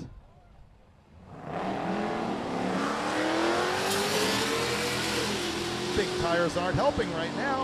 A 260 foot is going to lay waste to the ET for William Heath in the purple car. 11:21 on the right hand side for the Corvette, and 12:18 at 1:18 for the Pro Street Duster. Here's another 440 car. When I talked to the guy with this green Duster on day one, I was looking at his big block. I'm like, what heads are these? Because I didn't recognize him. He goes, knockoff Edelbrocks, like eBay. Thing's still really quick. It's fun to watch. It should be in the 10s, I think. Also on the other side, oh, I'm sorry, it's Jeff Lingenfelter there in the Duster. And it's Savakinas in the left in the Viper V10 stick-powered Ram truck.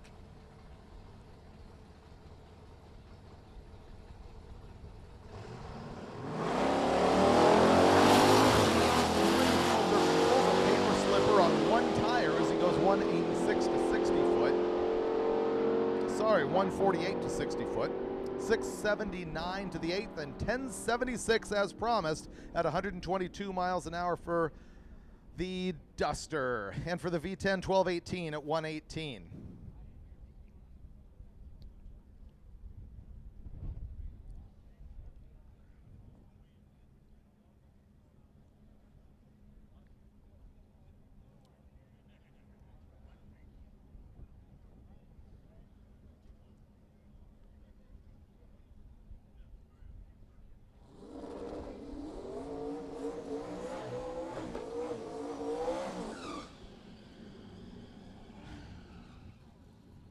That is Kyle Buntley on the right-hand side in that teal-colored car.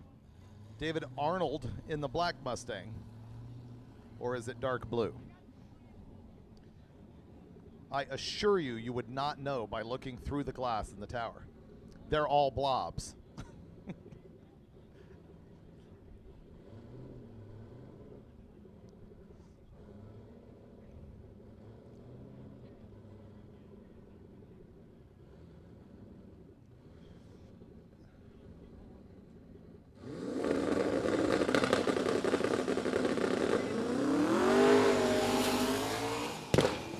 Whoops, bang. Yeah, no.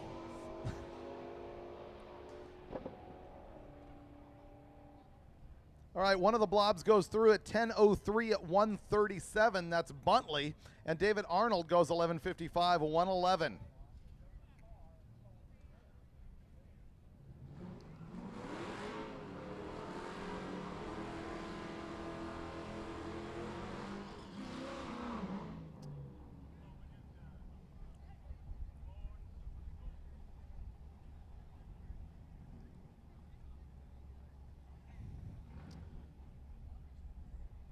Robert Filger's Nova is a high 10 kind of car running in all motor small block.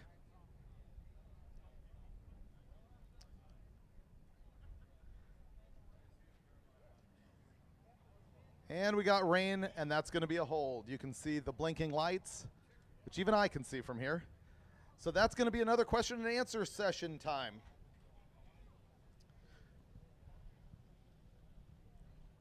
It's also blowing quite a bit out there in the pits.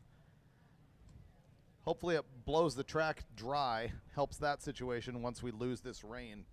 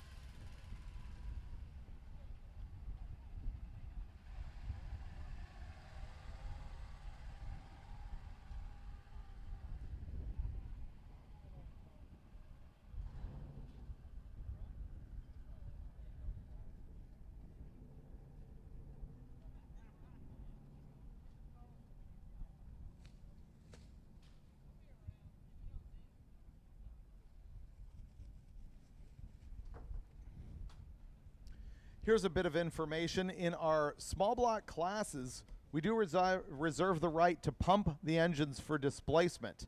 Keith Turk took the all-motor and street race naturally aspirated guys and put them in a hat and pulled a couple of them out, and they're going to pump engines to verify displacement. They just did Jeff Sias's car, and he pumped clean. He has a claimed 429 inches. The legal limit is 430. And he pumped legal. We'll see who else gets nailed by Turk coming up.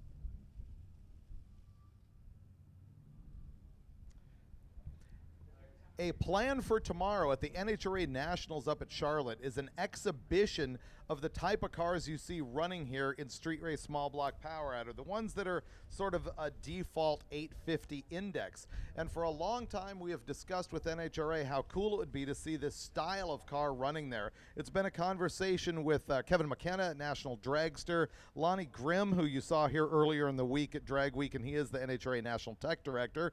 It's also been a discussion with Brian Loans, who is the NHRA anchor on Fox, and myself, who is involved obviously with Hot Rod Magazine and Drag Week.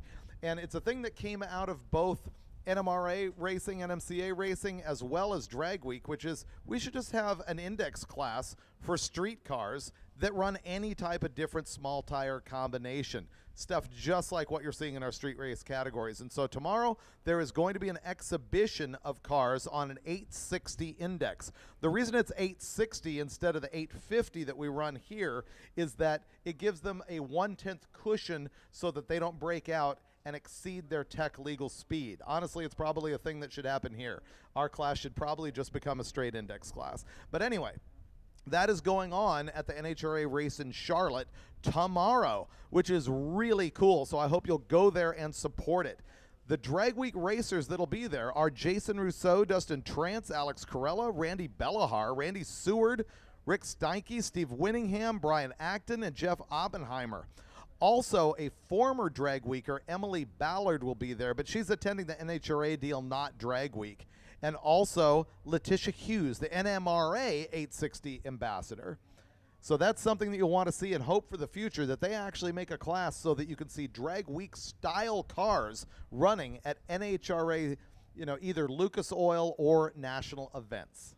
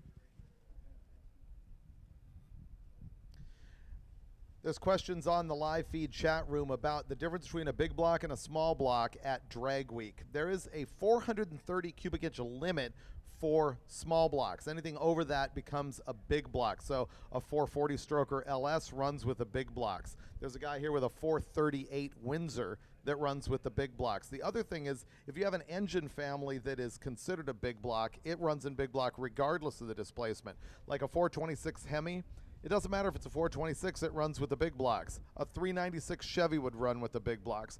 Now, this is a policy that I have to say is under question about how that should actually be handled, and if it even matters. There's a lot of bench racing going on with the staff asking themselves whether the boosted categories should just run big block and small block all together, especially in street race where they're limited to 850 anyway. The rules right now for Drag Week are locked down for 2022, 3, and 4. There could be new rules for 2025, and these are the things that are being discussed. I think the big deal is there are so many classes, and the classes don't have enough participation in each one, where you would see more bloodthirsty shootouts if there was a larger gang of cars that were more competitive with each other. And so that's sort of the discussion that's going on. You can chat about it amongst yourselves. You can bench race it on like the Facebook group. You can talk about it on the chat. You can tell us what to do. And I'm not saying there's any decisions that have been made, but there are discussions being had.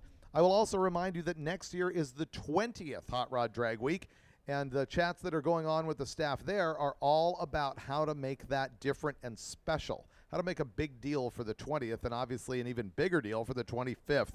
People always ask me, is Drag Week happening again? I'm not in charge of that, but I would say the answer is, why wouldn't it? It continues to be a big success, and other people continue to knock it off. There are 31 drag and drive events this year. Obviously, that does begin into market saturation, but Hot Rod is working on things to make Drag Week continue to stand out as the granddaddy of them all. We continue on a weather delay right now, which means it's a good time to ask me questions in the chat room that we can address.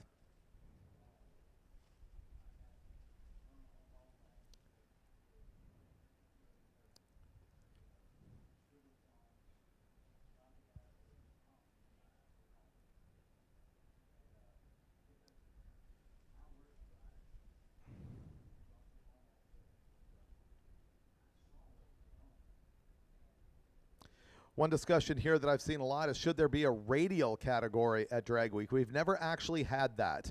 We have had rules where you can run a bigger radial and a smaller slick in some classes. I think that is sort of a thing of the past, but that did happen at one time. People want to see 275 cars and things like that. That is also a discussion. Mike Galimi from Hot Rod definitely comes from that world, as well as KJ Jones, who unfortunately had to leave today, but who we had up in the booth the past couple of days. He's also now a staffer on Hot Rod and HotRod.com, and he loves that kind of stuff. So that's how all these discussions get going. I don't know what's going to happen for 2025, but I think it is going to be mixed up just a little bit. Here's another interesting thought, is that we have promised that the rules will stay the same for 3 years straight. 2022, 2023, 2024. We have never said that we won't add a class, and I think we did that one time.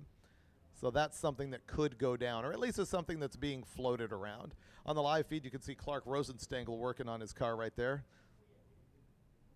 A minute ago, you saw Bailey and Goldstone chatting with each other. It's interesting. What I'm doing is I'm glancing forward at the live feed as it appears on YouTube, and I'm also looking at our live camera because there is a delay there, so I can see what happened just a moment ago and what's happening right now. This guy there wearing Gasoline Forever t-shirt. Thank you. I appreciate that.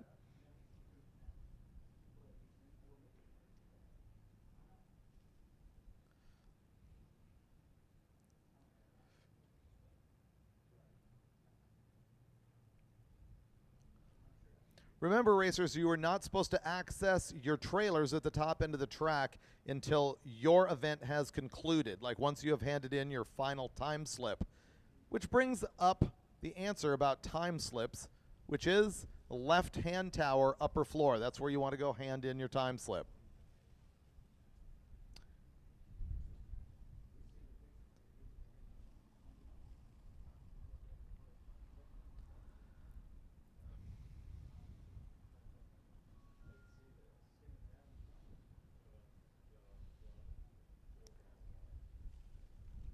Robert Swain's commenting, street tire class should be limited to a drag radial and not regular street tires. There's no street tire class in Drag Week. You can run slicks or DOTs or radials in the classes here. Actually, I'm trying to think through if there's any where they're limited. They're limited by size, but there's no rule that says it has to be on a DOT. You can run slicks.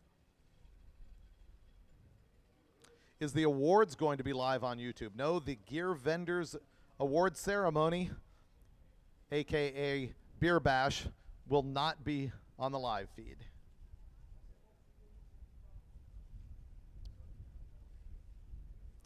This guy says it's too bad we can't bring out vintage OE hot rods and stand at. What is an OE hot rod? An original equipment hot rod? You can come out with virtually any car and run in Street Machine Eliminator. There is a hot rod category. If you're with a flathead or something, yeah, there's no chance there. The hot rod category is not taken off like I hoped that it would when I first came up with that, like 2 rule categories before now.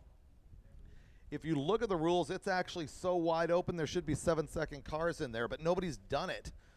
If you're considering building a Drag Week car, you might want to glance at that. However, that's probably a category that's going to get looked at pretty hard when the rule change comes in 2025.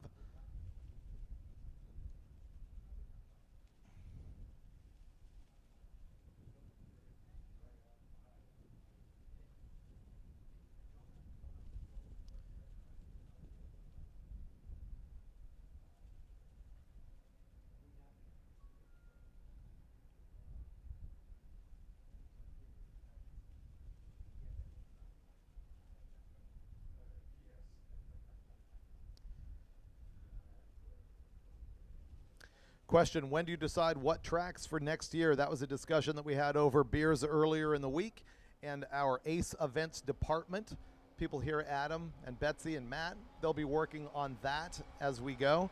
There are some ideas that are creeping up for the 20th that might change things around from their original plan, so that is a work in progress.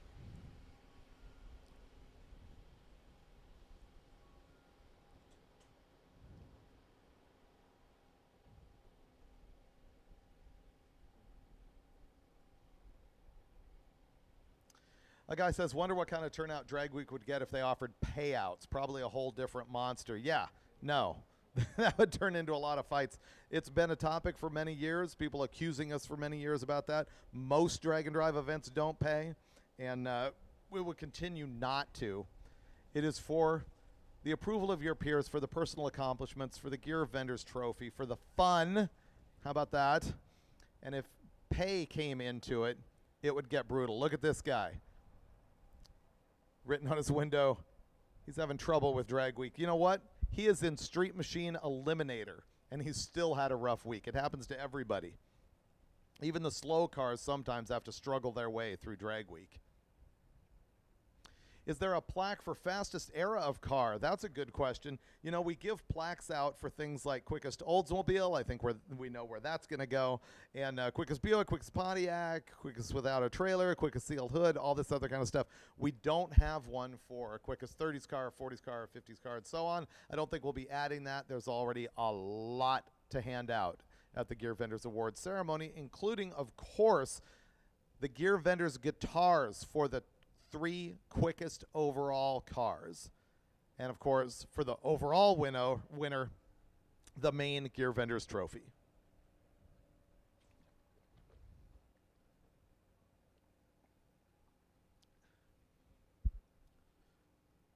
Someone's asking about my Hemi Gremmy. Is it on this season of Roadkill? No, I don't think we have anything planned on Hemi Gremmy right now, but there are a bunch of episodes with it on both Roadkill. Is it in Roadkill Garage? No, it's not. It's just on Roadkill that you can see on the MotorTrend Plus app that you can download from your app store.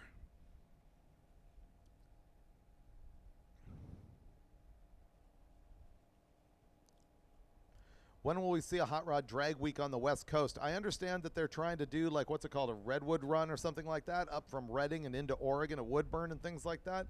From what I saw yesterday, it is coming up here real quick, like maybe even next week, and it's not yet sold out, which is a situation that often happens with automotive events on the West Coast. And I think that's why you haven't seen Hot Rod head that direction. Traditionally, new drag races don't get a big turnout in California.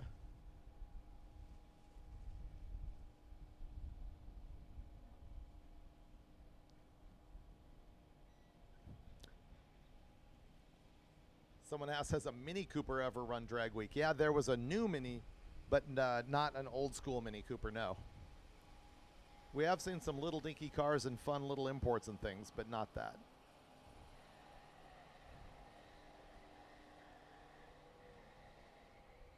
What did I do with the Hellcat and powertrain and everything I pulled out of General Mayhem? That is going in a 69 Coronet that will be a Super B clone.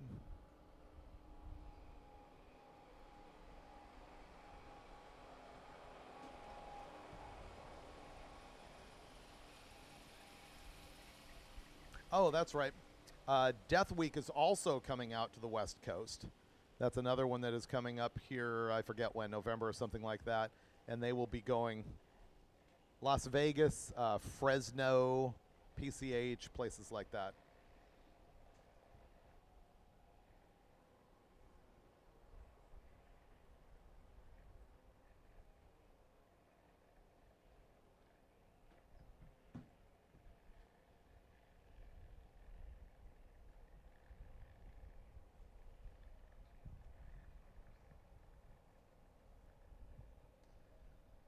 Someone is relentlessly asking me, Dave, what's your favorite year of Jeep and why? I mean, I like all sorts of Jeeps. I have all kinds of Jeeps.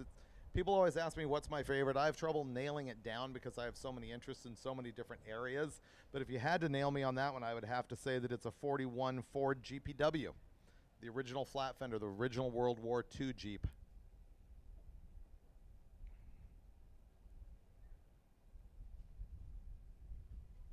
Guy says, is a clutch flight worth building and using today? Does everybody know what a clutch flight is? It's a Mopar torque flight transmission where they remove the torque converter and put a clutch in front of it. There's also clutch turbos, which is a Turbo 400 automatic transmission with the same getup. And man, you just don't see that anymore. They're really brutal. I think don't offer any advantages at this point. So no, I don't think that's doing a comeback.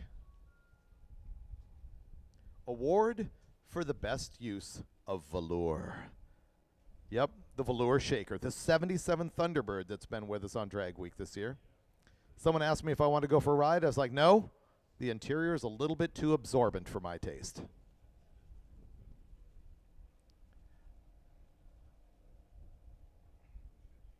How many cars does Steve Dulcich own? Does any other cast member of MotorTrend shows own more cars than him? I can only answer for sort of our homegrown shows. I don't know about the bigger cable TV shows, but the ones that are produced at MotorTrend, Roadkill, Roadkill Garage, Hot Rod Garage, Roadworthy Rescues. You know what?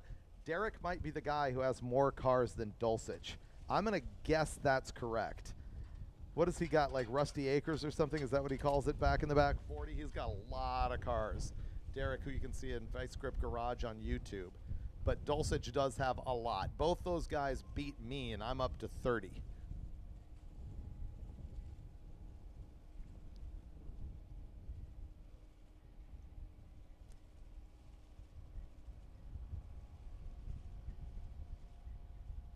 Guy says the original Jeep is a Willys GPW. That's incorrect. It is the Willys MB and the Ford GPW.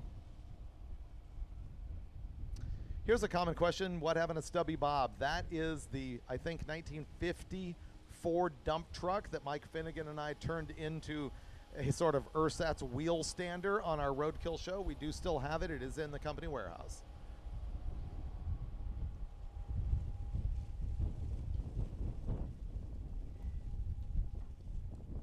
Guy says, what are the chances of showing up with tools and catching a passenger seat on one of the events? I'm a mechanic and I want to participate. I got to be honest, your chances are actually pretty good.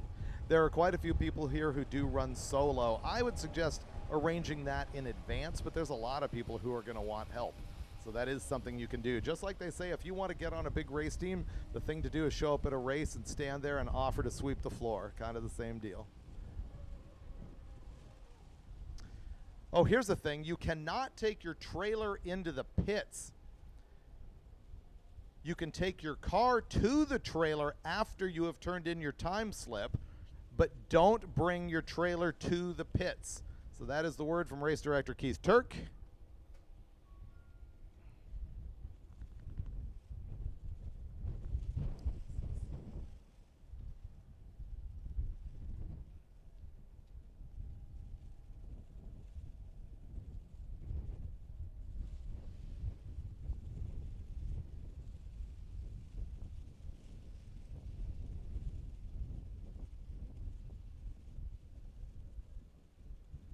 The guy says, why isn't front to rear drive conversion allowed in Ultimate Iron? It's because that whole class started as sort of, I don't know, a retro thing. There was a time when we actually had a model year cutoff on it, and it was for American cars only.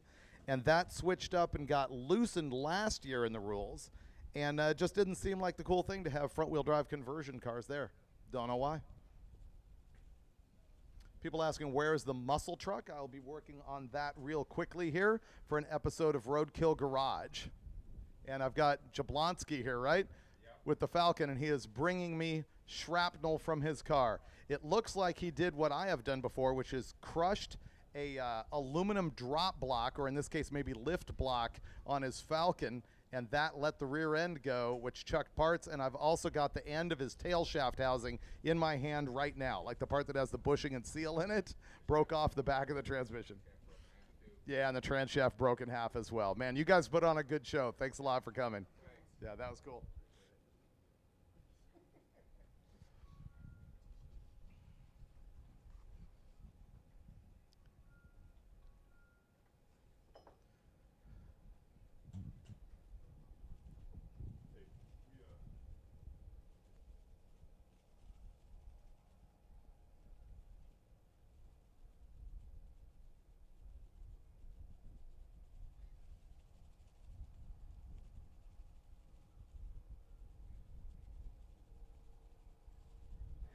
Here's kind of an awesome announcement.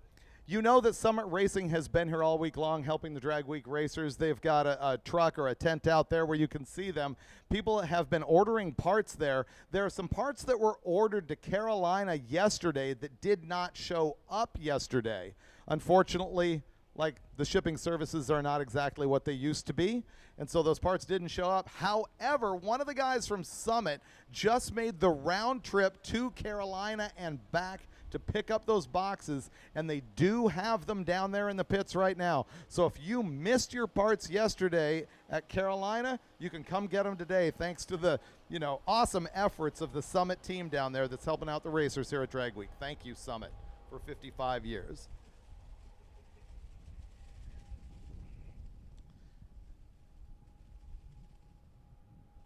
People asking me for an ETA on the weather hold. If I had that answer, I would simply put a stop to it right now.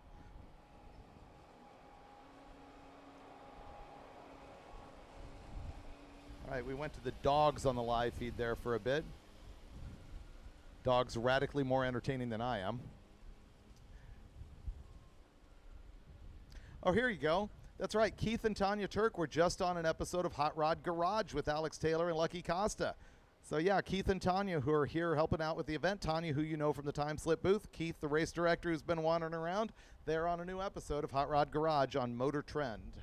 MotorTrend Cable and MotorTrend Plus, the app.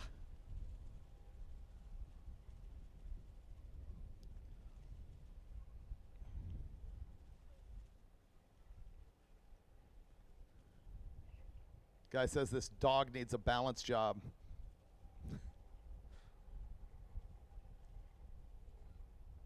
This guy goes, dog has too much camber.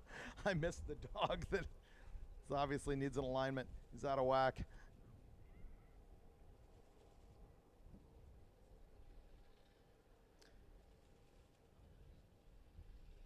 People suggesting if you haul a trailer on Drag Week, then you must haul it down the track. Interesting rule, not going to happen. That would be a safety problem.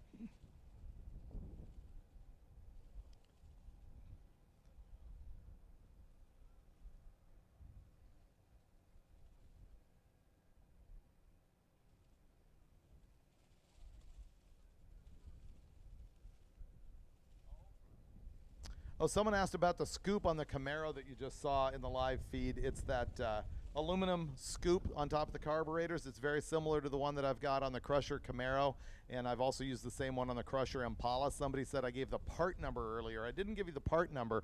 I said that I got it from Cool Superchargers, K-U-H-L, Cool Superchargers. I think they also have them at Good Vibration Motorsports. People ask me all the time where to get that scoop, and there's your answer. It's a fabricated aluminum boat scoop. Is there a limit to how many spares you can bring with you? No, the rules does not specify that. The rules do say, I believe, that you cannot change engines during the day. You can change the engine if it's an impromptu situation. Like if you kick a rod and you go on Craigslist or Facebook Marketplace and find another engine locally and swap it in, that's allowed. But you're not allowed to bring an extra engine in your trailer.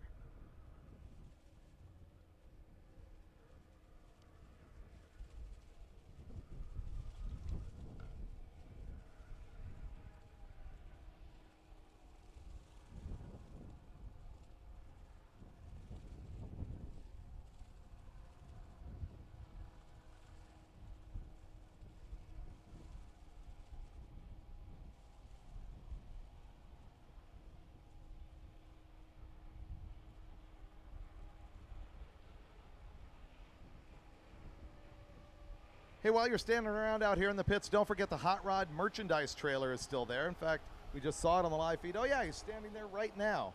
So you can see what kind of T-shirts and hats and tchotchkes you can get right there. There's like bar pads and koozies. And, oh, look, they're selling actual roadkill shirts there. You can see on the upper left, that blue shirt is for the Rotson. That 240Z that we built on roadkill, it started out with a Chevy 4.3 V6 that we put like a Power Stroke diesel turbo on, and then we changed the thing over to a small block Ford, managed to crack that block, and now Finnegan and I are talking about putting an LS in it. Of course, there's also all of the Drag Week apparel. So the people back home, you're missing out on all that stuff. Although if I had to make a wild guess, you'll probably be able to get some of this on the online MotorTrend store in a month or so. You'd be way better off picking it up right now. I really thought that Drag Week item right there in red was a fire extinguisher, which would have been really appropriate, but it appears to be a water bottle. Fire extinguisher for the win next time. All right, find your way down there to the Hot Rod trailer, and you can pick up all of that stuff.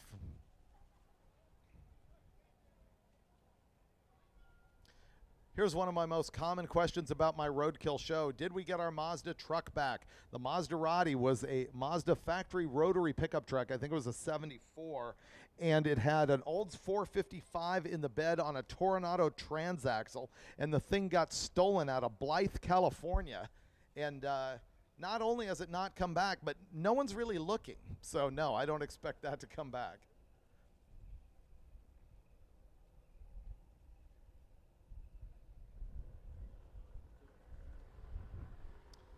Still almost 5,000 people watching. We really appreciate you for that.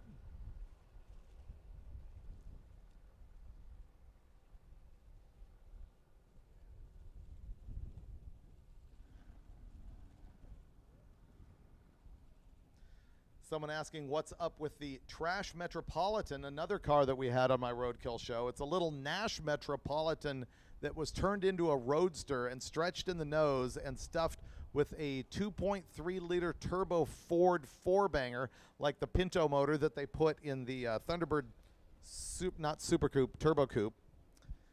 We still do have that thing, although I have to admit it is on the get rid of list. I don't think either Finnegan and I are going to mess with that one again.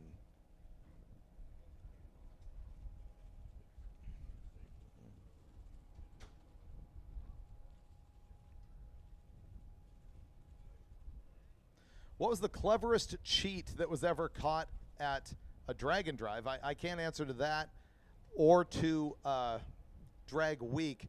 I mean, the biggest one has been people either jumping off the route or loading their car on a trailer. That hasn't happened in a decade. And the other classes are so wide open that there's not really a cheat that can happen. I would say there's a lot of circumstances where you have cars that are not running in the correct class. You know, the competitor enters the class and their car's not really eligible for it, but that generally gets solved. One fantastic cheat that I saw years ago when I was more heavily involved with the NMCA racing is there was a class that required a carburetor, and the guy had put fuel injection on it by putting injectors inside the intake manifold. He was actually running EFI in a carburetor-only class by hiding injectors the way some guys in the past have hidden nitrous foggers on the underside of an intake manifold. It was pretty interesting.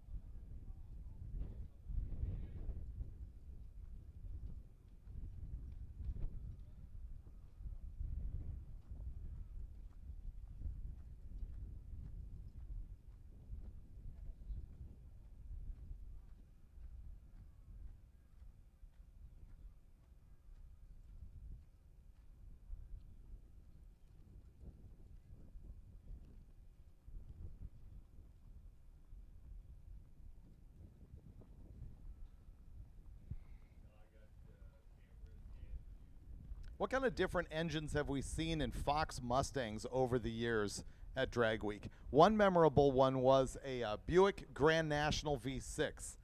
All kinds of LSs, that goes without saying. Big block Chevy, small block Chevy, goes without saying. Small block Mopar was a fun one.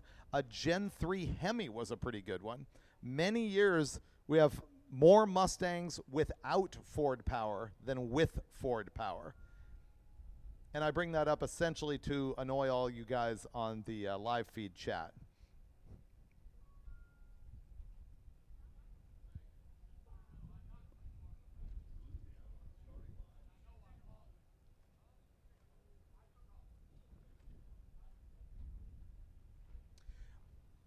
Oh yeah, the Turbo Mopar Mafia is not here this year. Usually we have a batch of like Omnis and Horizons and Daytonas and things like that running the old 2.2 and 2.5 based Mopars with turbos on them, front wheel drive. That stuff's always fun. We are about to fire cars back up for action. They've been prepping the track, drying the track. Everything's good to go. Or the track has sort of dried itself. It did not glue itself. The crew from Darlington handled that, and we're about ready to start cars again. We're on an all-run session here at the end of the day, aiming towards the Street Machine Eliminator bracket race and the stick shift shootout.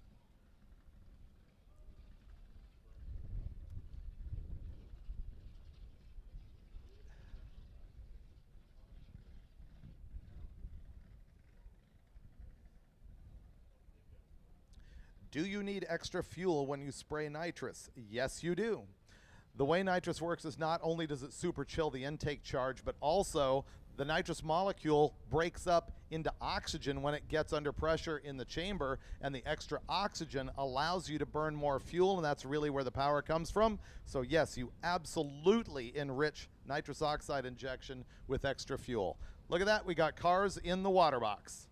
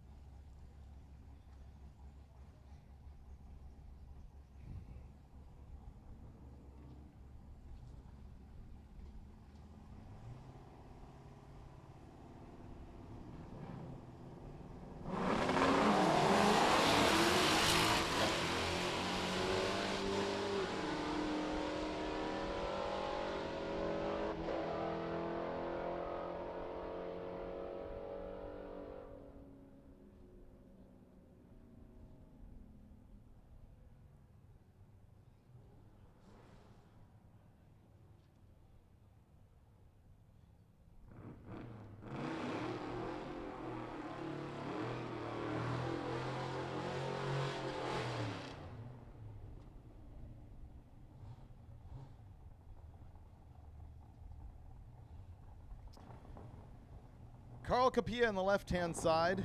We got a lot of Gebhardts here. I think that's Brian on the right. He's got the 73 Charger with a 440 in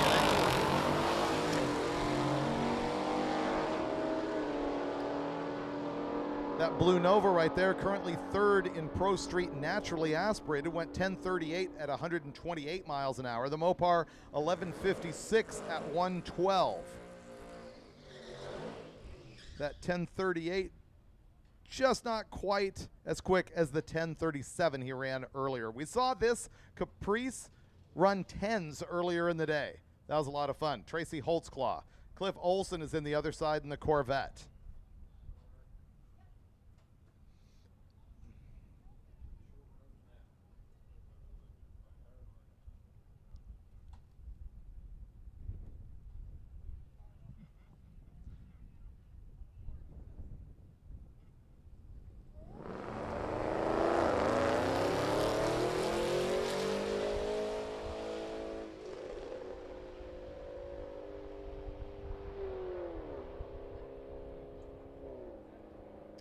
.1151, 123 for the Corvette. And that time it was a coaster for the Caprice, 1370 at 79 miles an hour. Here comes that hood scoop I was talking about earlier that I typically get from Cool Superchargers or Good Vibrations Motorsports.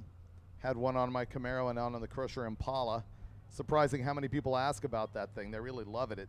It's from a boat. Boat scoops. That one is Lonnie Andazola.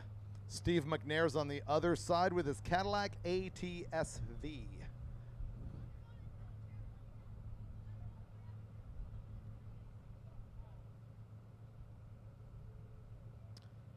McNair is a Street Machine Eliminator car. I'm guessing his presence here means he did not make the 32 car field, but he has not yet handed in his time slip. Andazola, 1044 to 128 in the Camaro. And the Cadillac, 1168 at 122. Here's the car that will be the winner of our quickest Oldsmobile plaque here at Drag Week. He has been in the 990s, but I think that's too quick for him, so he's been handing in 10-0 time slips with a Bill Travato built 455 Olds and nitrous in that 67 442. John Powell's in the right in the 87 Chevy S10 V8.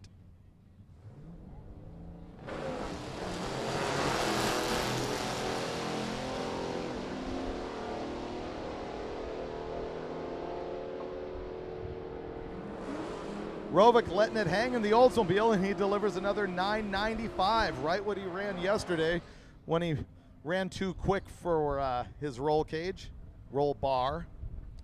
And the small block S10 goes 1166 at 119 miles an hour.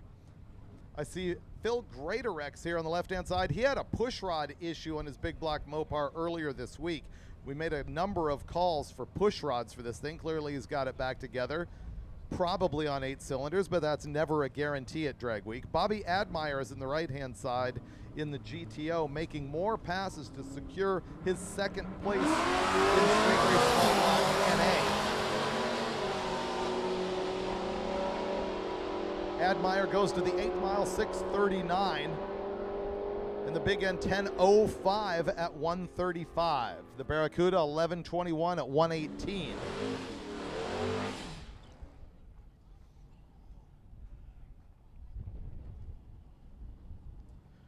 Drew Glick, having gone into the 10s for his first time with this particular engine combination earlier today. Herbert White on the other side in the 2022 Camaro.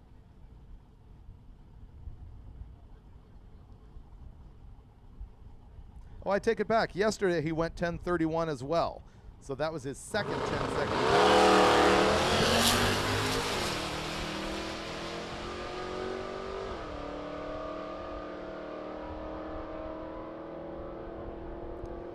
So Glick ran 10s yesterday and earlier this morning and just now, 1047 at 127 miles an hour. The Camaro went 1136 at 125.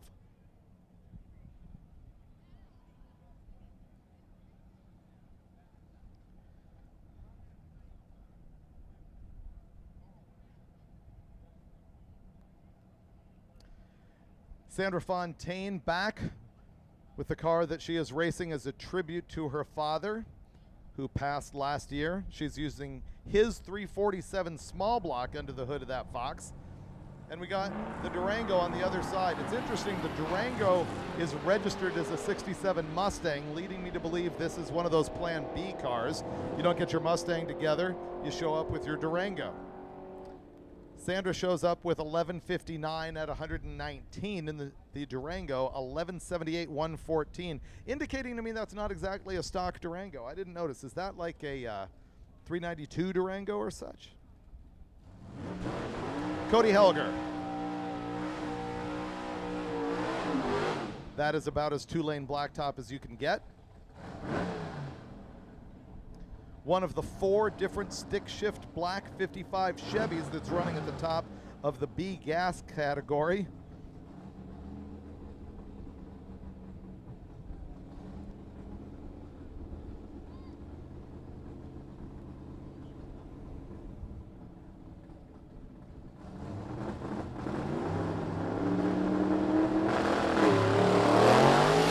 Place in class 4, 60-foot time 143. 8th mile 630, and it'll kind of a warble through the lights, slowing down to a 1026 at 115.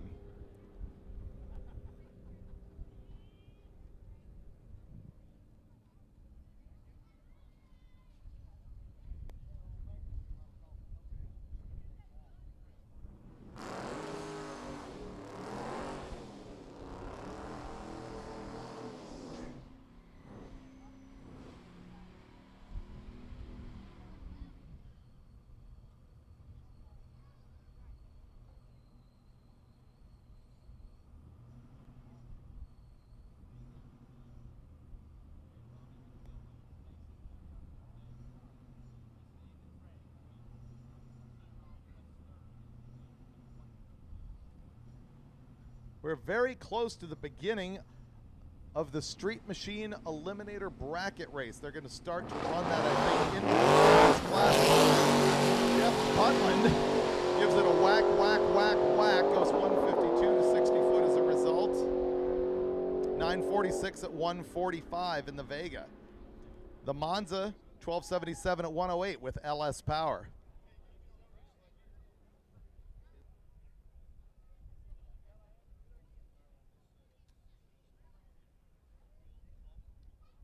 And now is the moment where I hand the microphone over to Warren Evans from Drag Racer TV, who's going to handle the bracket race for me.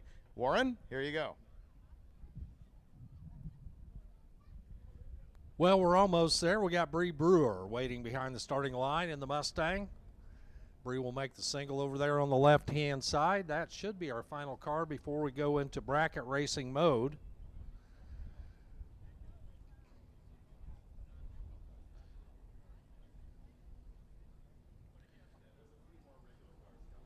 Maybe we've got a few more regular cars coming up, but that's all right. We'll give David a break or two here for a minute. Bree down track over there on the left-hand side in her 2017 Mustang. And at the finish line, scoreboard says 15:12 at 88 miles per hour. A couple of quick cars rolling up now. Clark Rosenstengel over there on the left-hand side. Steve Morris equipped 5th generation Camaro. And right side, how about the Volvo wagon over here of Spencer Moorfield?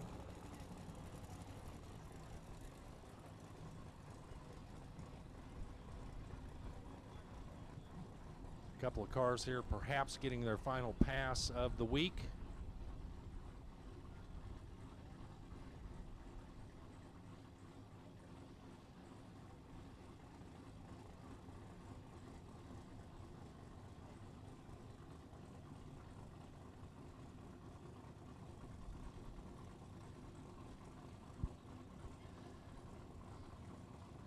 I'm looking at these spreadsheets and notes lining from one end of the counter to the other, and I got to give David Kreiber a ton of credit for trying to keep track of everything that's all week. Rosenstengel on a solid one, and looks like he's out of power before he gets to the finish line. Rosenstengel 10:34 at 90 miles an hour, not the run that Clark was looking for. Spencer's Volvo wagon 1174 at 118. Coming up next, our Street Eliminator bracket race. 32 cars turned in time slips today. Well, a group of cars turned in time slips today to determine 32 cars that are going to race here in a bracket style laddered format.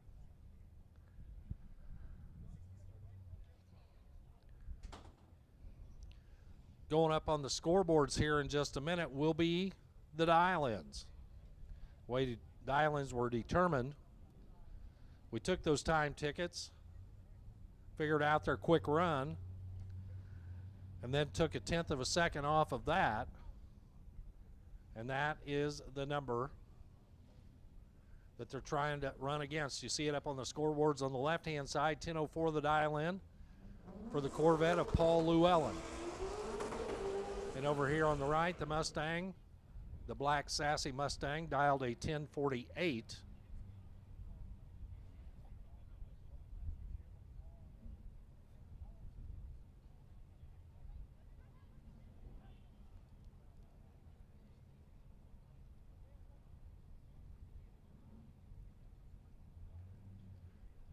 So it's a handicapped 5/10 Pro Tree start based on the dial-in. So now they are actually competing with each other now. And the win light this time around comes up on the left side for Paul Llewellyn. 10:06 on the 10:04. He was only 200ths a second above performance prediction. 10:58 on the 10:48. The bad news is he was a 10th off over here on the right. The good news is that's what he turned in on his time slip. So very consistent, but didn't pick up any performance. Michael Kalbfeld comes up now, the 66 Chevelle. And you see 10 flat up on the scoreboard, 10.00 seconds. So we took a 10th off of everybody except those folks that were between 10.09 and 10 flat. Can't run faster than 10 flat in this category. So even if they were like a 10.02 or a 10.05 or 10.07, 10 flat becomes the default dialing for that group. Ricky Dorn over here on the right. The Mustang. The Chevelle was way out in front there. Knows he was going to break out, backed out of it. Goes 10.61 at 123. No good for Kalbfeld. Ricky Dorn, 10.97 on the 10.47 in a race where neither one of them wanted to get to the finish line first. Dorn moves on to round number 2. Jody Koyman, the 65 Falcon now, left side of the track, dialed at a 10.56, which meant he turned in a 10.66 on the time slip. Gets the head start on the left-hand side. Rick Callahan's Challenger over here on the right-hand side, 10.18. So if you're in drag and drive mode, that reaction time didn't mean that big of a deal. Now when you're racing, how quickly you react to the green light does make a difference as they get to the top end.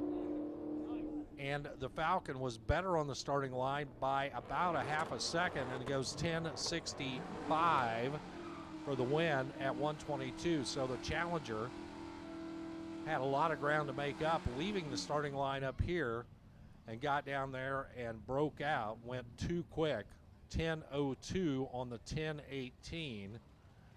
So there was plenty of performance in that car. He would have been too quick to get to the finish line. Steve Lemieux, the Pontiac GTO, left side of the track.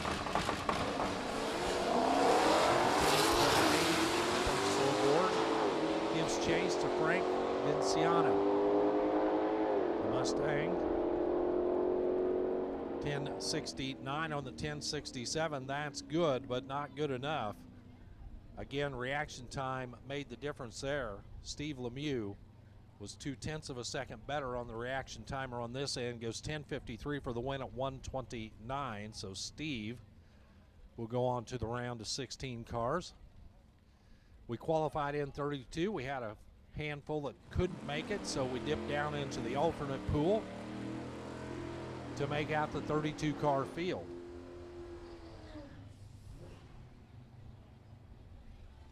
'72 Pontiac GTO this time around for Carol Barhurst over on the left. Charles Kraus right side, the '72 Monte Carlo. And again, time slips determined the number on the scoreboard. 10.67 on the left, 10.35 on the right. And the red light start for Barhorst. Nailed the tree and went 009 on the red side. Automatic win for Charles Kraus. Kraus right side, your winner, 10.36 at 125. So Kraus is pretty well set up. 10 on the tree, 10.36, 1 over at the finish line. That would be a winner almost every time. Carol Barhorst, 009 red light and a 10.69. Hustling down track. The Challenger on the left and the Charger on the right. And at the stripe, Easton breaks out, goes 10.52, almost a half a second under the number, the 10.97 dial in that he had. Dale Gebhardt is your winner, 10.96 at 1:15. He was on the safe side of the number. Easton too quick by almost a half a second. Ken Cinco, Jason Stanford will roll up next.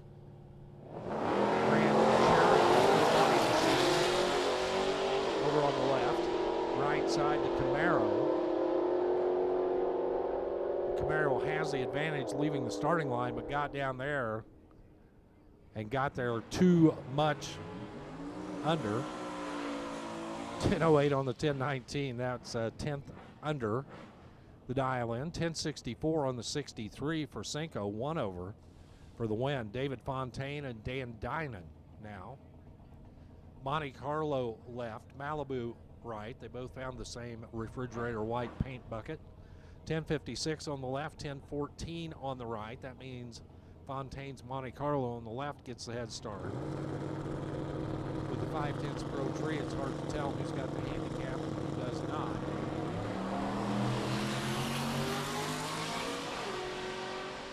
You could probably tell who left better if you were keeping an eye on the starting line.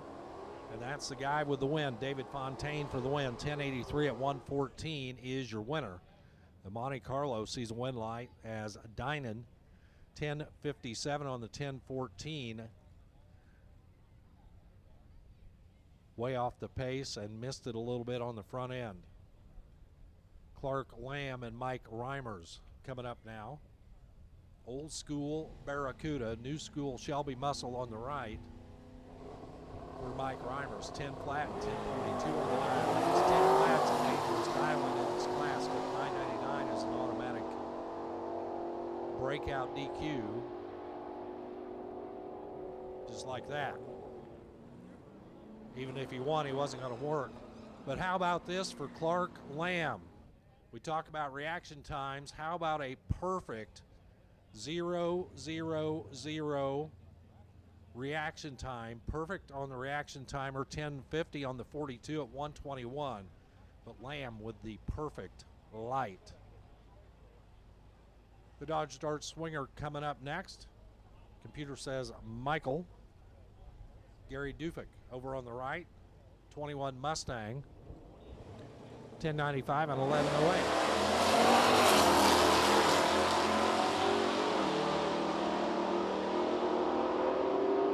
Michael better leaving the starting line. And Michael better at the finish line. A double breakout. Both of them went under their performance prediction. 1092 on the 1095. Michael is 3 under. Gary Dufik went 1092 on an 1108. That's a 10th and a half under. So closer on the double breakout goes to Michael. He'll move on.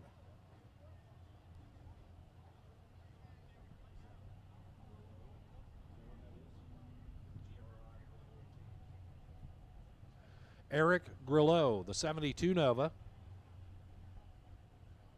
will now line up alongside Dennis Rayleigh's Mustang. Grillo on the left, 1083. Dennis Rayleigh, the Mustang on the right, 1040. Head start.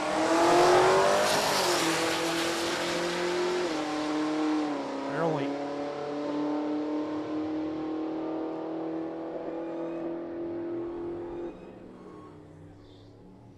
.1083 for the win. How about a dead on 6 at 125? Predicted a 1083, goes 1083 with a 6 at 125. Grillo goes on. Rayleigh was only 4 off, 1044 at 128.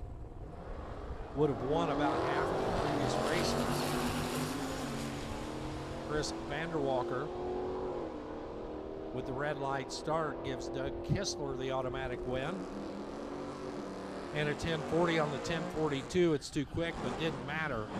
Vanderwalker left the starting line too early. And the red light start ends his race day. 11:02 at 125.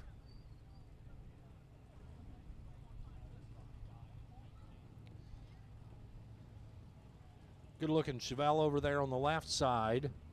1036 the dial in. And the first generation Camaro of Matthew Benall.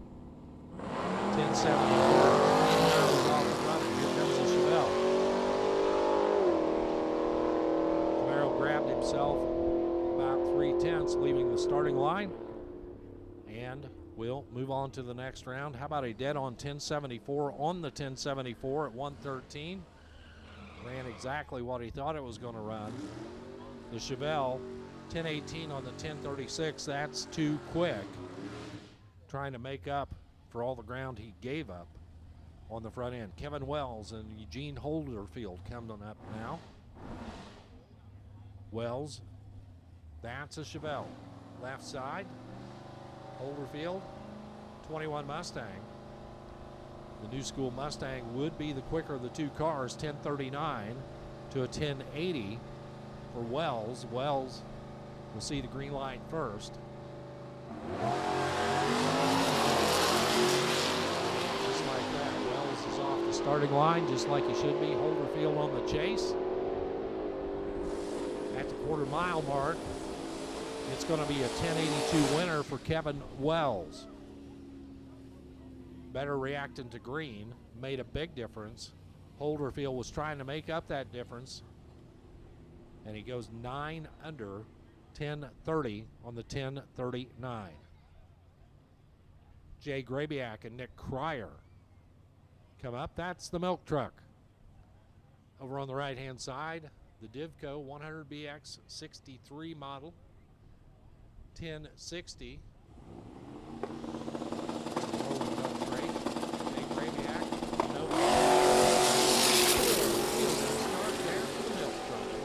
Fun ride.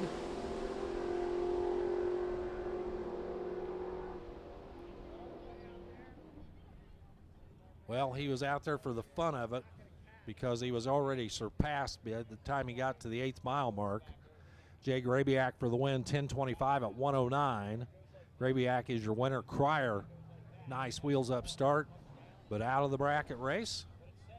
11:20 on the 1060 at 117 miles an hour. Looks like we might have not got all of our field filled up, so we have a bye run here. Scott's C10 pickup truck posts a 10:27 on the scoreboard, and he's just going to ease her on down the road. And the C10 will close out round number 1 of our bracket race. Next time we see them, 16 competitors will roll back up here to match up. 2015 at 64 miles an hour. Now it looks like we're going to roll into our D group. David is surveying the landscape out there. Chris Wozniak and Craig White getting set to make a run.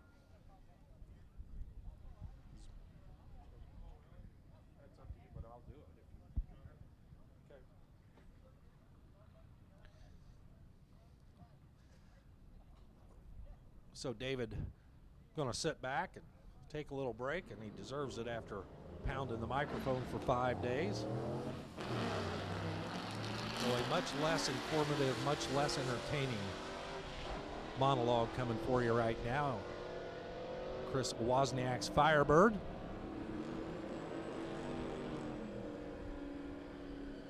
$15.60 at 93 miles an hour. The right side, Craig White, $15.78 at 87. This is our D group. Here, our bracket cars will be coming back up for their second round in just a little while. Andy Holloman and Cody Lippick next up. And for Lippick, he's trying to bring it up on the converter to stage it. Scoots it right on through the starting line beams. Holloman heads to the other end. We'll pick up a time ticket that says 10:21 at 133 miles per hour. We're going to do a little reset here for Cody Lippick. Get the computer reset so we can make a single over here on the right side. And with the timing system, it takes just a minute to take care of that reset, but Randy Lee out there on the starting line says, hey, we're good to go. Put you back in, flip the switch, head to the other end.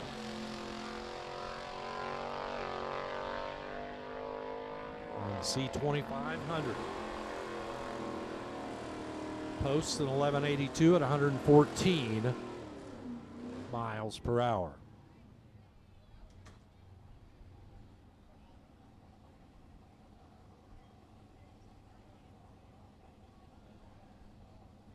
The D150 Dodge pickup truck of Ralph Rugg.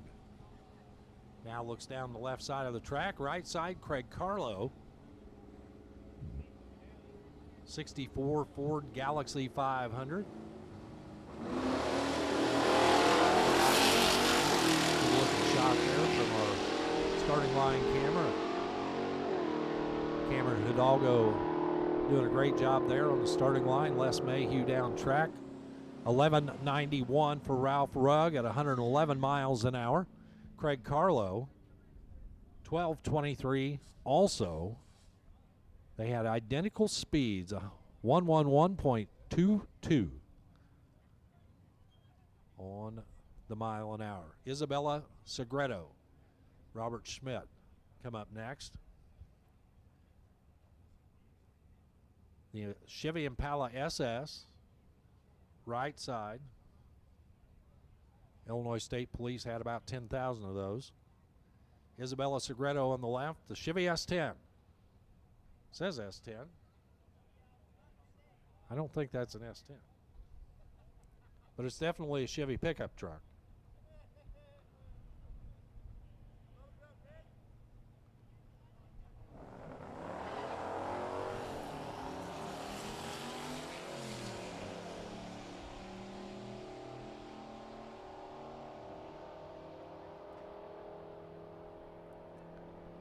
.1252 at 108 for Robert Schmidt. Left side, Isabella, 1379 at 101.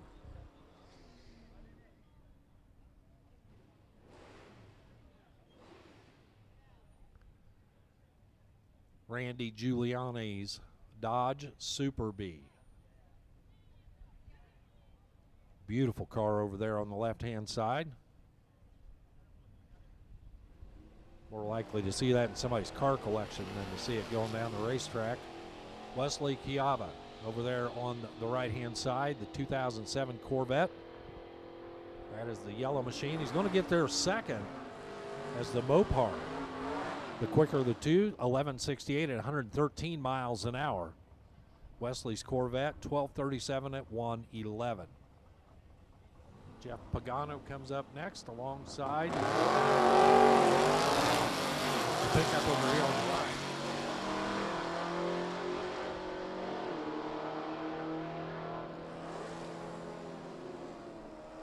Pagano 11:59 at 108, left side. Right side 11:78 for the old school pickup at 96. Michael Bagardis, the AMC Hornet. Not very many of these left in captivity. That is a beautiful car. Rolled out of the factory in 1977 alongside the 87 Mustang of Adam Buntley. Buntley's little white machine. He's going to stretch it out there, get to the finish line by about 12 car lengths. 1063 at 126. Got a left is left and right is right. 1063 at 126 on the right for Buntley. Bagardis goes 1276 at 105.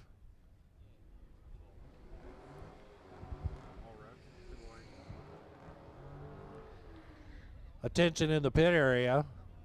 We will take all run. All run to the lanes. All run to the lanes, please. As we're finishing up our D group, our bracket race will follow. Then it'll be time for all run. C.B. Gilbert, Billy Gebhardt lead the starting line. Gilbert's 64 Nova wagon over there on the left, looking at the tail lights of the Challenger right side of Billy Gebhardt. Gebhardt gets to the finish line first, 11:90 at 113 miles an hour. And for C.B. Gilbert, 13:46 at 105. Adam Green now.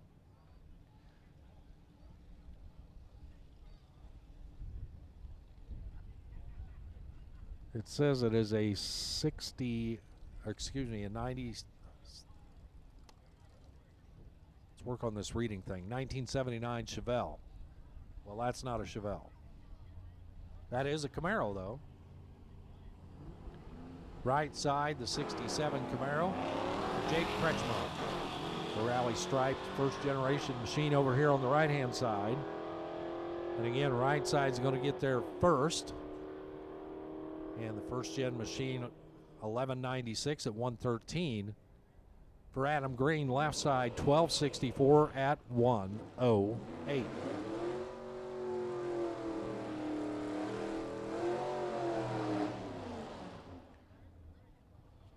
How about this pair of classic hot rods? Paul Nichols left side, the 55 Nomad.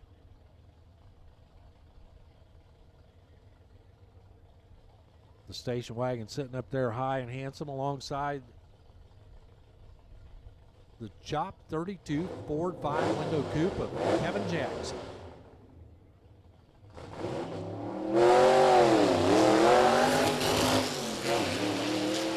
Drops the clutch, pulls the gears. And they are side by side. Now the little coupe gets around him down there at the top end. 1308 at 104 miles an hour. Right side for Jackson. Paul Nichols left side, 1395 at 93. Once again, all run to the lanes. As we get a great side view there of the GTO. Right-hand side. Getting set to complete the burnout. Got the antique vehicle tag on it. Of Ryan McCrowski. Joey Nichols, left side. The S10 with the bed cap on it.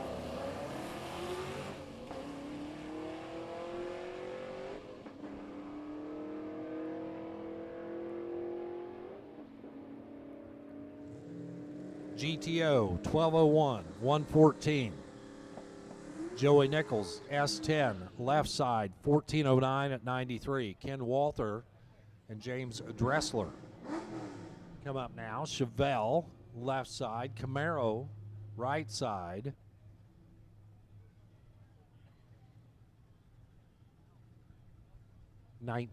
'70 vintage over there on the left for the Chevelle. And right side, one of those third gen 99 Camaros. Excuse me, fourth gen.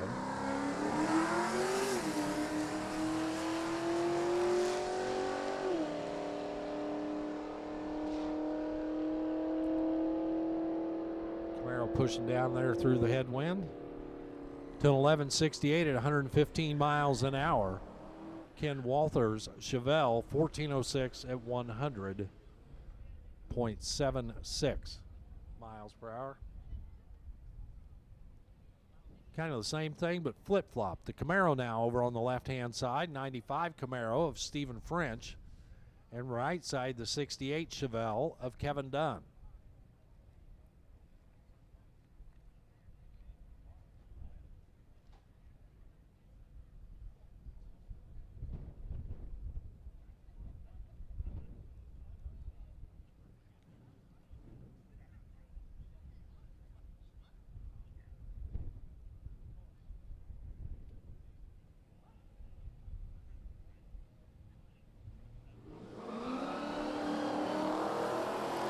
A little wheel spin out there.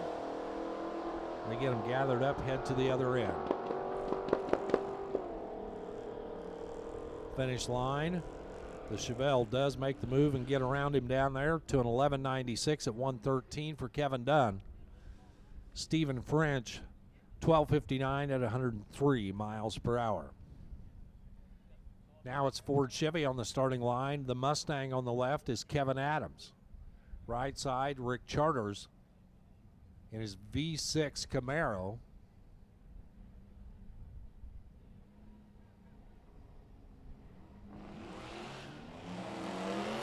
Mustang jumps off the starting line first. And is moving right down through there to get to the finish line first. Kevin Adams, 1171 at 119. Rick Charters, 1437. 85 miles per hour. Bobby Rip, Mark Zadigan line up now. Rip left side, the Firebird, 85 Firebird. Zadigan, the 88 S10.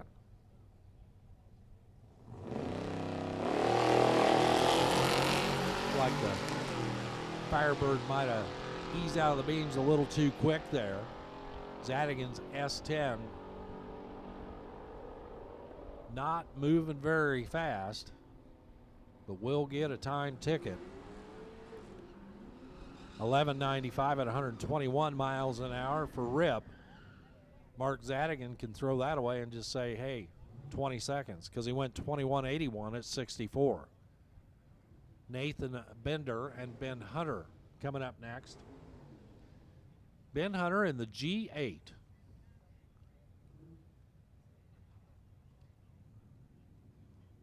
Rolled off the assembly line towards the end of the Pontiac badge. Nathan Bender over on the left-hand side, the 91 Firebird.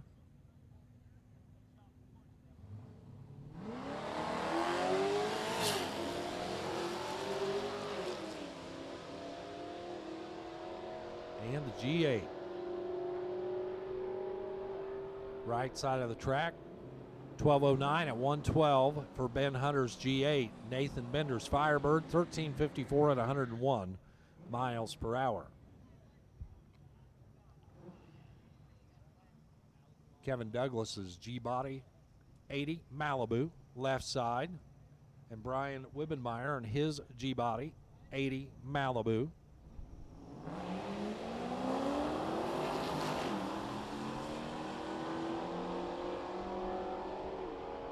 My mom had a Malibu with rusted fender wells you could throw a dead cat through. Kevin Douglas, 12 flat at 113 on the left. Brian Wibbenmeyer, 12.17 at 110 on the right.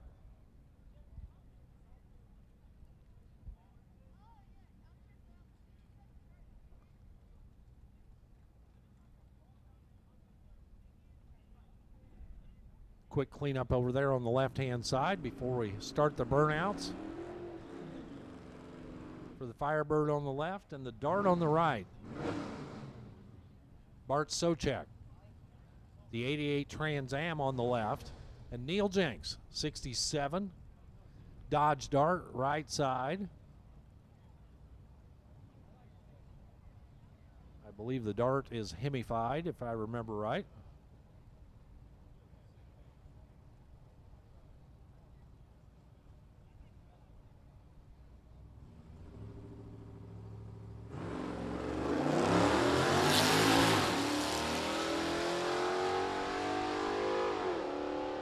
Dart working his way through the gearbox to get to the top end.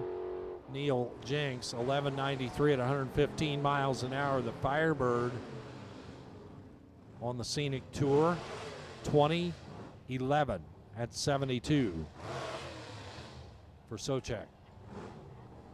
Matthew Backus and Robert Levins coming up next.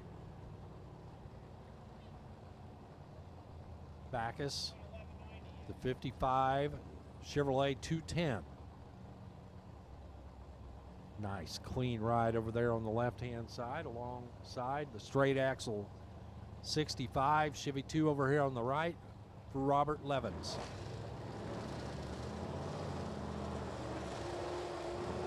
There stay. 3 drops and away they go.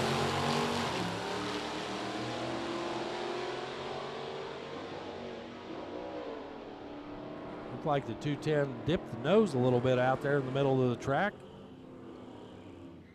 as he stepped off the throttle. 13.31 at 70 miles an hour. He was off the throttle for sure because at the 8th mile mark he was going to 88 and at the finish line only 70. Robert Levins, 12.67 at 106 in the Chevy 2. Scott Sublett and Jeff Stroska come up now. Sublett's Camaro on the left. Stroska's Fairlane on the right. Camaro out by about 4 car lengths and stretching it out. Sublett, 11.24 at 103. Jeff Stroska, 14.17 at 99 miles per hour. Fred Sermon,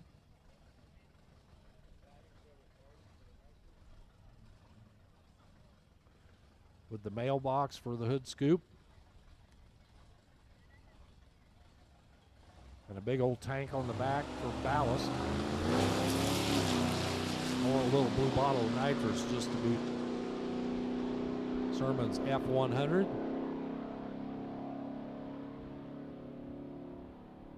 crosses the finish line 12:74 at 105 miles per hour.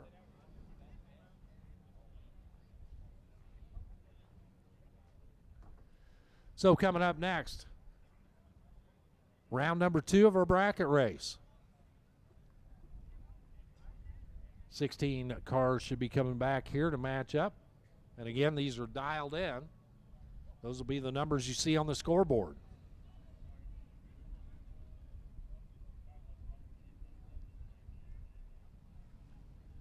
Left side, the GTO of Steve Lemieux. His windshield says 1028. Chuck Lamb, right side. He of the perfect light in round number 1, 1042 is his prediction.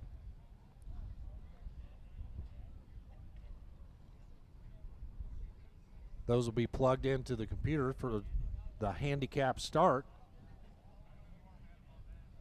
0.14 of a second advantage handicap goes to Lamb as the Barracuda gets the opportunity to leave the starting line first. 5/10 Pro Tree, you'll see all 3 ambers flash on the Christmas tree. And a half a second later, the green light will come on and they will be moving towards the top end. This game is on both ends of the track. Reaction to green on this end. Run close to your number without going under it at that end. And Lamb was not perfect, but he is better and he is your winner. Chuck Lamb is 13 thousandths on the reaction timer, goes 10:48 at 119. Steve Lemieux goes 8 over 10:36 on the 10:28, but was behind on this end of the track. Ricky Dorn, Charles Kraus come up. See who gets to go on to round number 2 with Clark Lamb, who just advanced. Dorn's Mustang on the left, 10:47 on the scoreboard. He'll go first. The Monte Carlo couldn't wait and turns on the red light. The foul start right side for Kraus. Gives the win light to Ricky Dorn. 11:41 at 131 for the winner, Dorn. Kraus, red light start and off pace 11:27 at 107. Coming up next, the Corvette of Paul Llewellyn, 10:04. Goes up on the scoreboard. 10:74 right side for Matthew Banal. Matt's 67 Camaro gets the handicap head start. Plus he grabbed about 3/10 advantage off the starting line.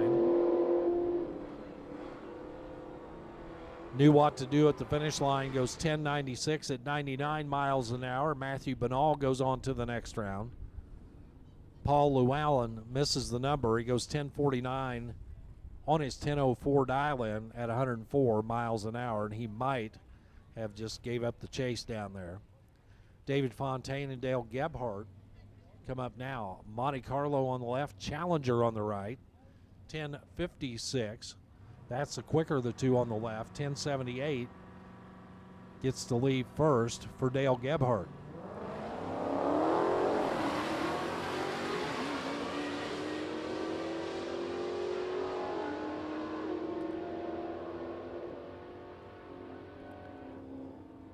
And it's the Mopar moving on. 10:94 at 115 for Dale Gebhardt. That is your winner. Godzilla, yes, no, maybe. Interesting. David Fontaine, 10:76 at 130. Jody Koyman, 65 Ford Falcon, dialed to 10:56. He'll be on the left side of the track. Kevin Wells, right side, the 72 Chevelle. 10:80 is the number over on the right. So again, the head start goes to the right-hand side of the track. Here we got him kind of wound up there as he's getting set to bump forward.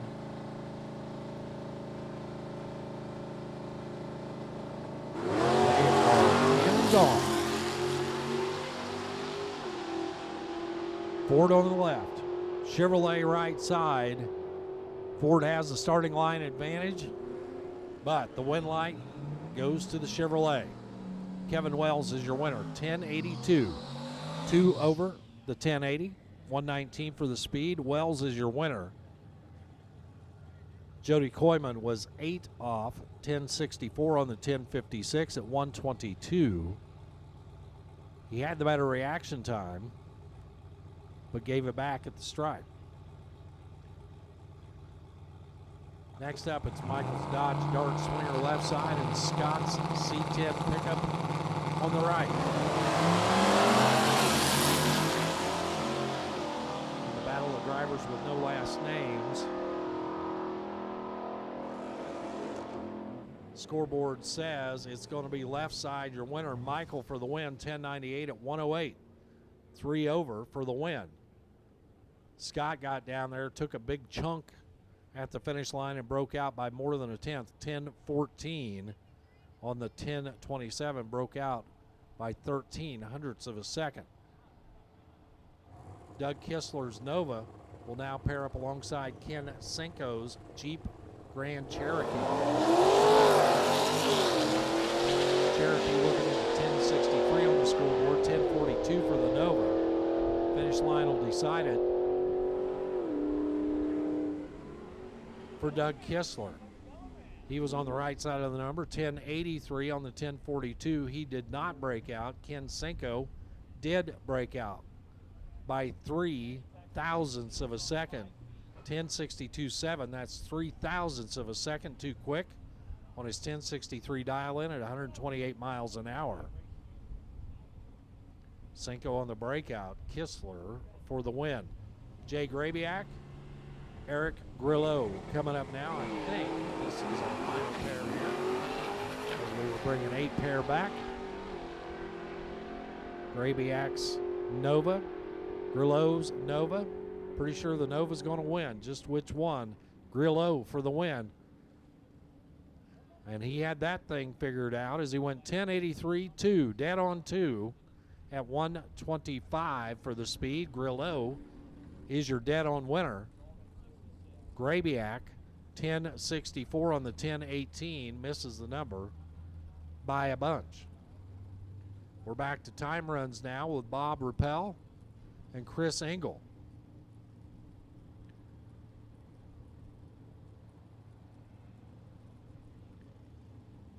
Nova coming up.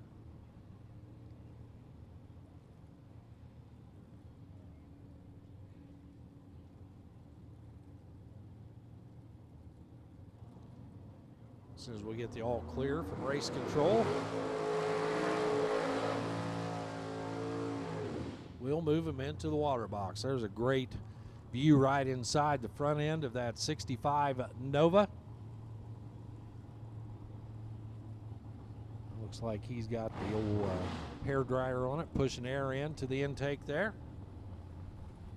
Right side cowl induction covering up. However, he's getting the air forced into that engine over there.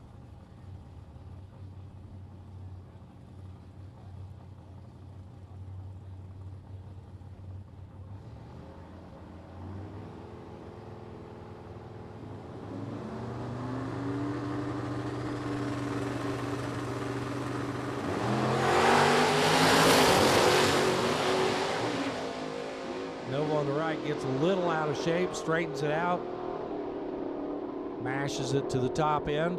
844 at 166 miles an hour. Nice lap there for Engel.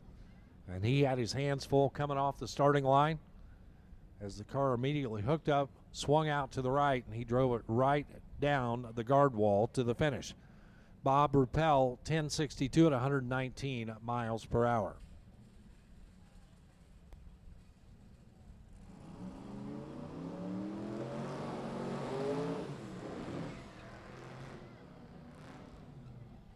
Rajveer Ahuja.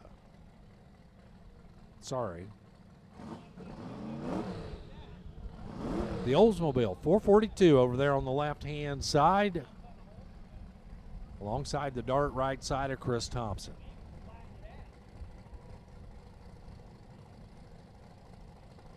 How about that big old Land Cruiser there on the left-hand side?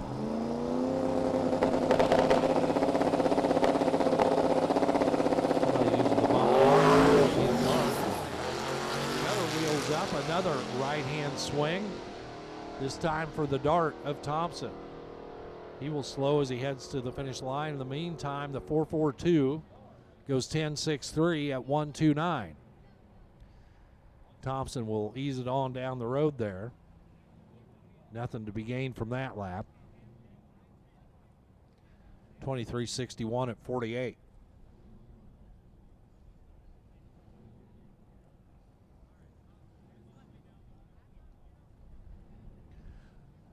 Coming up next, left side of the track, saw a great picture online of this flip nose Mustang fastback edition over there on the left-hand side of Clayton Hartman. 73 Mustang.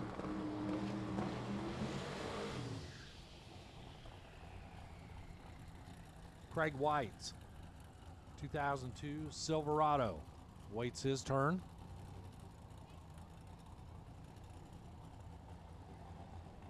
Looks like Hartman, the Texas-based machine over here. At least that's what the tags say.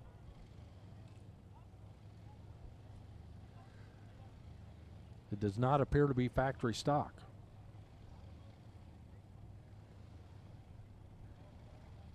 I could be wrong, but I don't think I am.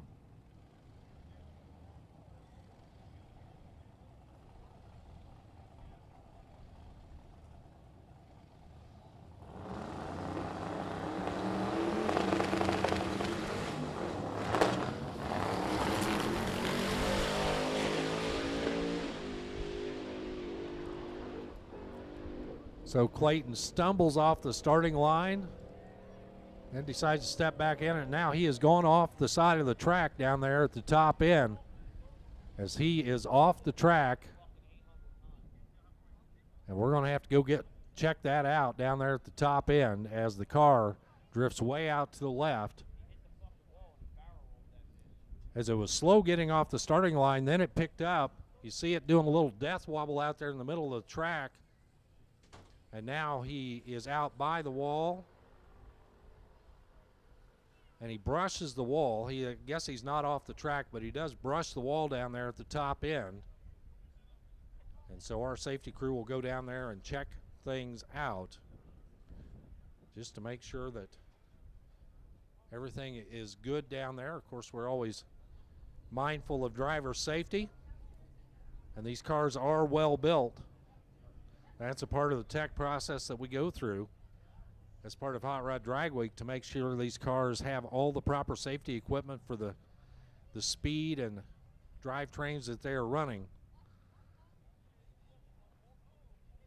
But we will await news from the top end, as it looked like the car maybe mid-track, you saw a little wobble out of the rear end as if it's, I see that sometimes with drag radials where they start doing this death wobble kind of in the middle of the track, and that's what it looked like, but it pushed him out to the, that's what happened. I'm getting told by Jeff Miles that the steering wheel came off down there at the finish line, and he was just along for the ride. So he nudged it up against the wall down there, and that's good news, as it was kind of a scraping motion down there, and I think driver's going to be okay. Just for the record, 938 at 162 miles an hour for Clayton Hartman's Mustang. Craig White, 1590 at 83. So at this time, we're just going to kind of hang out here for a minute. You can post all the questions you want. I can assure you I can't answer any of them. But our intrepid David Freiberger will be back over here in just a minute. And he will be happy to talk to you on the chat here on the live stream. And Mr. Freiberger, that was kind of a wild ride. Yeah, I missed that. It seemed like it was pretty hairy. I'm glad it looks like he's going to be okay. The steering wheel coming off. You know who can speak to that? Tanya Turk, who you give your time slips to. We were running at El Mirage one time. She was running the Berkeley, which is a little English sports car that was running in our modified sports class. It's a big stretched out, weird looking car. Think of like a Streamliner, but not. And she went right off the line. We pushed her off the line. The steering wheel came off in her hands. After that experience, whenever I put a wheel on, I always hit the back of it real hard to make sure it's stuck. And yes, I have hit myself in the face multiple times with the steering wheel flying off the column as I test it. So hopefully Clayton is okay right there. We'll be dealing with that right now. And then we've got a couple of more time cars coming up and the stick shift shootout. I can see the stick cars lined up right behind the tower, and that is going to be a ton of fun. Yeah, there's a whole bunch of them. There might be more stick cars here at Drag Week than I'm aware of than there have been in recent years.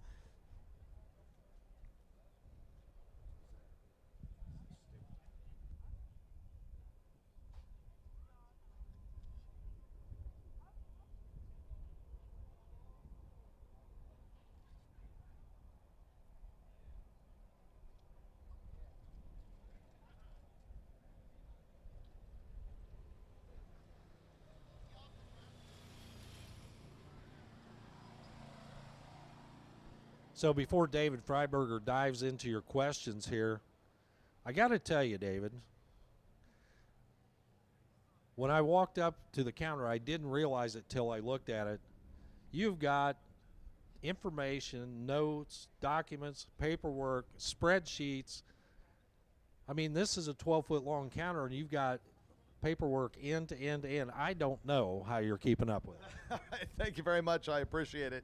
Yeah, you know, because we race at different tracks, you don't have data in the cars in the computer from track to track. So I'm looking at results from yesterday. I have the computer up so I can search the Excel spreadsheet, come up with people's numbers right away. I have a guide to the letter code for all of the classes so I can call that. And I also have sheets here where I've made notes about all of the records that could potentially be set. Yeah, so it's a lot. If I fumble sometimes, it's often because of that. Great, Wayne Baker coming back into 63 Nova. That is our gasser leader, blown big block Chevy. He did promise me that he was going to put a little dinky pulley on the top of this thing and try and lay down a number. He hasn't done that just yet. This thing did go into the 8s earlier this week, and he is target Mike Finnegan. Zach Muji's on the left-hand side in the Z06 Corvette. And the Nova's out on a 1-3 short time. The 8th mile 5:68. That's not going to get to an 8:50. It goes 9:14 at 140 miles an hour, like 0.6 off the Finnegan number. He's not going to set any record there. Zach Muji, 1094 at 122 miles an hour. The Chevette is backing up.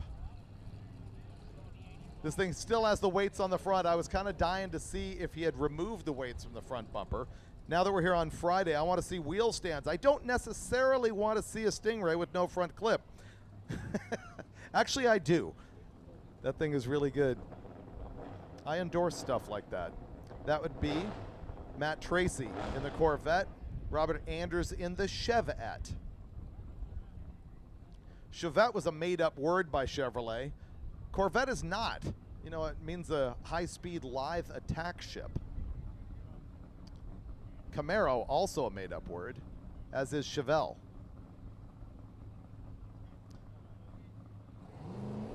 All right, the little Isuzu-built Chevette with LS power in the nose, and the Chevy Corvette Stingray with nothing up on the nose.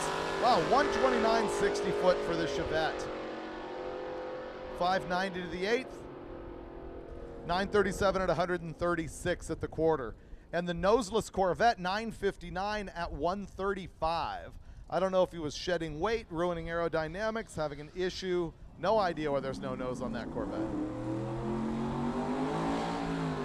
Okay, Whitaker here in the Monte Carlo has been making all sorts of licensing runs during the week. I think he did finally lay down a 7 in it earlier today. He's at the bottom of Pro Street Power Adder. He's out of competition because he's been making these licensing passes. Wesley Kawaja on the left-hand side has got the 2007 Corvette.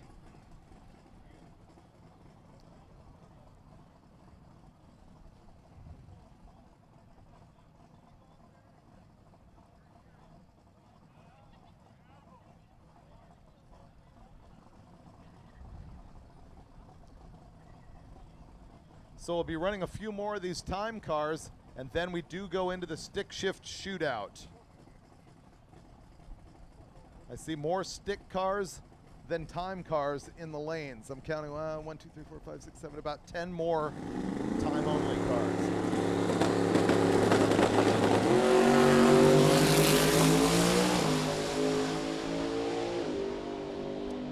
Whitaker 506 to the 8th at 149, 769, 179 out the back.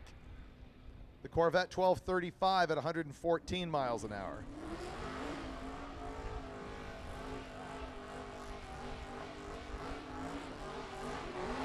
Ying, ying, ying, ying, ying, ying. Doing burnouts with his 350 Chevy, or a small block Chevy anyway. I don't know the displacement in the AMC Hornet.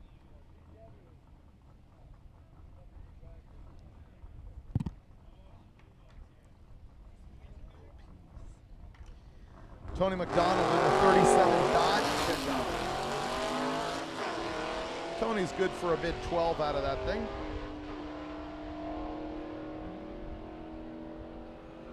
Oh, whoa. Look at that. 1095 at 121 from the pickup truck. 1095, 121. Let me check into this. This thing has gone 1245, 1187, 1216, 1246. That was one of those Hail Mary passes. I'm just going to throw some nitrous on this thing and make it happen. That is my guess. Left-hand side, the AMC went 1272, 105. That was radically unexpected for me with the 37 Dodge. Jeff Pagano on the left-hand side in the 72 El Camino. It's been on prior drag weeks, and it's got the scars to prove it. The car on the right-hand side with the ZZ designation tells me he's running exhibition only at this point. 11:59 in the left-hand side for Pagano. The right-hand side went 12:36, 117. Steven Chichak is back. Josh Chichak is back. Family Feud. Steven's in the 80 Firebird. Josh is in the Grand National.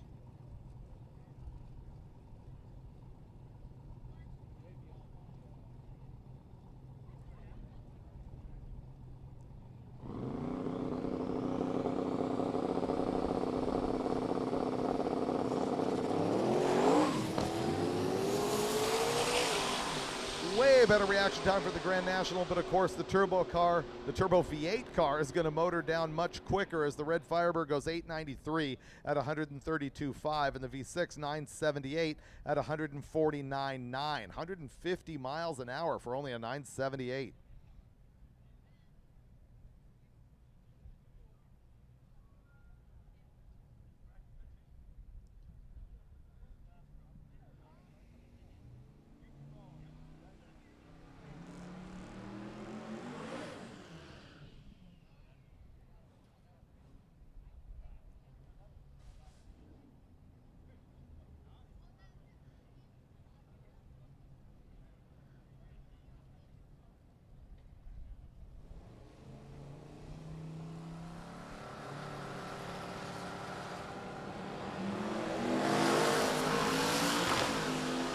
Carlson in the yellow Nova.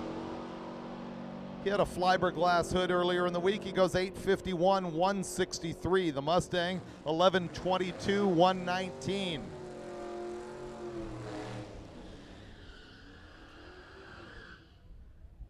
Great story on the left-hand side with the hot rod. It's like a family hand-me-down with a small block Ford and a stick. Runs mid-12s. And it's one of the cars I've said I would absolutely take home and have as my own. I would cuddle it and love it. Here's news that I got from Brian Loans, who is up at the NHRA Nationals in Charlotte, of course anchoring that deal on Fox. I told you that there's going to be an exhibition of drag week cars running against an 860 index up there. And I found out that they are going to run a small package on those cars on NHRA on Fox. It's going to air between 2 and 5 p.m. Eastern on FS1 on Sunday. And it will be a package showing both the action on Saturday, tomorrow, as well as the final 2 cars that will run exhibition on Sunday. So that's very cool. And on that note, I heard from Rick Steinke, he's going to come up here and try and nail an 860 to warm himself up for the 860 Index at NHRA tomorrow. Our hopes and dreams are that that would become a regular NHRA class of some kind.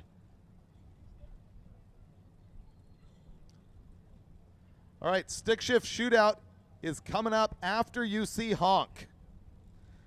There's going to be Honk Chevelle and a red Pontiac G8. That's the Pontiac G8. Then you're going to see Honk, I think, on a solo, and then we've got our stick shift shootout. Stick shift shootout will be run heads up. All it is cars with a manual transmission that have completed drag week and random pairings. They're just doing it for the fun. It's hard to imagine after running all week, driving the whole route, thrashing your car all day today, you're going to sign up and go again in the stick shift showdown. Those things are violent and abusive, and if they haven't broken parts yet, they're going to give it another shot here tonight. All right, Rick Steinke right here. Honk if parts fall off. We know the story. He's run 8500 in prior drag weeks. He's trying to practice right now for this exhibition that's going to be at the Nationals in Charlotte tomorrow with the NHRA. And I'm talking the actual big show. Like they run top fuel cars, bro stock, the whole run, and then they're going to have drag week cars there running on an 860 Index.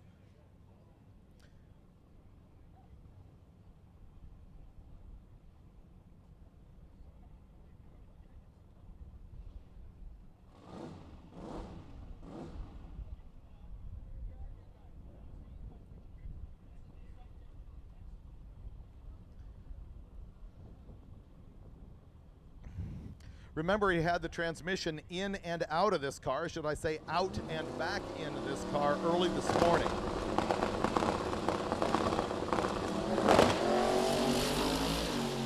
That was on good. 142 60-foot time. His 8th mile is going to be 562. This is not going to be an 860. It's going to be an 871 at 158. Here are the cars that are going to run tomorrow at the NHRA race. All of these in first batch are going to be cars here today. Jason Rousseau, Dustin Trance, Alex Corella, Randy Bellahar, Randy Seward, Rick Steinke, who just went down, Steve Winningham, who you're about to see in the stick shift shootout, Brian Acton, and Jeff Oppenheimer. Also, Emily Ballard is going to be up there. She's run drag week before, but not right now.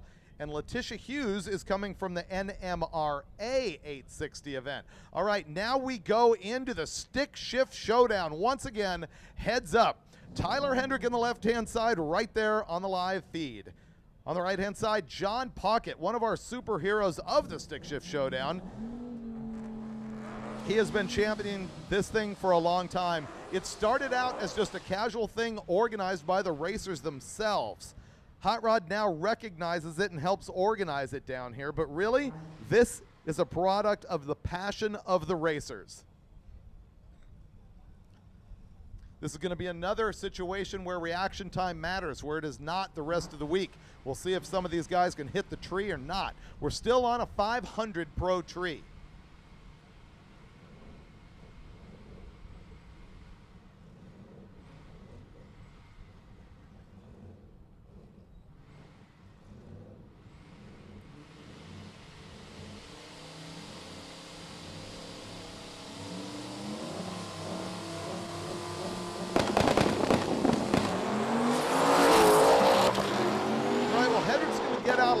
Ahead of Puckett. Neither one of them spectacular. They have about the same 60-foot time.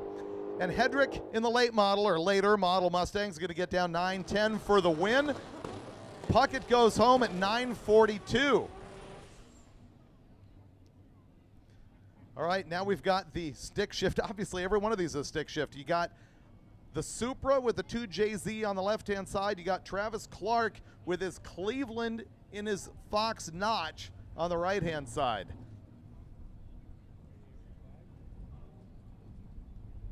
This one should go to the Supra, but you just never know. The Supra has run down in the 8s.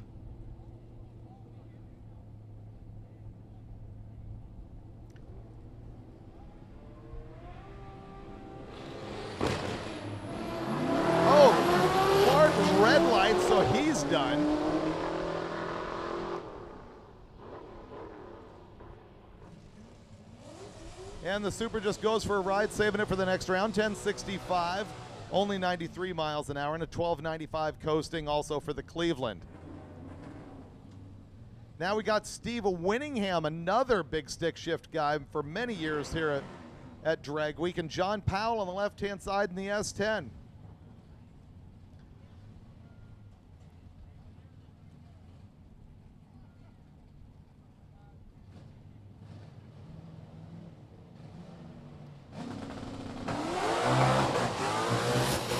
Right, well, Powell got out first, but I think Winningham is going to drive right past him. Winningham advances with a 1089 coasting, 98 miles an hour, and Powell 1189, 117. All right, on the right-hand side, Andrew Starr comes up, very likely our Pro Street naturally aspirated winner. Longtime drag weeker and friend of Hot Rod Magazine, Frank Romano on the left-hand side had a rough week when he blew up a front disc brake rotor earlier, but he's back with his big block stick 55 Chevy out of New York.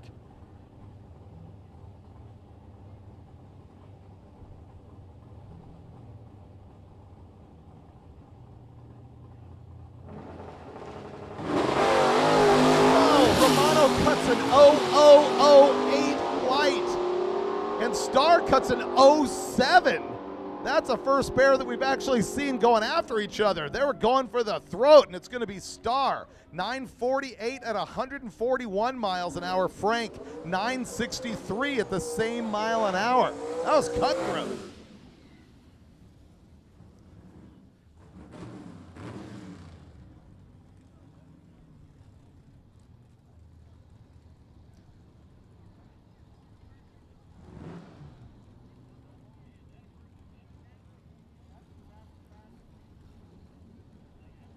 Kyle Buntley's backing up there in the Mustang. Rob Courtney's in the other lane waiting with his all-wheel drive Honda. The Honda's been 9-0.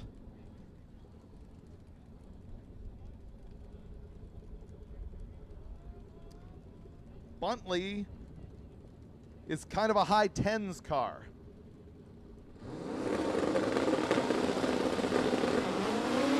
Oh man, the Honda cuts an 040. Buntley is chasing him, but not fast enough. The Honda goes rounds, or I hope the Honda goes rounds. 908, 158 miles an hour on the Honda. 976. 976 for Buntley as I once again look up his numbers from this week. That is the first time that that car has been in the nines this week. He's been 1071, 10-0. So that was a great run for Buntley, but not getting around the Honda.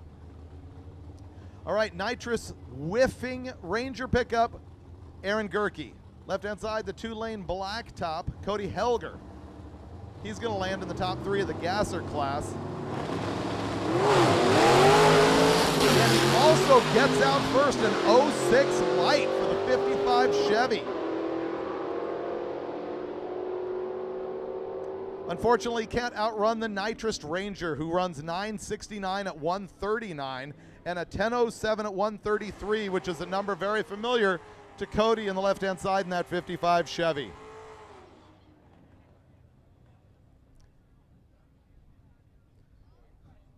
I really appreciate Paul Fleury signing up for the stick shift shootout with his 4x4 truck. It runs in the 15s, but he's here for the fun of it. You gotta wonder, does he launch in granny gear? I'm gonna go with no. He probably launches this thing in second. Stephen Calloway's in the other lane in the Mustang.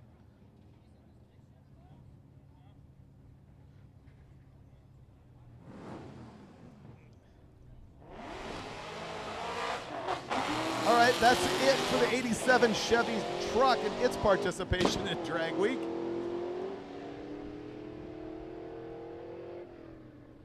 Callaway's going to save it. He saw what happened in his rearview mirror. He goes 12.00, coasting to 92, and the truck gives a 15.98.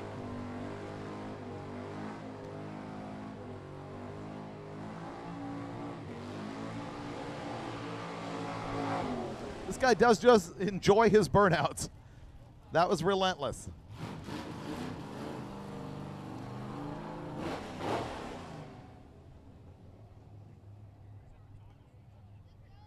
Right, the, I think, 6-liter LS-powered GTO versus the dry-hopping, super entertaining 4-speed small block Chevy 69 Camaro, dressed up like Grumpy's toy. Classic grump lump on the hood. Neither one of them cuts a spectacular light, but it's going to be Adam out front. I thought he might do better because he races with Southeast Gassers. But he's going to go home this time as the win goes to the GTO 1228 at 113, the Camaro 1279 at 110.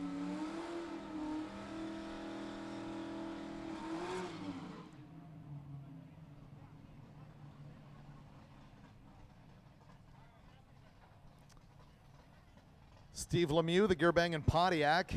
Ken Walther in the 70 Chevelle.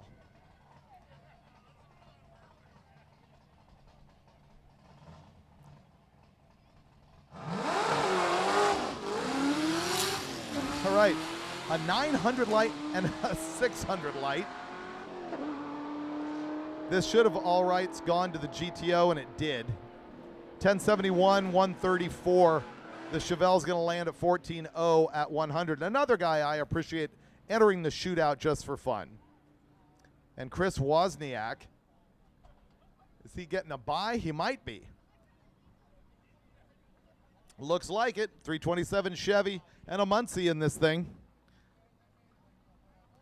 This is a hand-me-down from his uncle. You can tell they've done little more than hose it off since about 1984. And a little snooze in a bog and a 2.33 60-foot time.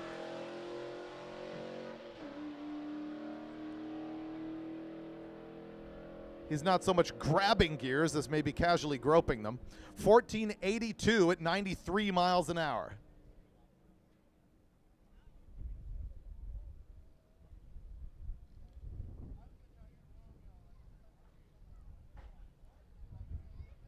All right, we do have more time-only cars coming. We also have more rounds of the bracket race. I'm not sure what's going to happen next.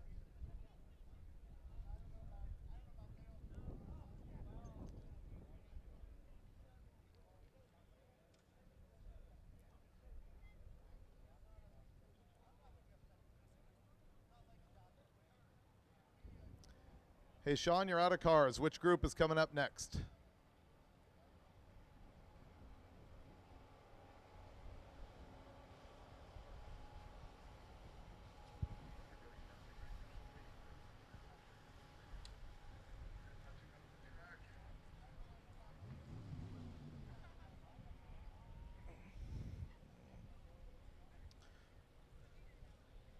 Okay, they're going to massage the track with a little gold goop here, and they're figuring out who's going to do what to who back there in the lanes.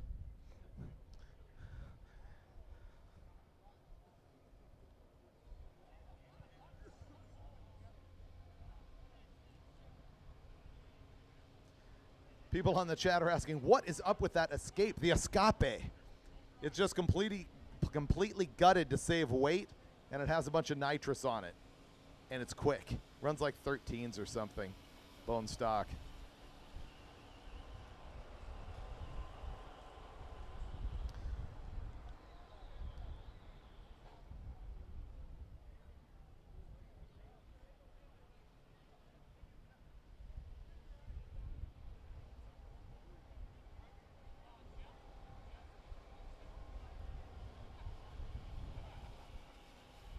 People looking at the rosin out there, which they're using to sort of sticky up the track. It's like a pine resin that goes down. And yeah, they have used it since time began. They called it gold dust back in the day in drag racing. You can see videos on YouTube of guys like, well, Grumpy Jenkins and Dick Landy running match races at little podunk tracks here and there, and they will pull up to the line and themselves get out of the car, look at the track, and they've got their own bag of resin, and they'll go down and put it down on the track themselves, sort of prepping the track in the days way before things were as advanced as they are right now.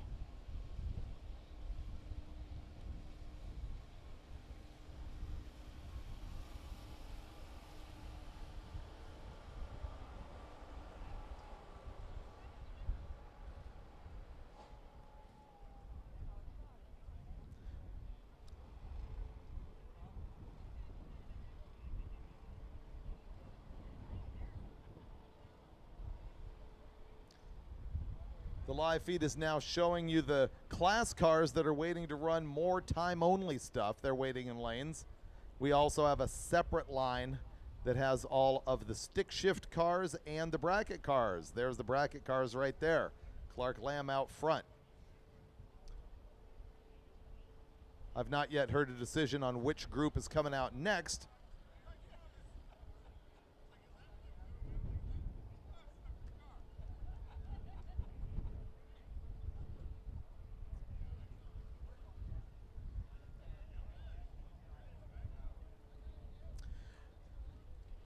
And I got the word. Track prep happening now. Then the third round of Street Machine Eliminator. And then we're going to go back to the all-run session and then stick.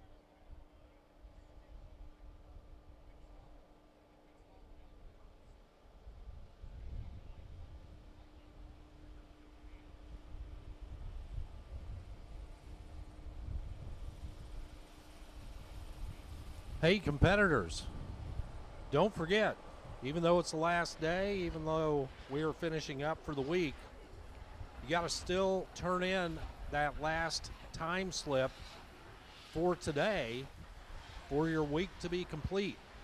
I understand there are about 40 or so of you that have not turned in a time slip yet.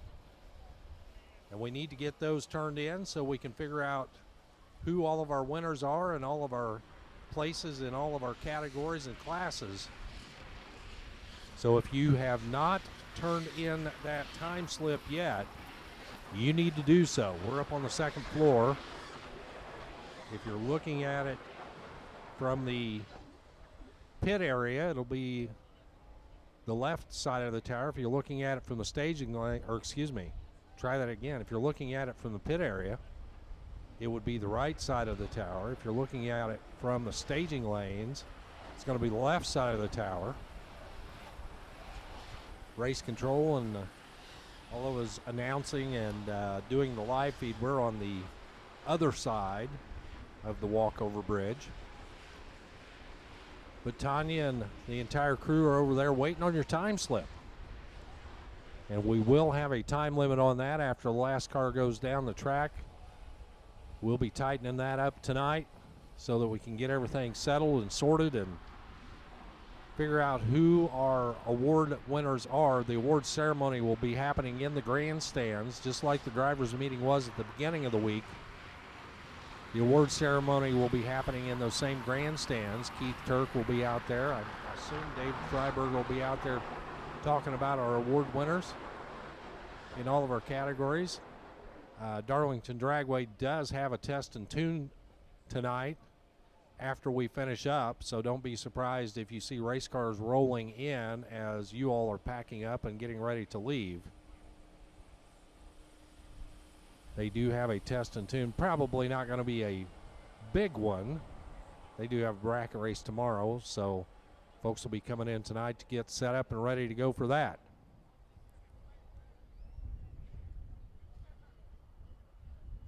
Track prep continuing right now, is doing a little rotating and flat dragging out there on our lanes. I believe they were putting down some gold dust a little while ago, that powdered rosin, that goldish looking stuff. If you're a baseball fan, that's what the batters put on the bat to keep a good grip. Pitchers illegally put it on their fingers to get a better grip. It's just tree sap that has been dried into a sticky rosin powder form.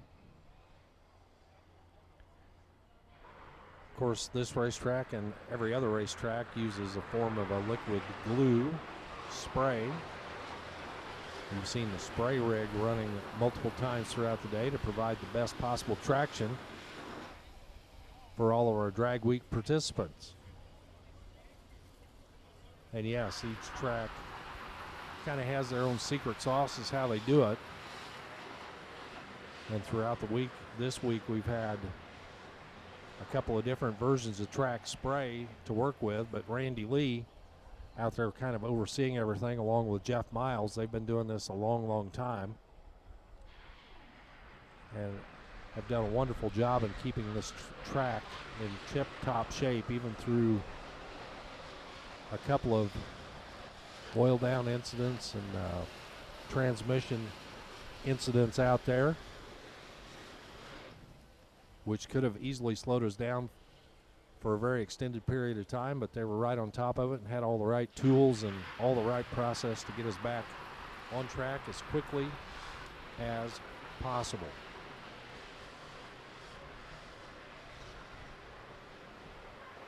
For you folks hanging in there on the live stream, we're sure happy that each and every one of you has been a part of it all 5 days, both on the YouTube channel, the MotorTrend channel on YouTube, as well as the MotorTrend app.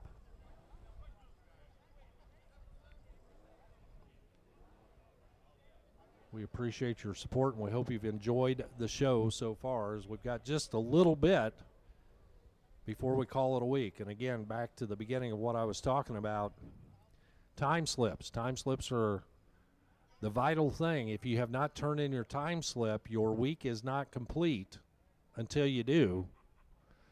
Go see Tanya and her entire crew over there to take care of business. There's a shout out to, well, the big sticker says Big Block Bob on YouTube, but he's proud to say he's married for 22 years. Congratulations. I can get to 11 years if you add them all up. So congratulations there. The Green Nova right there. Yep, we got you on the live feed. Thanks for being a part of it. How about that?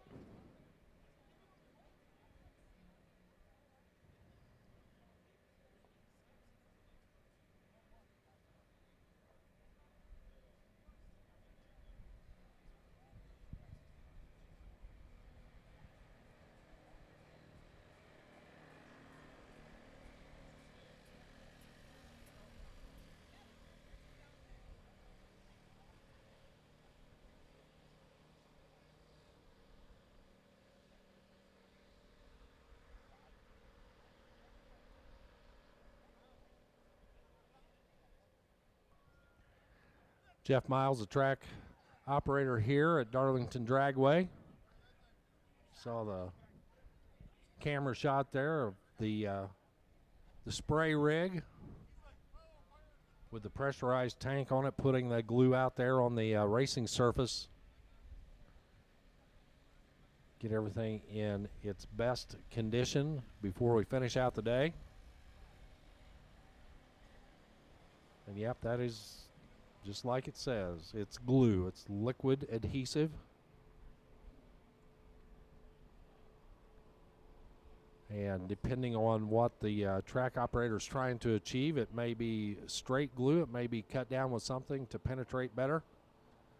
There is such a thing as radial prep, where it's too sticky to walk on, to regular bracket prep, somewhere in between.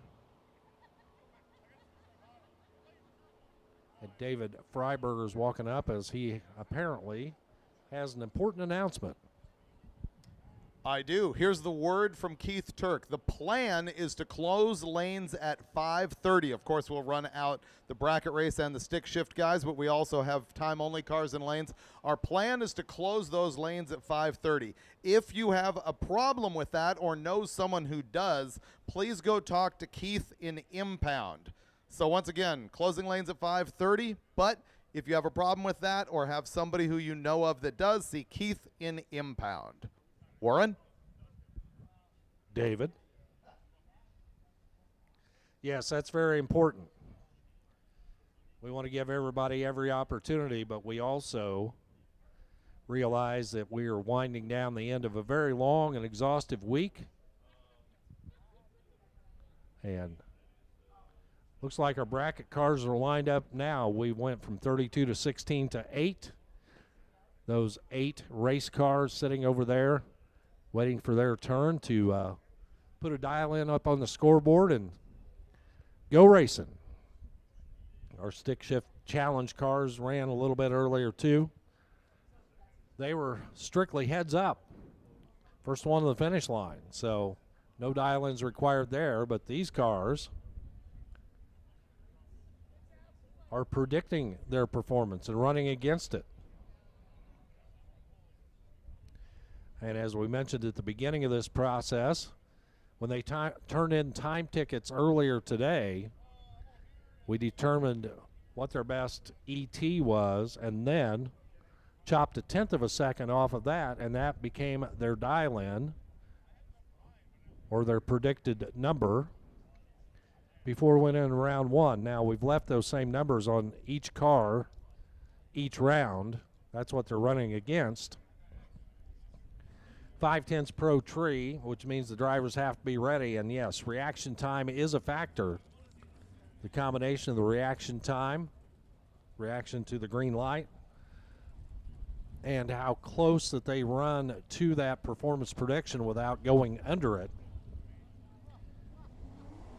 It's a simple math problem, and we'll do the math and figure out who the winner is. Clark Lamb, the Barracuda. Clearly got some bracket racer in him as he was perfect in round 1, 0-14 in round 2. On a pro tree, that's pretty stout. He's trying to go 10:42 as competition. Kevin Wells right side, the 72 Chevelle, dialed in at a 1080. Chevelle will get to leave first, and the Barracuda will be trying to chase him down, all to find a spot in the semifinals.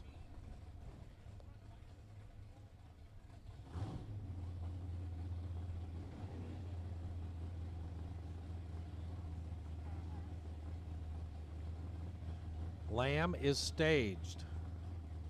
Not sure if Wells is waiting on a courtesy stage or exactly what's going on. Lamb did back out. Now Wells will move forward. When we talk about courtesy staging, we ask that each competitor turn on the pre-stage light before either one of them rolls 7 inches forward to turn on the stage beam. Now we've gone through the process. Lamb is definitely not perfect on the tree this time. In fact, he's way behind. And you hear the throttle work down there, and Kevin Wells for the win.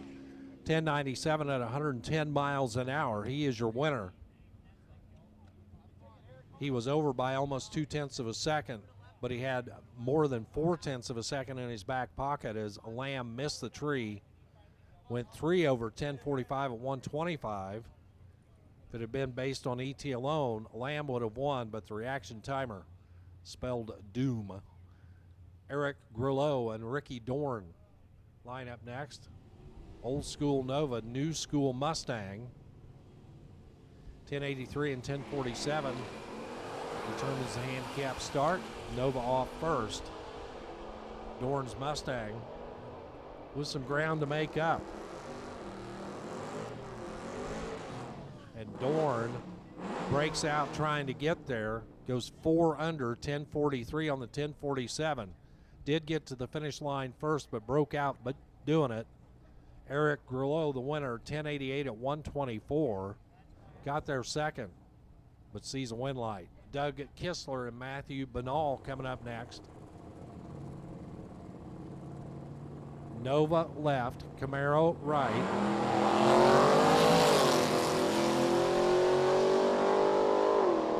Camaro out front. Here comes the Nova.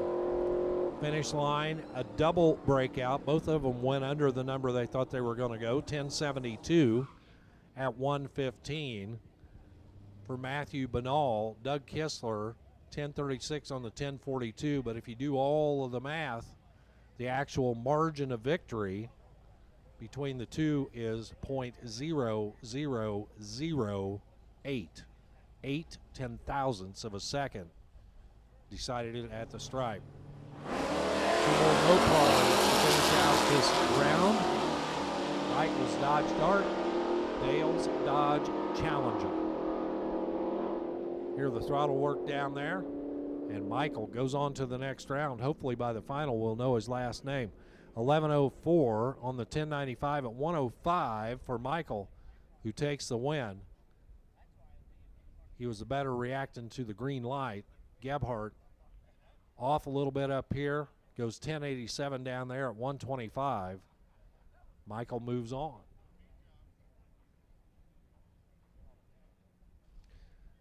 So some great drag racing action there. We still have our stick shift challenge coming up. We've got some all-run cars back there. The lanes will close at 5:30. And again, if that's going to be a problem for you, you need to go find Keith Turk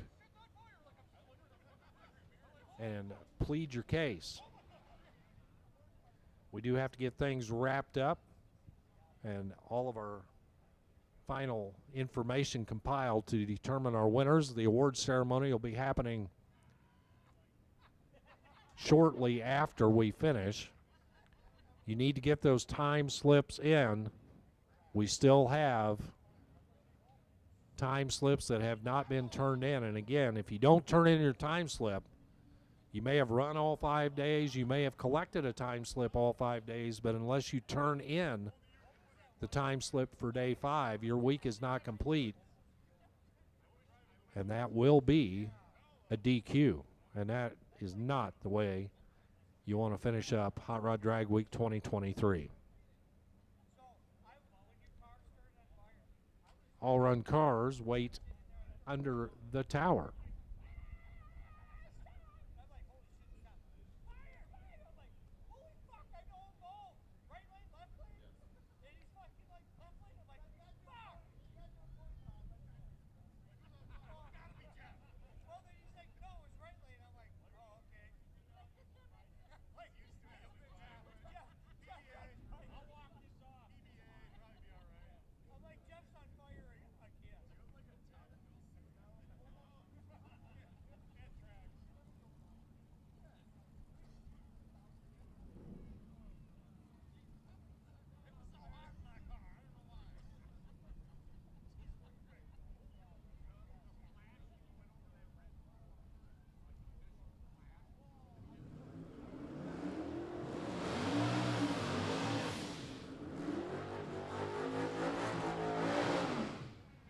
Well, you hear the high winding Gen 3 Hemi over here on the right-hand side. Neil Jenks getting those tires heated up. He'll pull up on the right-hand side. Drew Gleck, 2007 Mazda RX-8. I don't think he's going to get the hood to close on that there, Clark.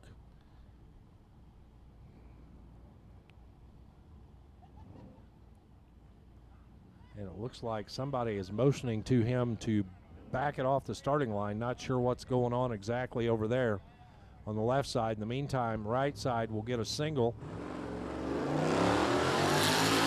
Jenks in the Hemi. Going to get another lap in here.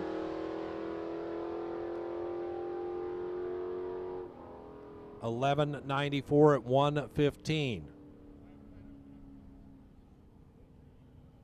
And Drew's Mazda getting a little attention from a crew person of some sort. Now, it's like he's going to move forward. Not sure if maybe had some sort of like an air bottle to assist the process or exactly what's going on. Our starter motions him to wait until he gets the all clear from the tower, which he does.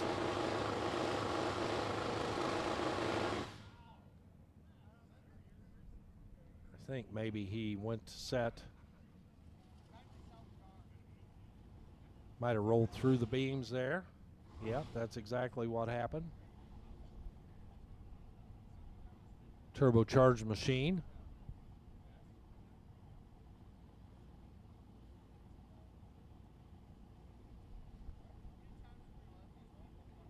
Now Drew will pull forward.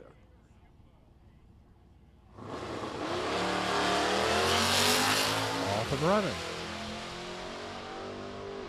It's kind of an odd sequence of events, but the Mazda under power to the finish line, 10:15 at 132 miles per hour for Drew Gleck.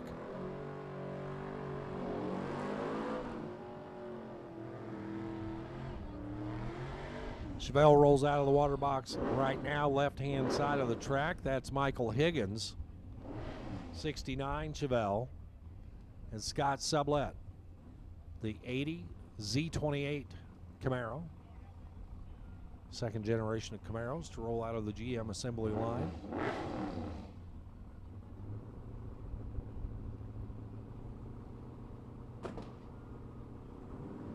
Little backfire up here. Not sure what happened there.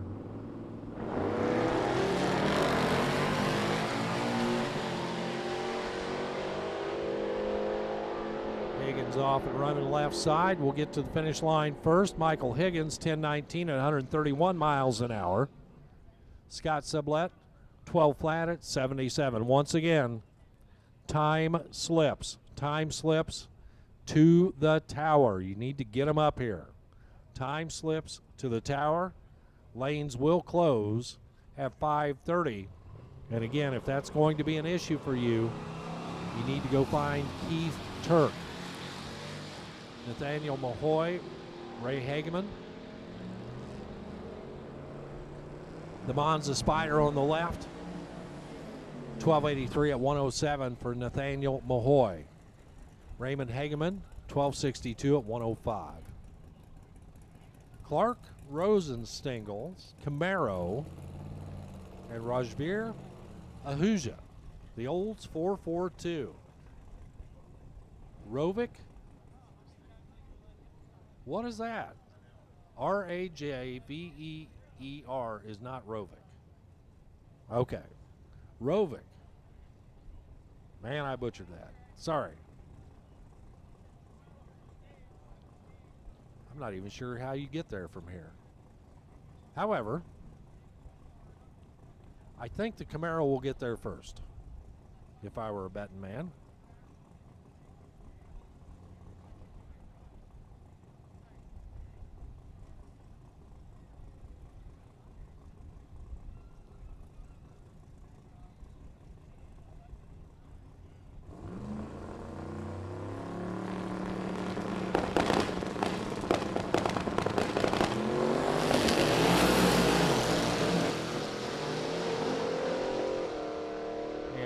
Stengel will be off the throttle at the finish line. 5:32 at the 8th mile, 129.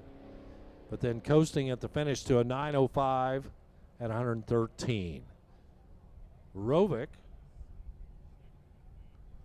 10:38 at 127.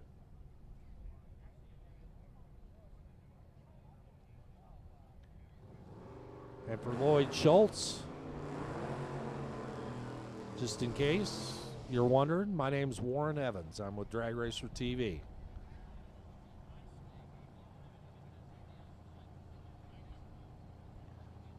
Unless you don't like it, and then my name is Alan Reinhardt.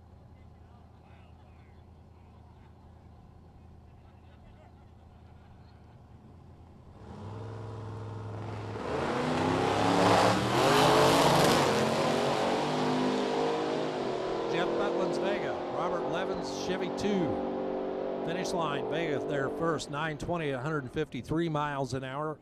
Robert Levin's 12:05 at 102.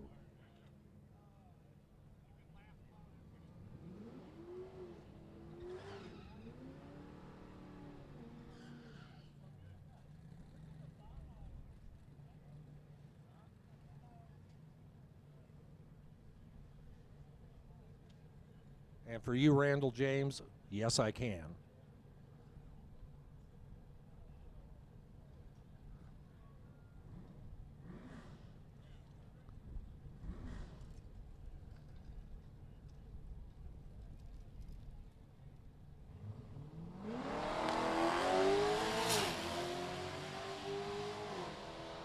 Wesley Kawaja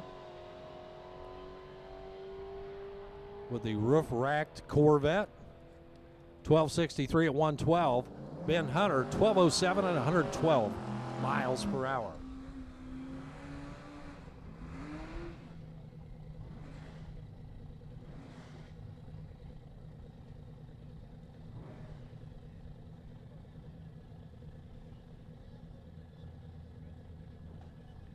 Getting a good look inside the control of the Chevy Nova of Jack Brooks. A little something sticking out of the hood there alongside the Buick Regal left side.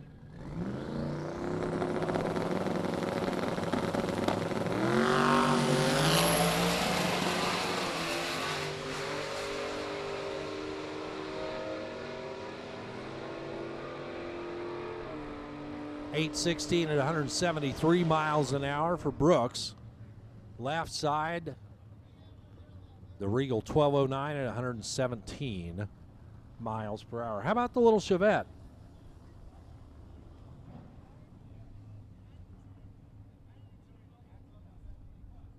Brian Anders in the Chevette.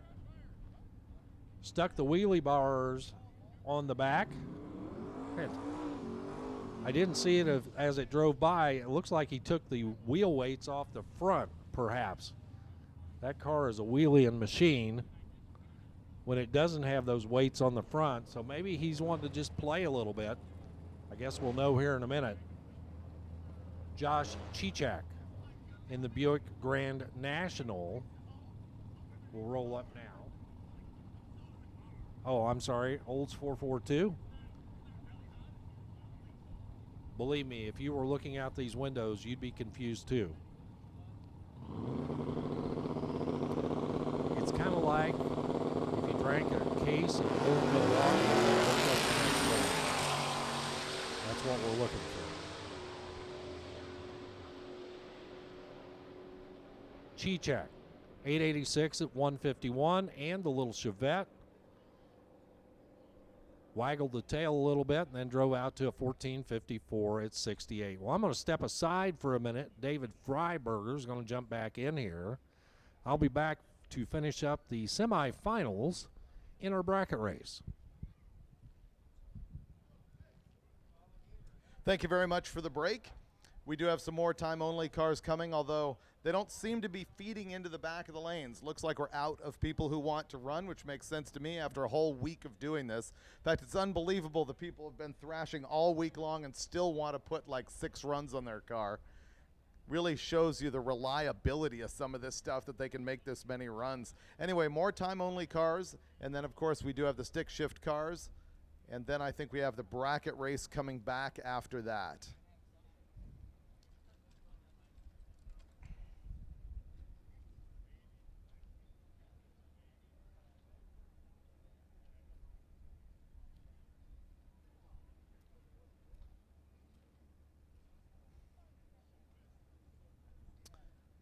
And I just got the word from Sean Fling down in lanes that next up is stick shift. After these time-only cars, next up is stick shift. So you're going to want to watch that.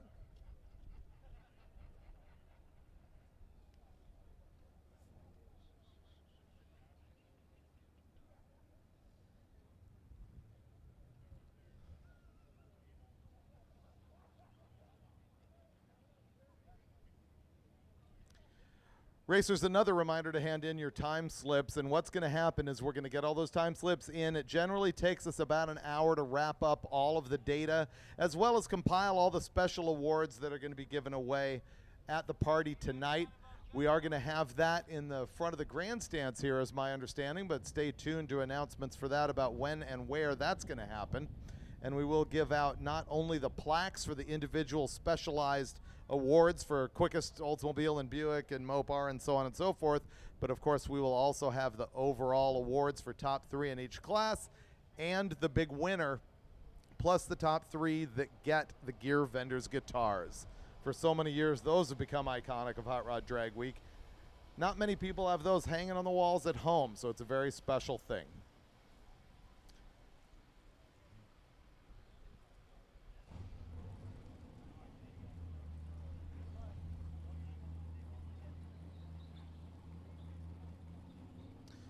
Many people asking on the feed if Bailey is going to run again, and from observing his car parked over there and I think buttoned up, nope, that's not happening. So I don't think you're going to see that car again or Goldstone.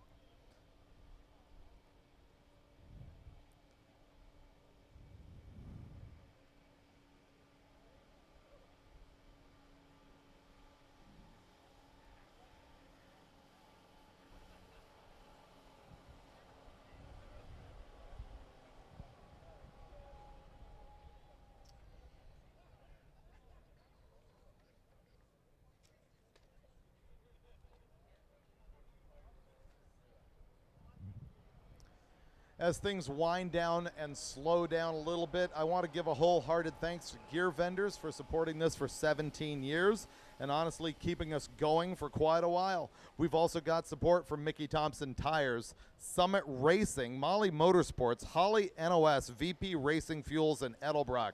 And how cool is it that we've got people here from a couple of these companies that are actually racing? We have other enthusiasts manning the booths for all of these companies down in the Midway or Pitts area.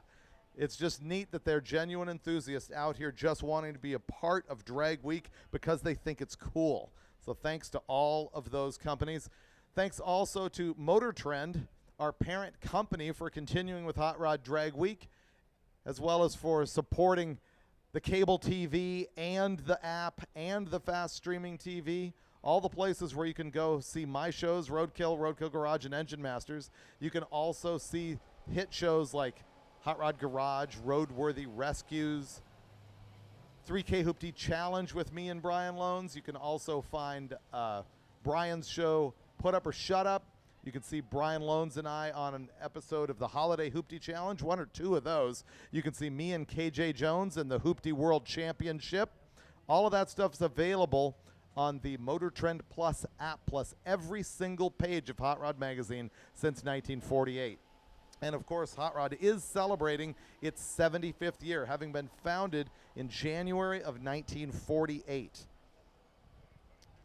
Robert E. Peterson did that and pretty quickly realized that hot rod was a dirty word and that he couldn't get a lot of the OE advertising as a result of the name of the magazine. And honestly, needing more advertising from companies with a lot of money is why he launched MotorTrend in mid-1949. You may have heard many times that Wally Parks, the founder of the NHRA, was also the first editor of Hot Rod Magazine, but did you know he actually didn't come into the magazine until mid-1949 also? That was the point at which Robert E. Peterson and his partner, Bob Lindsay, decided they didn't want to be running the magazine day to day, and so they hired Wally, who had been a consultant for quite some time and who they knew from the SCTA and Dry Lakes Racing.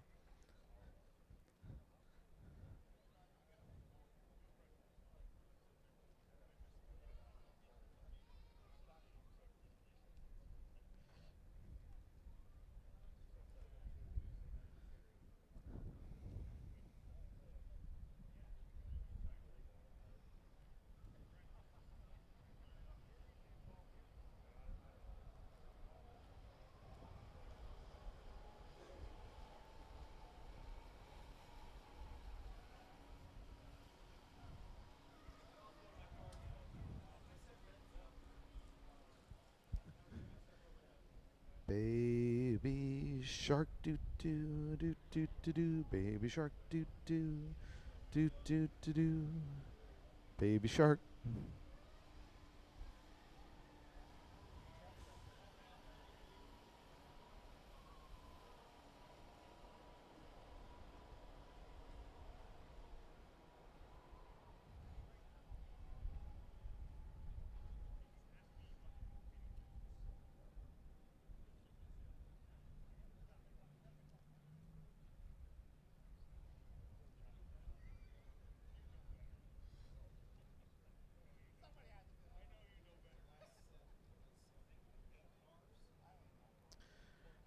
Of course, I thanked our sponsors. I thank MotorTrend. Also, huge thanks to all the track operators that we've had along the way.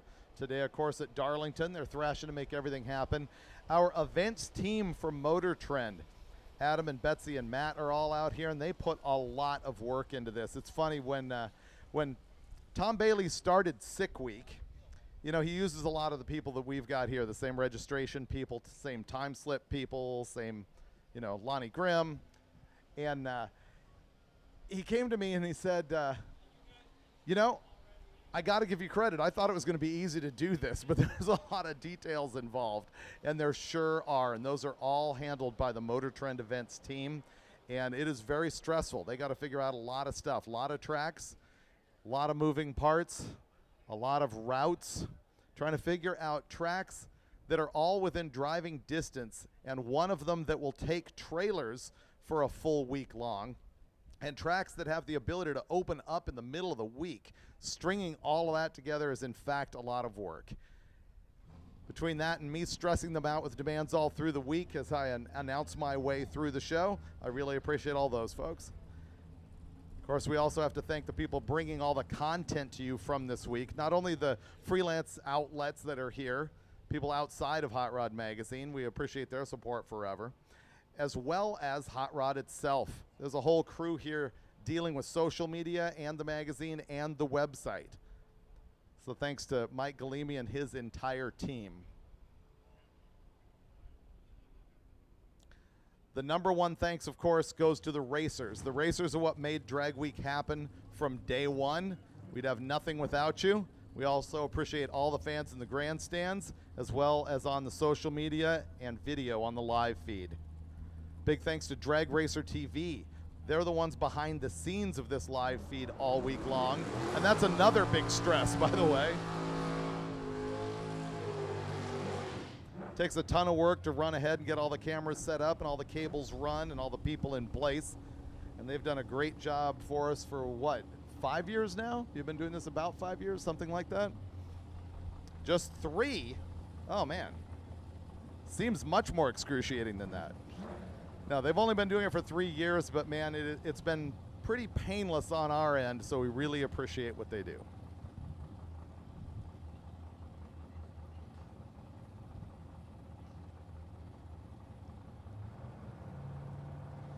Sandra Fontaine again on the right with her dad's 347 under her hood. Bob Rubble on the left-hand side.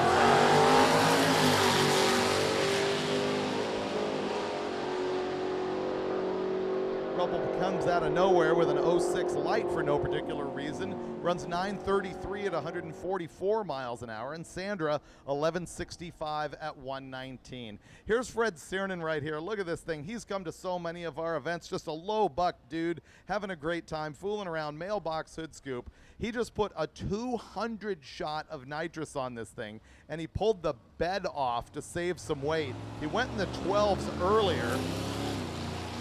215 60 foot. Literally just another guy out here for the fun and the adventure and doing it by himself. This time no 12s, 1340 at 102. Perhaps not opting for the 200 shot that time. Probably a good call for your very last pass on your last day of Drag Week. Couple more time only cars before we go into stick shift. Maybe as many as 6 more.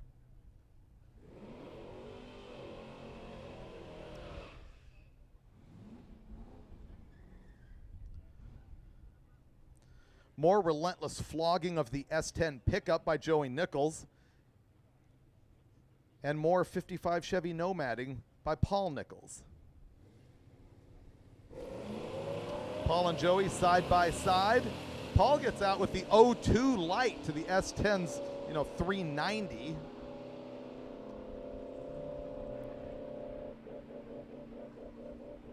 Naturally, the Nomad is quicker, 1396, coasting to 87. I don't think he was on it all the way down. Perhaps he was trying to give a little something to the other lane that also ran 1396, but at 92 miles an hour. You saw 139689 and 139620 in that family pairing right there. That was pretty cool. Steven Chichak on the left. Jeff Mole, not content to just park the four-door Nova at this point. You can see his license plate on that says Drag Drive. Actually, it says Derg Derv, but you get the message.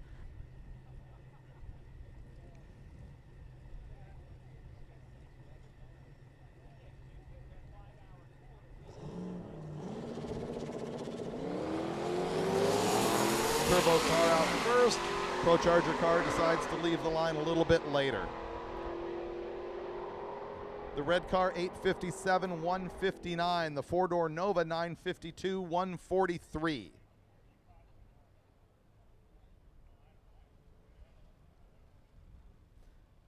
It's funny, I said that his license plate said Drag and Drive, and the YouTube like auto captioning said hors d'oeuvre.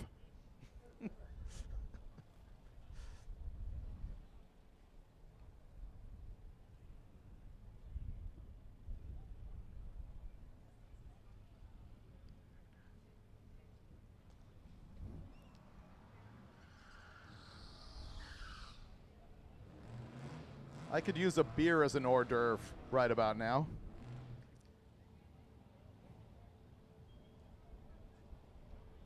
All right, overlanding Corvette yet again. I think he might need more lights on that, maybe a winch.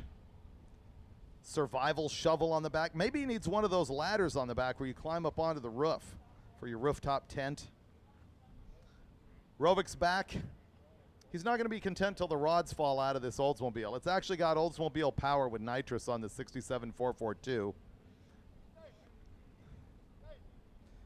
He keeps going. I think 994 is his best number. See, it pops the tire up just a little bit, perhaps a hair more than a paper slipper. 1011, 132 that time. You can park it now. Wesley Kawaja, 1258 at 109.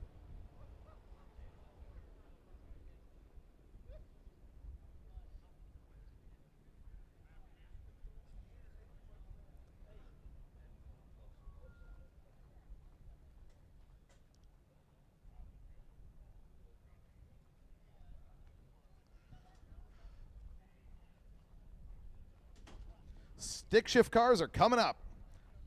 That's what you're going to see next.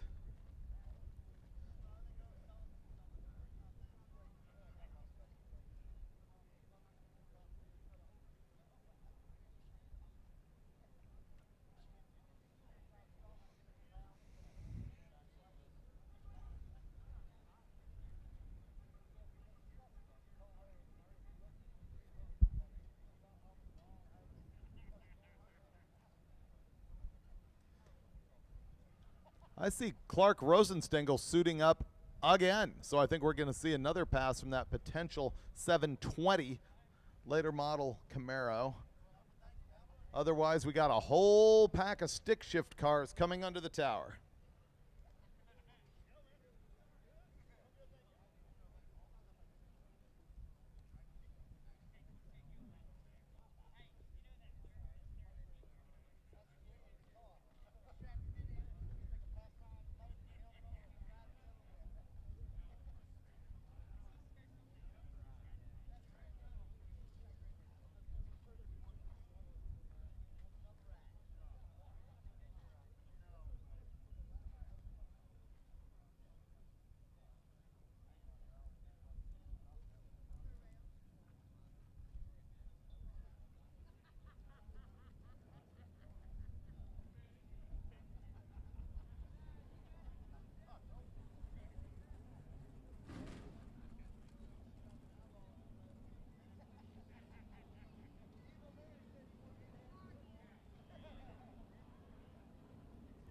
I was curious how many stick shift cars we started with. Sean Fling texted me up 20.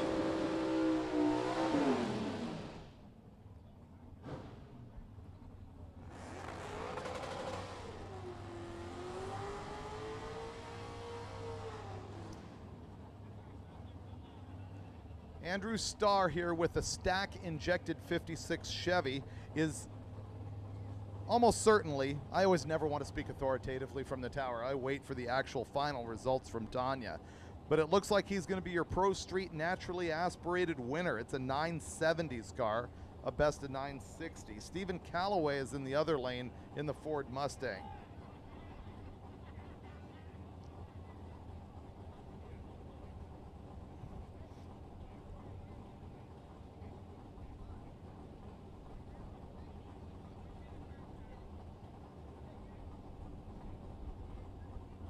Callaway's best so far is at 10:56 earlier. Oh, he goes red, the 56 Chevy, thereby gifting the win to Callaway. Nevertheless, the 56 Chevy goes to the quarter mile at 9:46 at 1:42. Callaway is going to save it for another day, coasting down to 79 miles an hour. That was a good save for Callaway. He wasn't getting off the line with that thing. Took him a minute to notice that the other guy had gone red. All right, here comes Rob Courtney in the Honda. Once again, a 9.0 car. He's going against Wozniak in the 68 Firebird. Pretty sure I can tell you how this is going to end if nobody red lights.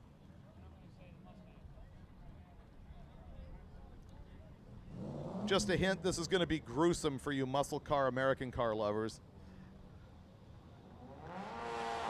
Might want to look away.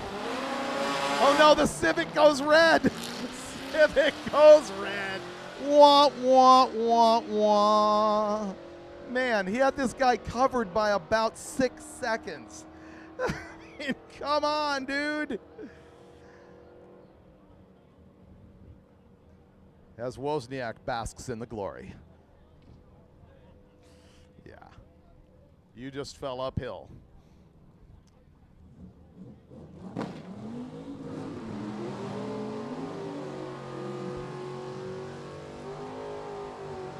Aaron Gerke making all that noise. Taylor Hedrick over there in the 4.6 two-valve Mustang.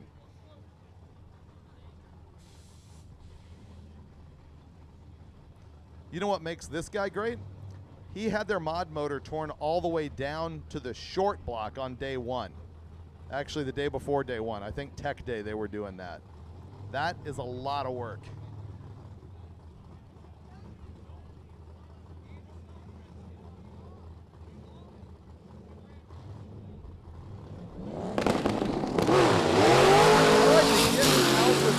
Roughly the same reaction time by a drag week standard, I suppose. Hedrick's going to go down 9:03 for the win at 133 miles an hour in the Mustang. And finally, that is the last time that you're going to see that awesome nitrous Ranger, 966 at 140. Winningham on the left-hand side, Lemieux in the right.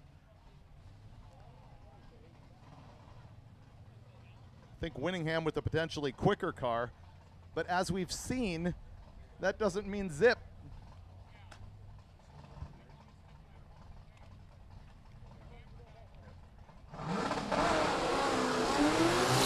All right, well, the GTO got out way ahead of the Mustang, and that's what he's going to need, but is the Mustang going to chase him down? I think so. Yep, 975, 145 for Winningham to take the win. And Lemieux, 1027, 134 for his final pass of drag week. The Supra's back. He's going to go against the GTO, the LS GTO.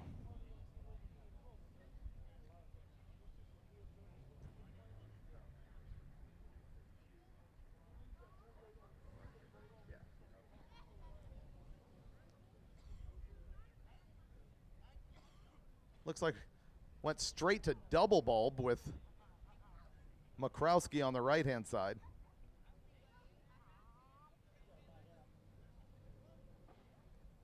Yeah, they backed him out. That's called forced courtesy staging right there. Yeah. Is it really courtesy if you have to have your hand slapped? All right, the Supra's going to go in with his turbo and his stick and his 6-cylinder, and he's going to get out with an 04 light.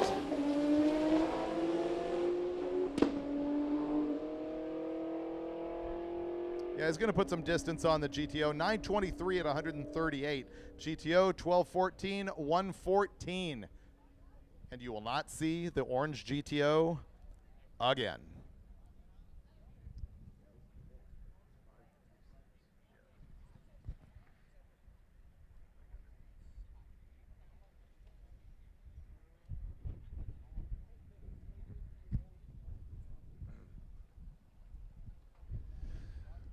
Well, this will be pretty short, sweet, to the point. We have 4 cars left in the bracket race. They're lined up under the crossover right now.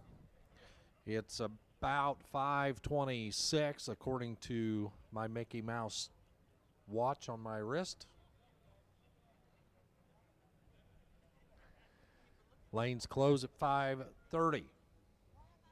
Not sure if we got anybody left in the lanes at this point.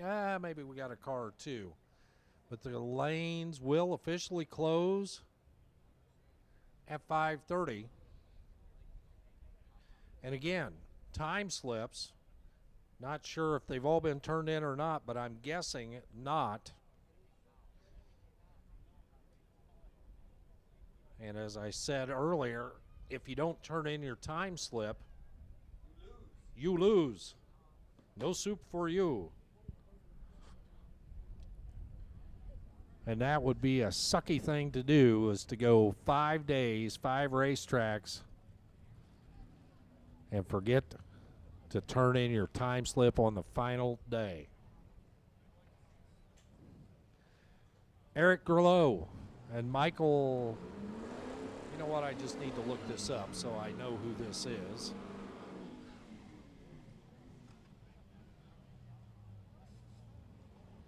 Michael Turner. There you go. The Dodge Dart Swinger. Over on the right-hand side, 1095 is the dial-in right side. Leaving first. Eric Grillo will be right behind 1083 again. Handicapped 5/10 Pro Tree.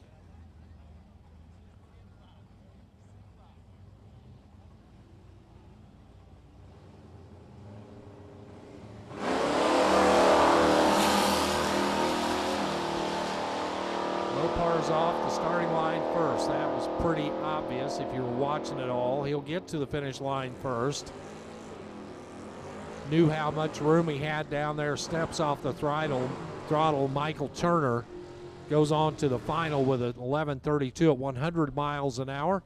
Eric Grillo, a little slow on the front end, goes 11:22 at 121. His day ends here in the semifinals. Kevin Wells and Matthew Banal. A Chevrolet will match up with the Dodge Dart in the final. Will it be the Chevelle on the left or the Camaro on the right? 600ths difference in the dial-ins. 1080 on the left, 1074 on the right.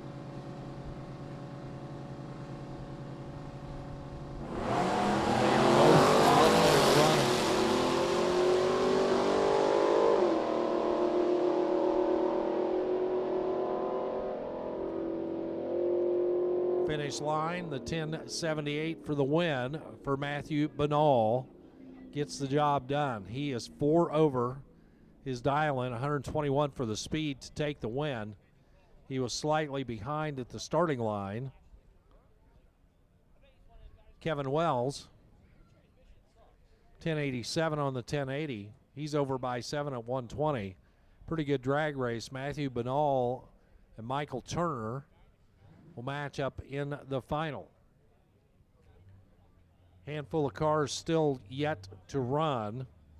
We need our finalists to hustle back up here as soon as you can. Exhibition cars coming up next. The Oldsmobile in the water box, and the word comes down that the lanes are closed. If you're not in the lanes or you're not in the final, don't come down. We got our stick shift competitors that are still in, and we got our bracket racing finals. You all need to come down to the lanes. In the meantime, the rest of the lanes are closed for everybody else. And the Oldsmobile heads to the top end of the track. Sounds like slowing at the finish line, 13:06 at 78 miles an hour. Clark Rosenstengel brings the Camaro back up.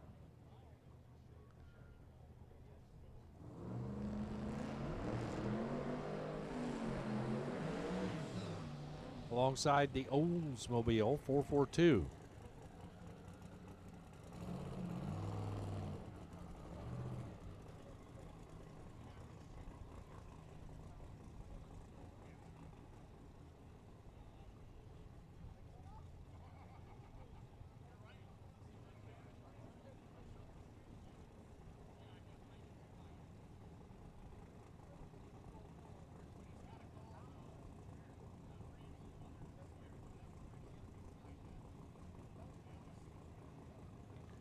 street race, big block, power adder on the right. Along with the turbo Camaro spooling up. And for Clark, that's how his week is going to end.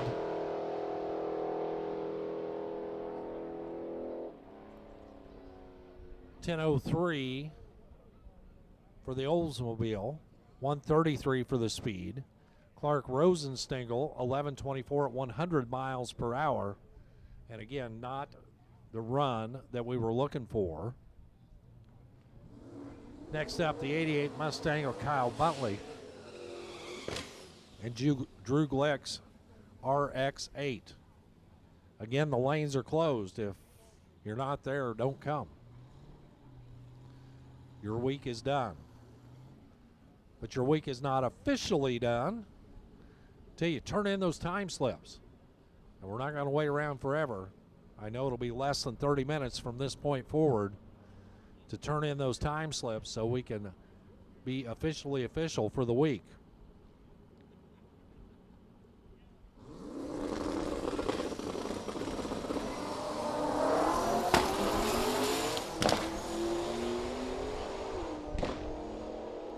A little popping and banging as they head down the track. The RX-8, 10:23 right side at 1:32 for Drew Glick. Kyle Buntley's Mustang, 10:13 at 144 miles per hour.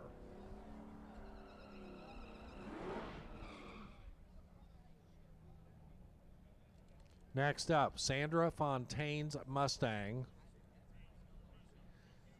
How about the winged blue oval on the back window there of the little 89 Ford Mustang?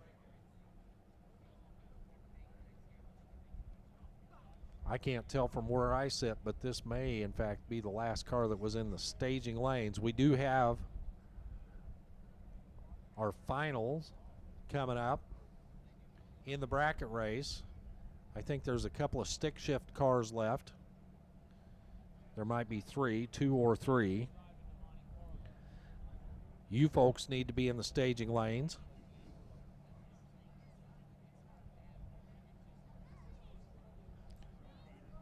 We went from 20 to 10 to 5 to 3. Not sure if 3 is now 2 or 3 is still 3 on the stick shift side. But again, we got to have you.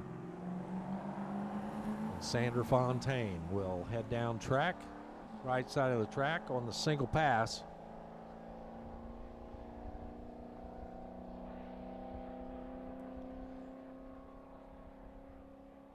.1640 at 81 miles an hour on the Trailer Ranch side of the track.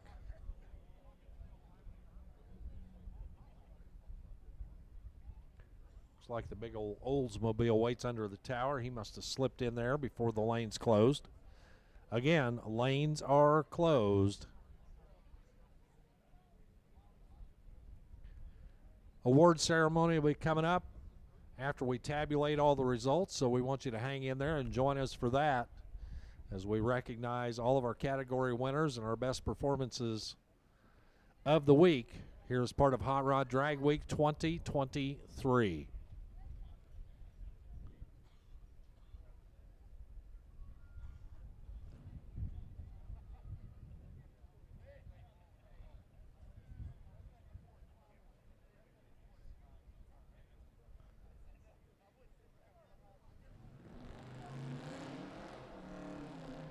Watch the old Oldsmobile stand up there in the water box as he heats up the tires. The big old two-door classic cruiser will pull up over here on the right side. Again, bracket race finals and stick shift. We need you to the lanes now if you're not there. Final rounds are coming up.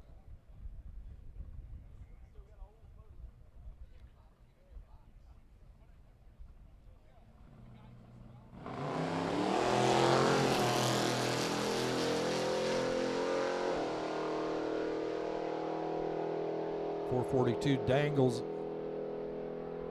the wheels. 442, excuse me. 10:04 at 1:32.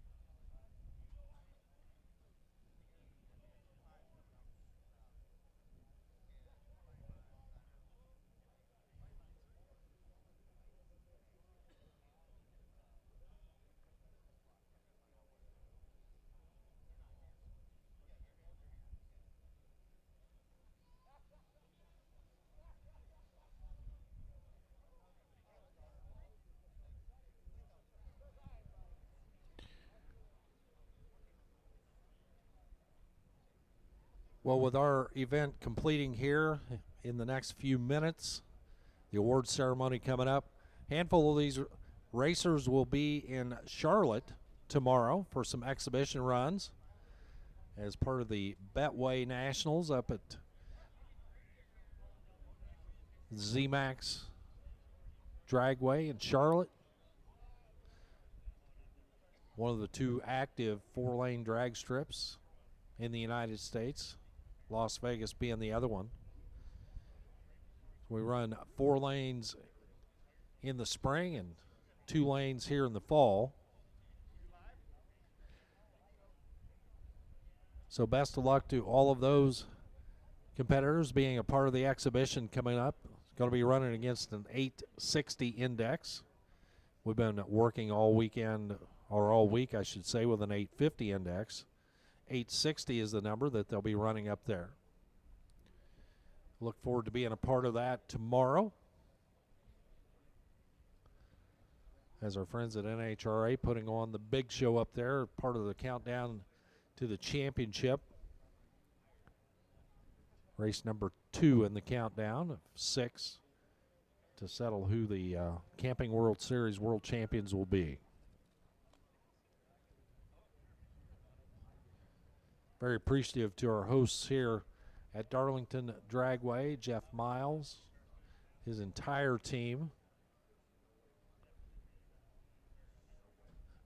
All of their kindness and hospitality as our host facility all week.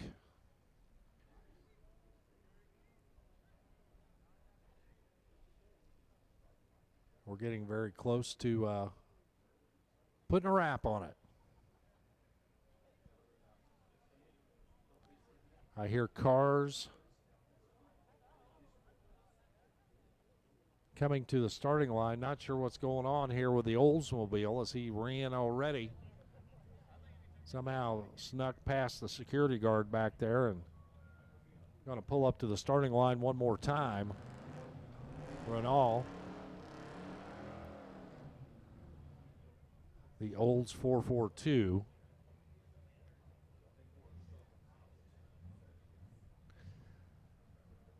Somehow must have got special dispensation from Keith Turk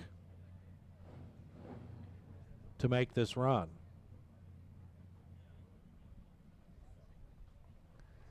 Again, stick shift. If you're still in, we need you to the lanes, and our final in our bracket category needs to be here as well.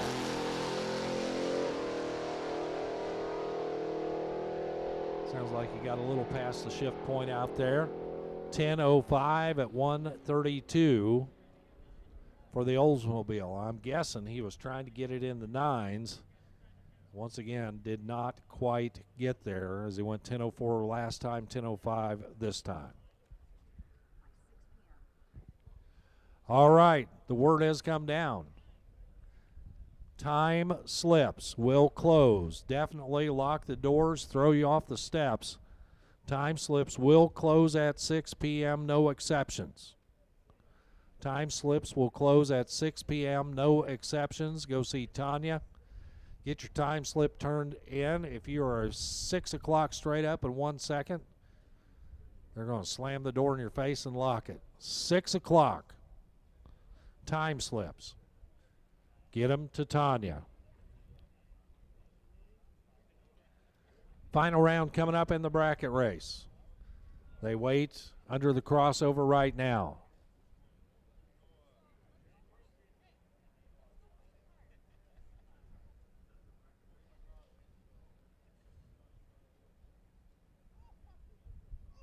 Michael Turner sits there on the left in the Dodge Dart. Right side, that first generation Camaro. And of course, with Joshua Brandon's camera shot right there, you can see we're getting things sorted out to put them in the water and send them down track. They get the motion to pull forward. 32 cars down to this final pair.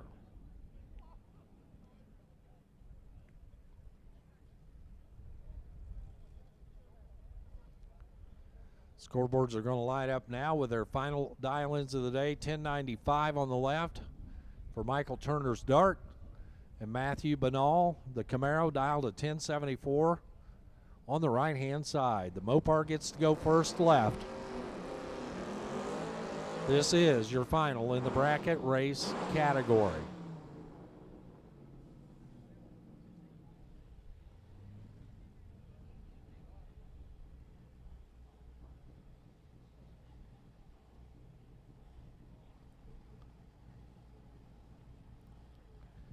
Again, time slips, 16 minutes left. 6 o'clock, straight up. Time slips will close. Both cars are in. Tree fight. And away we go. Mopar in command. Mopar for the win. Michael Turner in the 1970 Dodge Dart Swinger is your winner. 11:09 at 118 miles an hour to take the win. Matthew Banal got down there, made the decision to get there first and broke out, went 10:69, 500ths under the 1074 dial-in. Had to try to do something to make up for the reaction time differential as he was way behind at the starting line. Turner was 073 on the tree, and he was holding almost 0.2 of a second all the way down the track. So congratulations to Michael Turner, winner in our bracket race category. With that, looks like stick shift is rolling up right now. The Toyota and the Mustang await under the crossover right now, as they will be banging gears here to settle this one. Is this the final?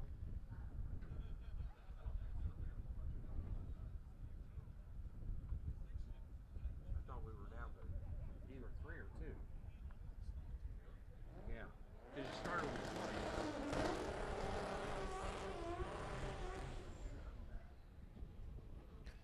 So this is semifinals here in stick shift, I believe.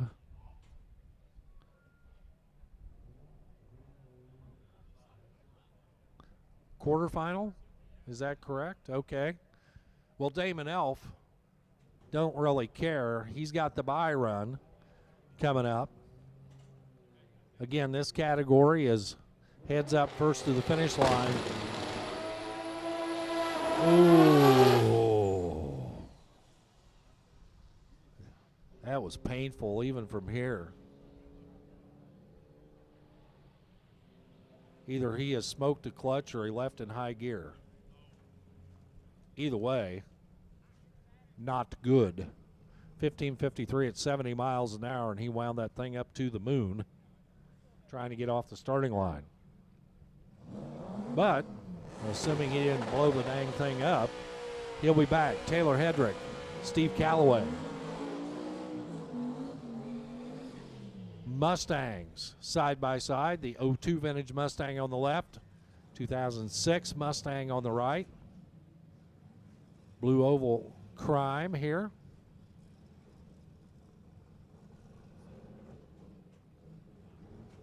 As the two pony cars pull up.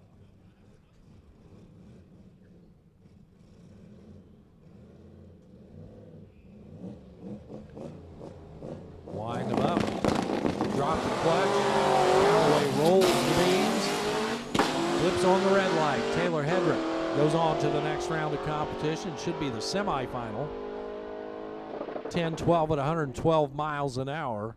Didn't matter what he ran. He had the win via the red light for Steve Calloway.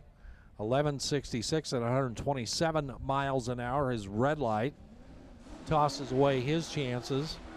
One more pair coming out of the water box right now. Another Mustang, Steve Winningham on the left alongside Chris Wozniak's 68 Firebird. Two more three-pedal cars.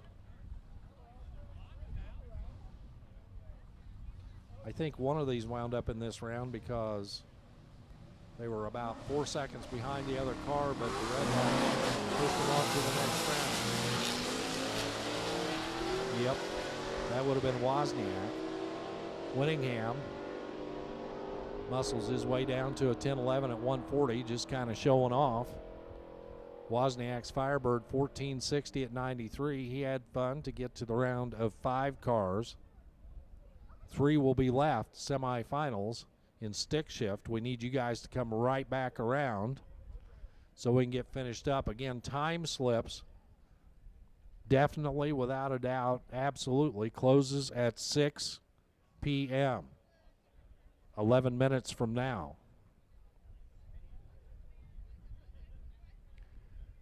Then we'll tabulate, get all of our results, and then we'll all gather in the bleachers over here on the right-hand side of the track for our award ceremony shortly after we finish running cars.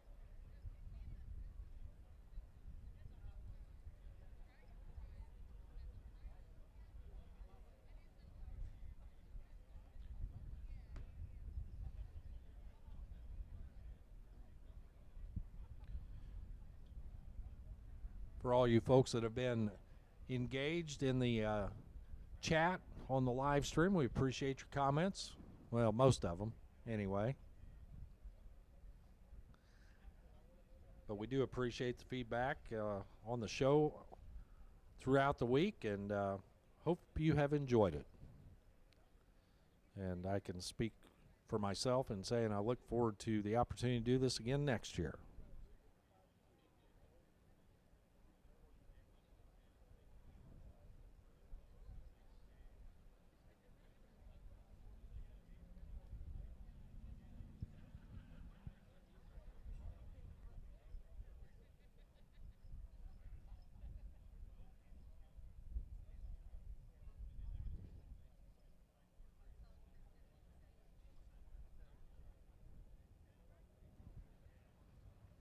And for all of our Hot Rod Drag Week participants out there, again, a huge thank you for being a part of it for the 2023 edition of Hot Rod Drag Week.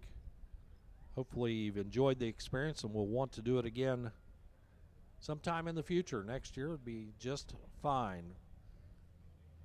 We've got folks that will be rolling in here tonight as part of the Darlington Dragway test and tune that they are hosting tonight, and folks that are coming in tonight to be ready to go for bracket racing tomorrow. So let's all be good neighbors with each other and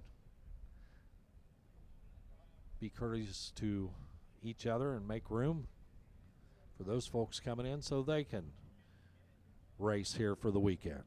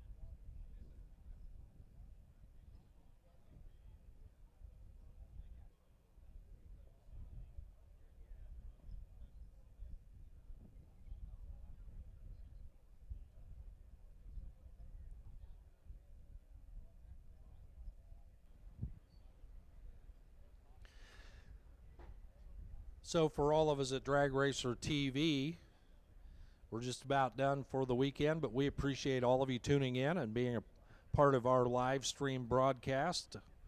But of course, the best part of it is the time that we got to spend with David Freiberger and Brian Loans, and to be entertained and informed. I can tell you, I really don't know near as much as I thought I did about cars, but listening to the two of them has been a great, enlightening experience, and some of it soaked in, a little bit of it soaked in. And David Freiberger is going to jump back over here in just a minute and take us through the last little bit of the final day of Hot Rod Drag Week 2023.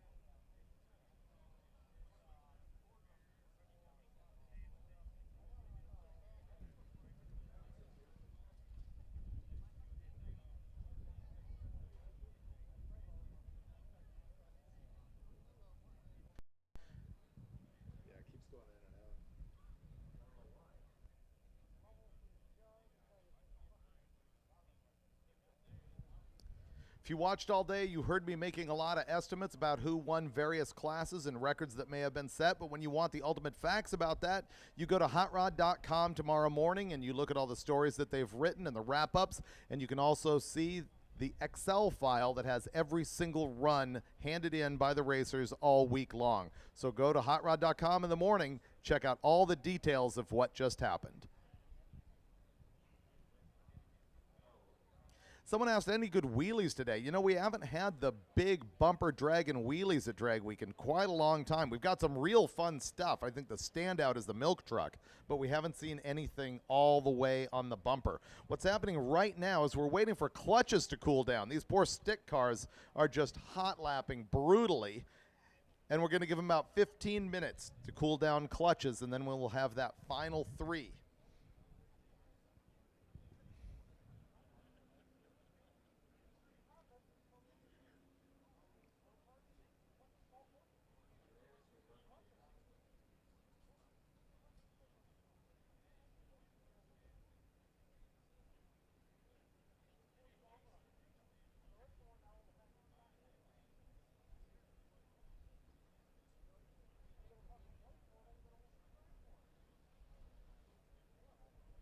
Hey, Wacky Mick, cheers to you too.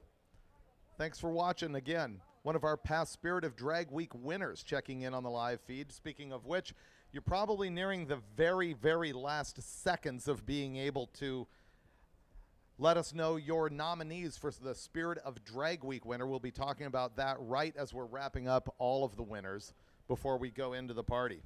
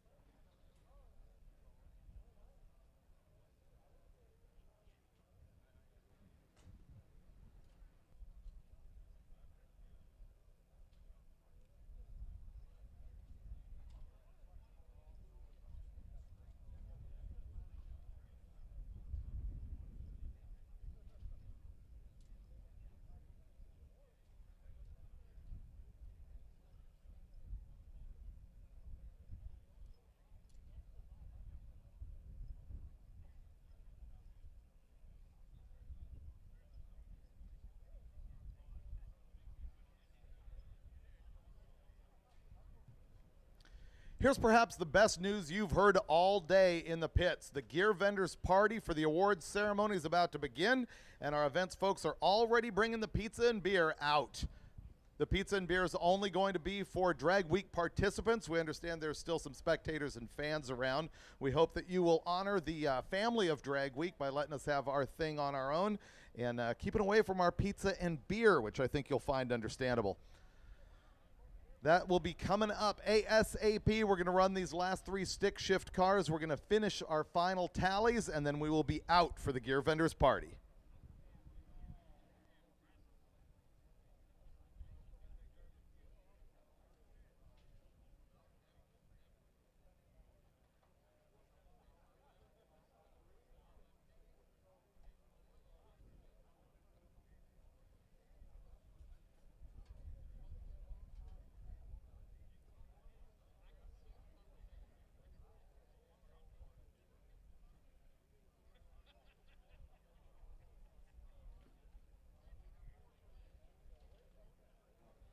And most importantly, the Freiburger Corona has arrived.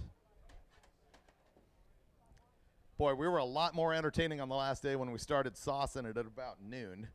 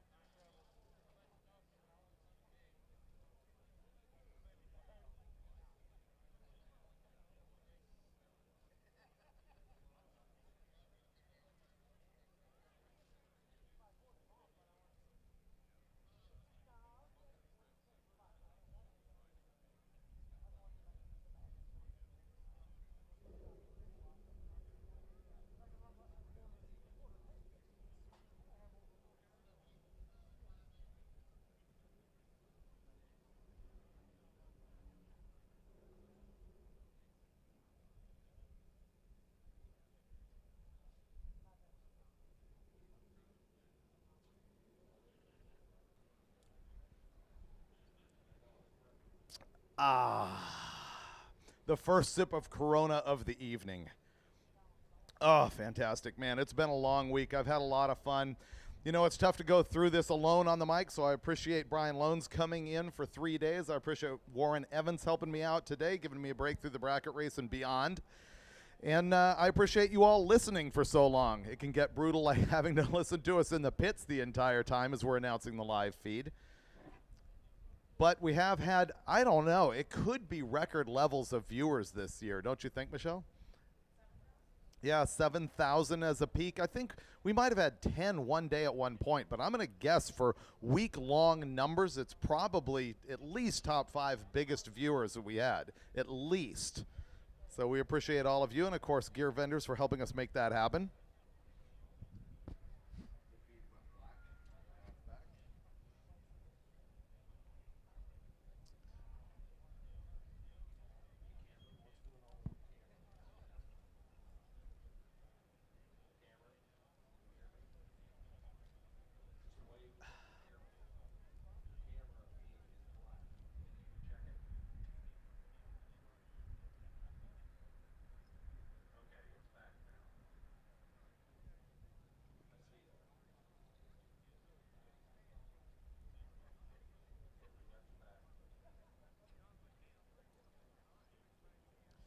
A guy in the feed points out that we had very little downtime for cleanups this year. We had a lot of downtime for other reasons, but yeah, thank you very much, Drag Week racers, for adhering to the diaper rule and for not lubricating the track as badly as we have seen in past years.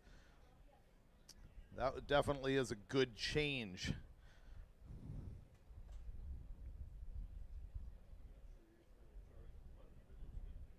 Yeah, the weather has been good too. Jay is pointing out in the background, man, it's been really happy on that front.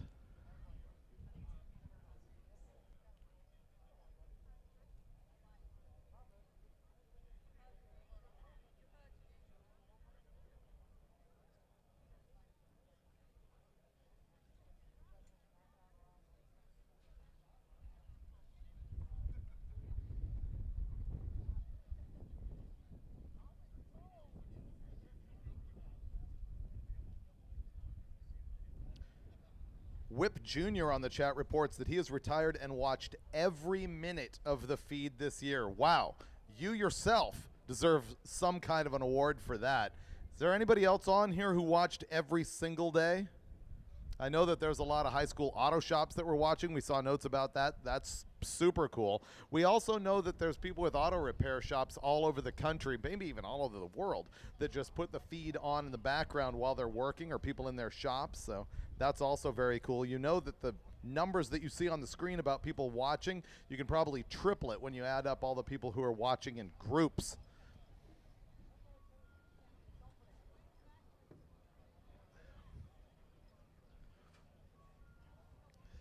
People say they've tortured their office all week. That's perfect.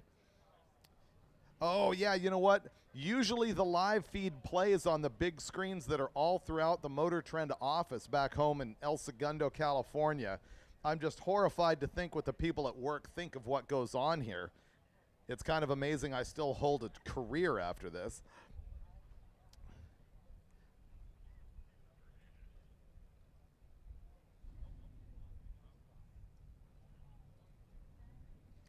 Hey, don't forget about that 860 invitational that they're going to have at the NHRA national event at Charlotte tomorrow. A whole bunch of Drag Week racers and at least one from the NMRA and one from NHRA are going to put on an exhibition of 860 cars just like the 850 cars that you see here at Drag Week. You'll also see that on FS1 on the Fox Sports Network that is going to be hosted by Brian Loans. They're going to shoot it both Saturday and Sunday, and they're going to do a small package on it on Sunday afternoon during the broadcast.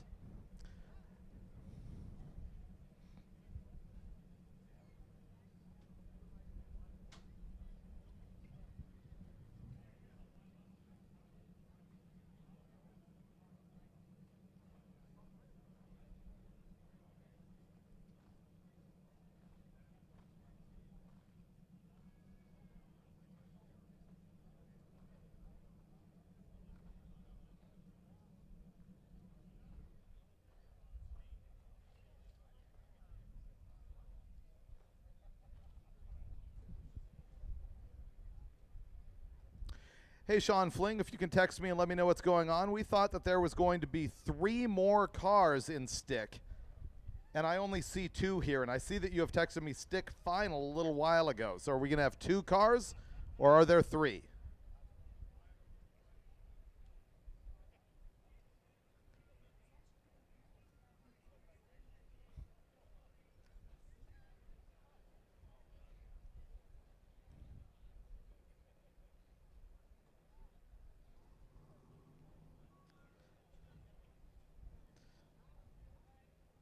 Hey, Sean Fling, can you just hold up some fingers? Are we going to have 2 cars or 3?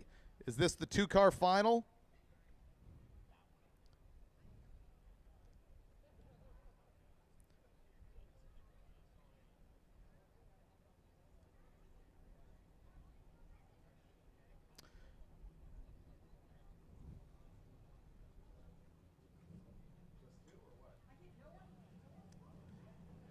Sean Fling, Sean Fling, Sean Fling, can you please hold up 2 fingers or 3?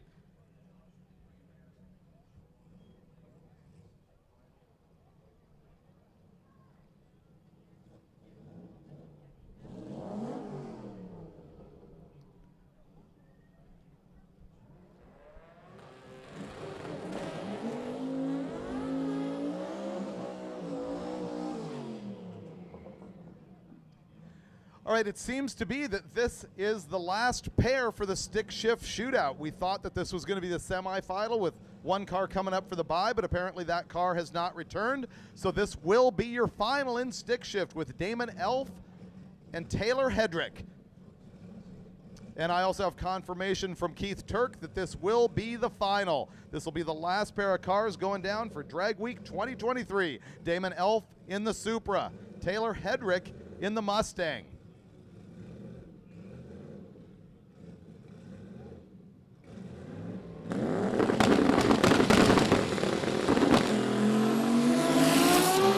An 022 light for the the Supra, so he gets out way ahead of the Mustang, but the Mustang is going to drive past him, and the Mustang runs 8:59 at 163 to the Supra's 8:87, 165. A pair of 8-second stick cars. What a fantastic way to end Drag Week 2023.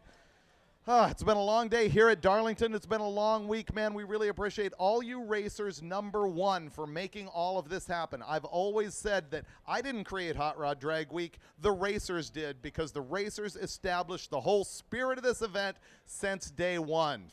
This is the 19th year of Hot Rod Drag Week presented by Gear Vendors. Next year is the 20th. We've got some very special things planned. We expect to have Gear Vendors back, as well as our other sponsors that we'd like to thank. Mickey Thompson, Summit, Molly Motorsports, of course, Holly NOS, VP Fuels, and NOS. We also want to thank everybody who's come out to watch in person and on the live feed, the event staff from MotorTrend, our production crew here with Drag Racer TV. There's a lot that goes into all of this, and I think it's worked out this week extremely well. We will see you next year for Hot Rod Drag Week's 20th anniversary.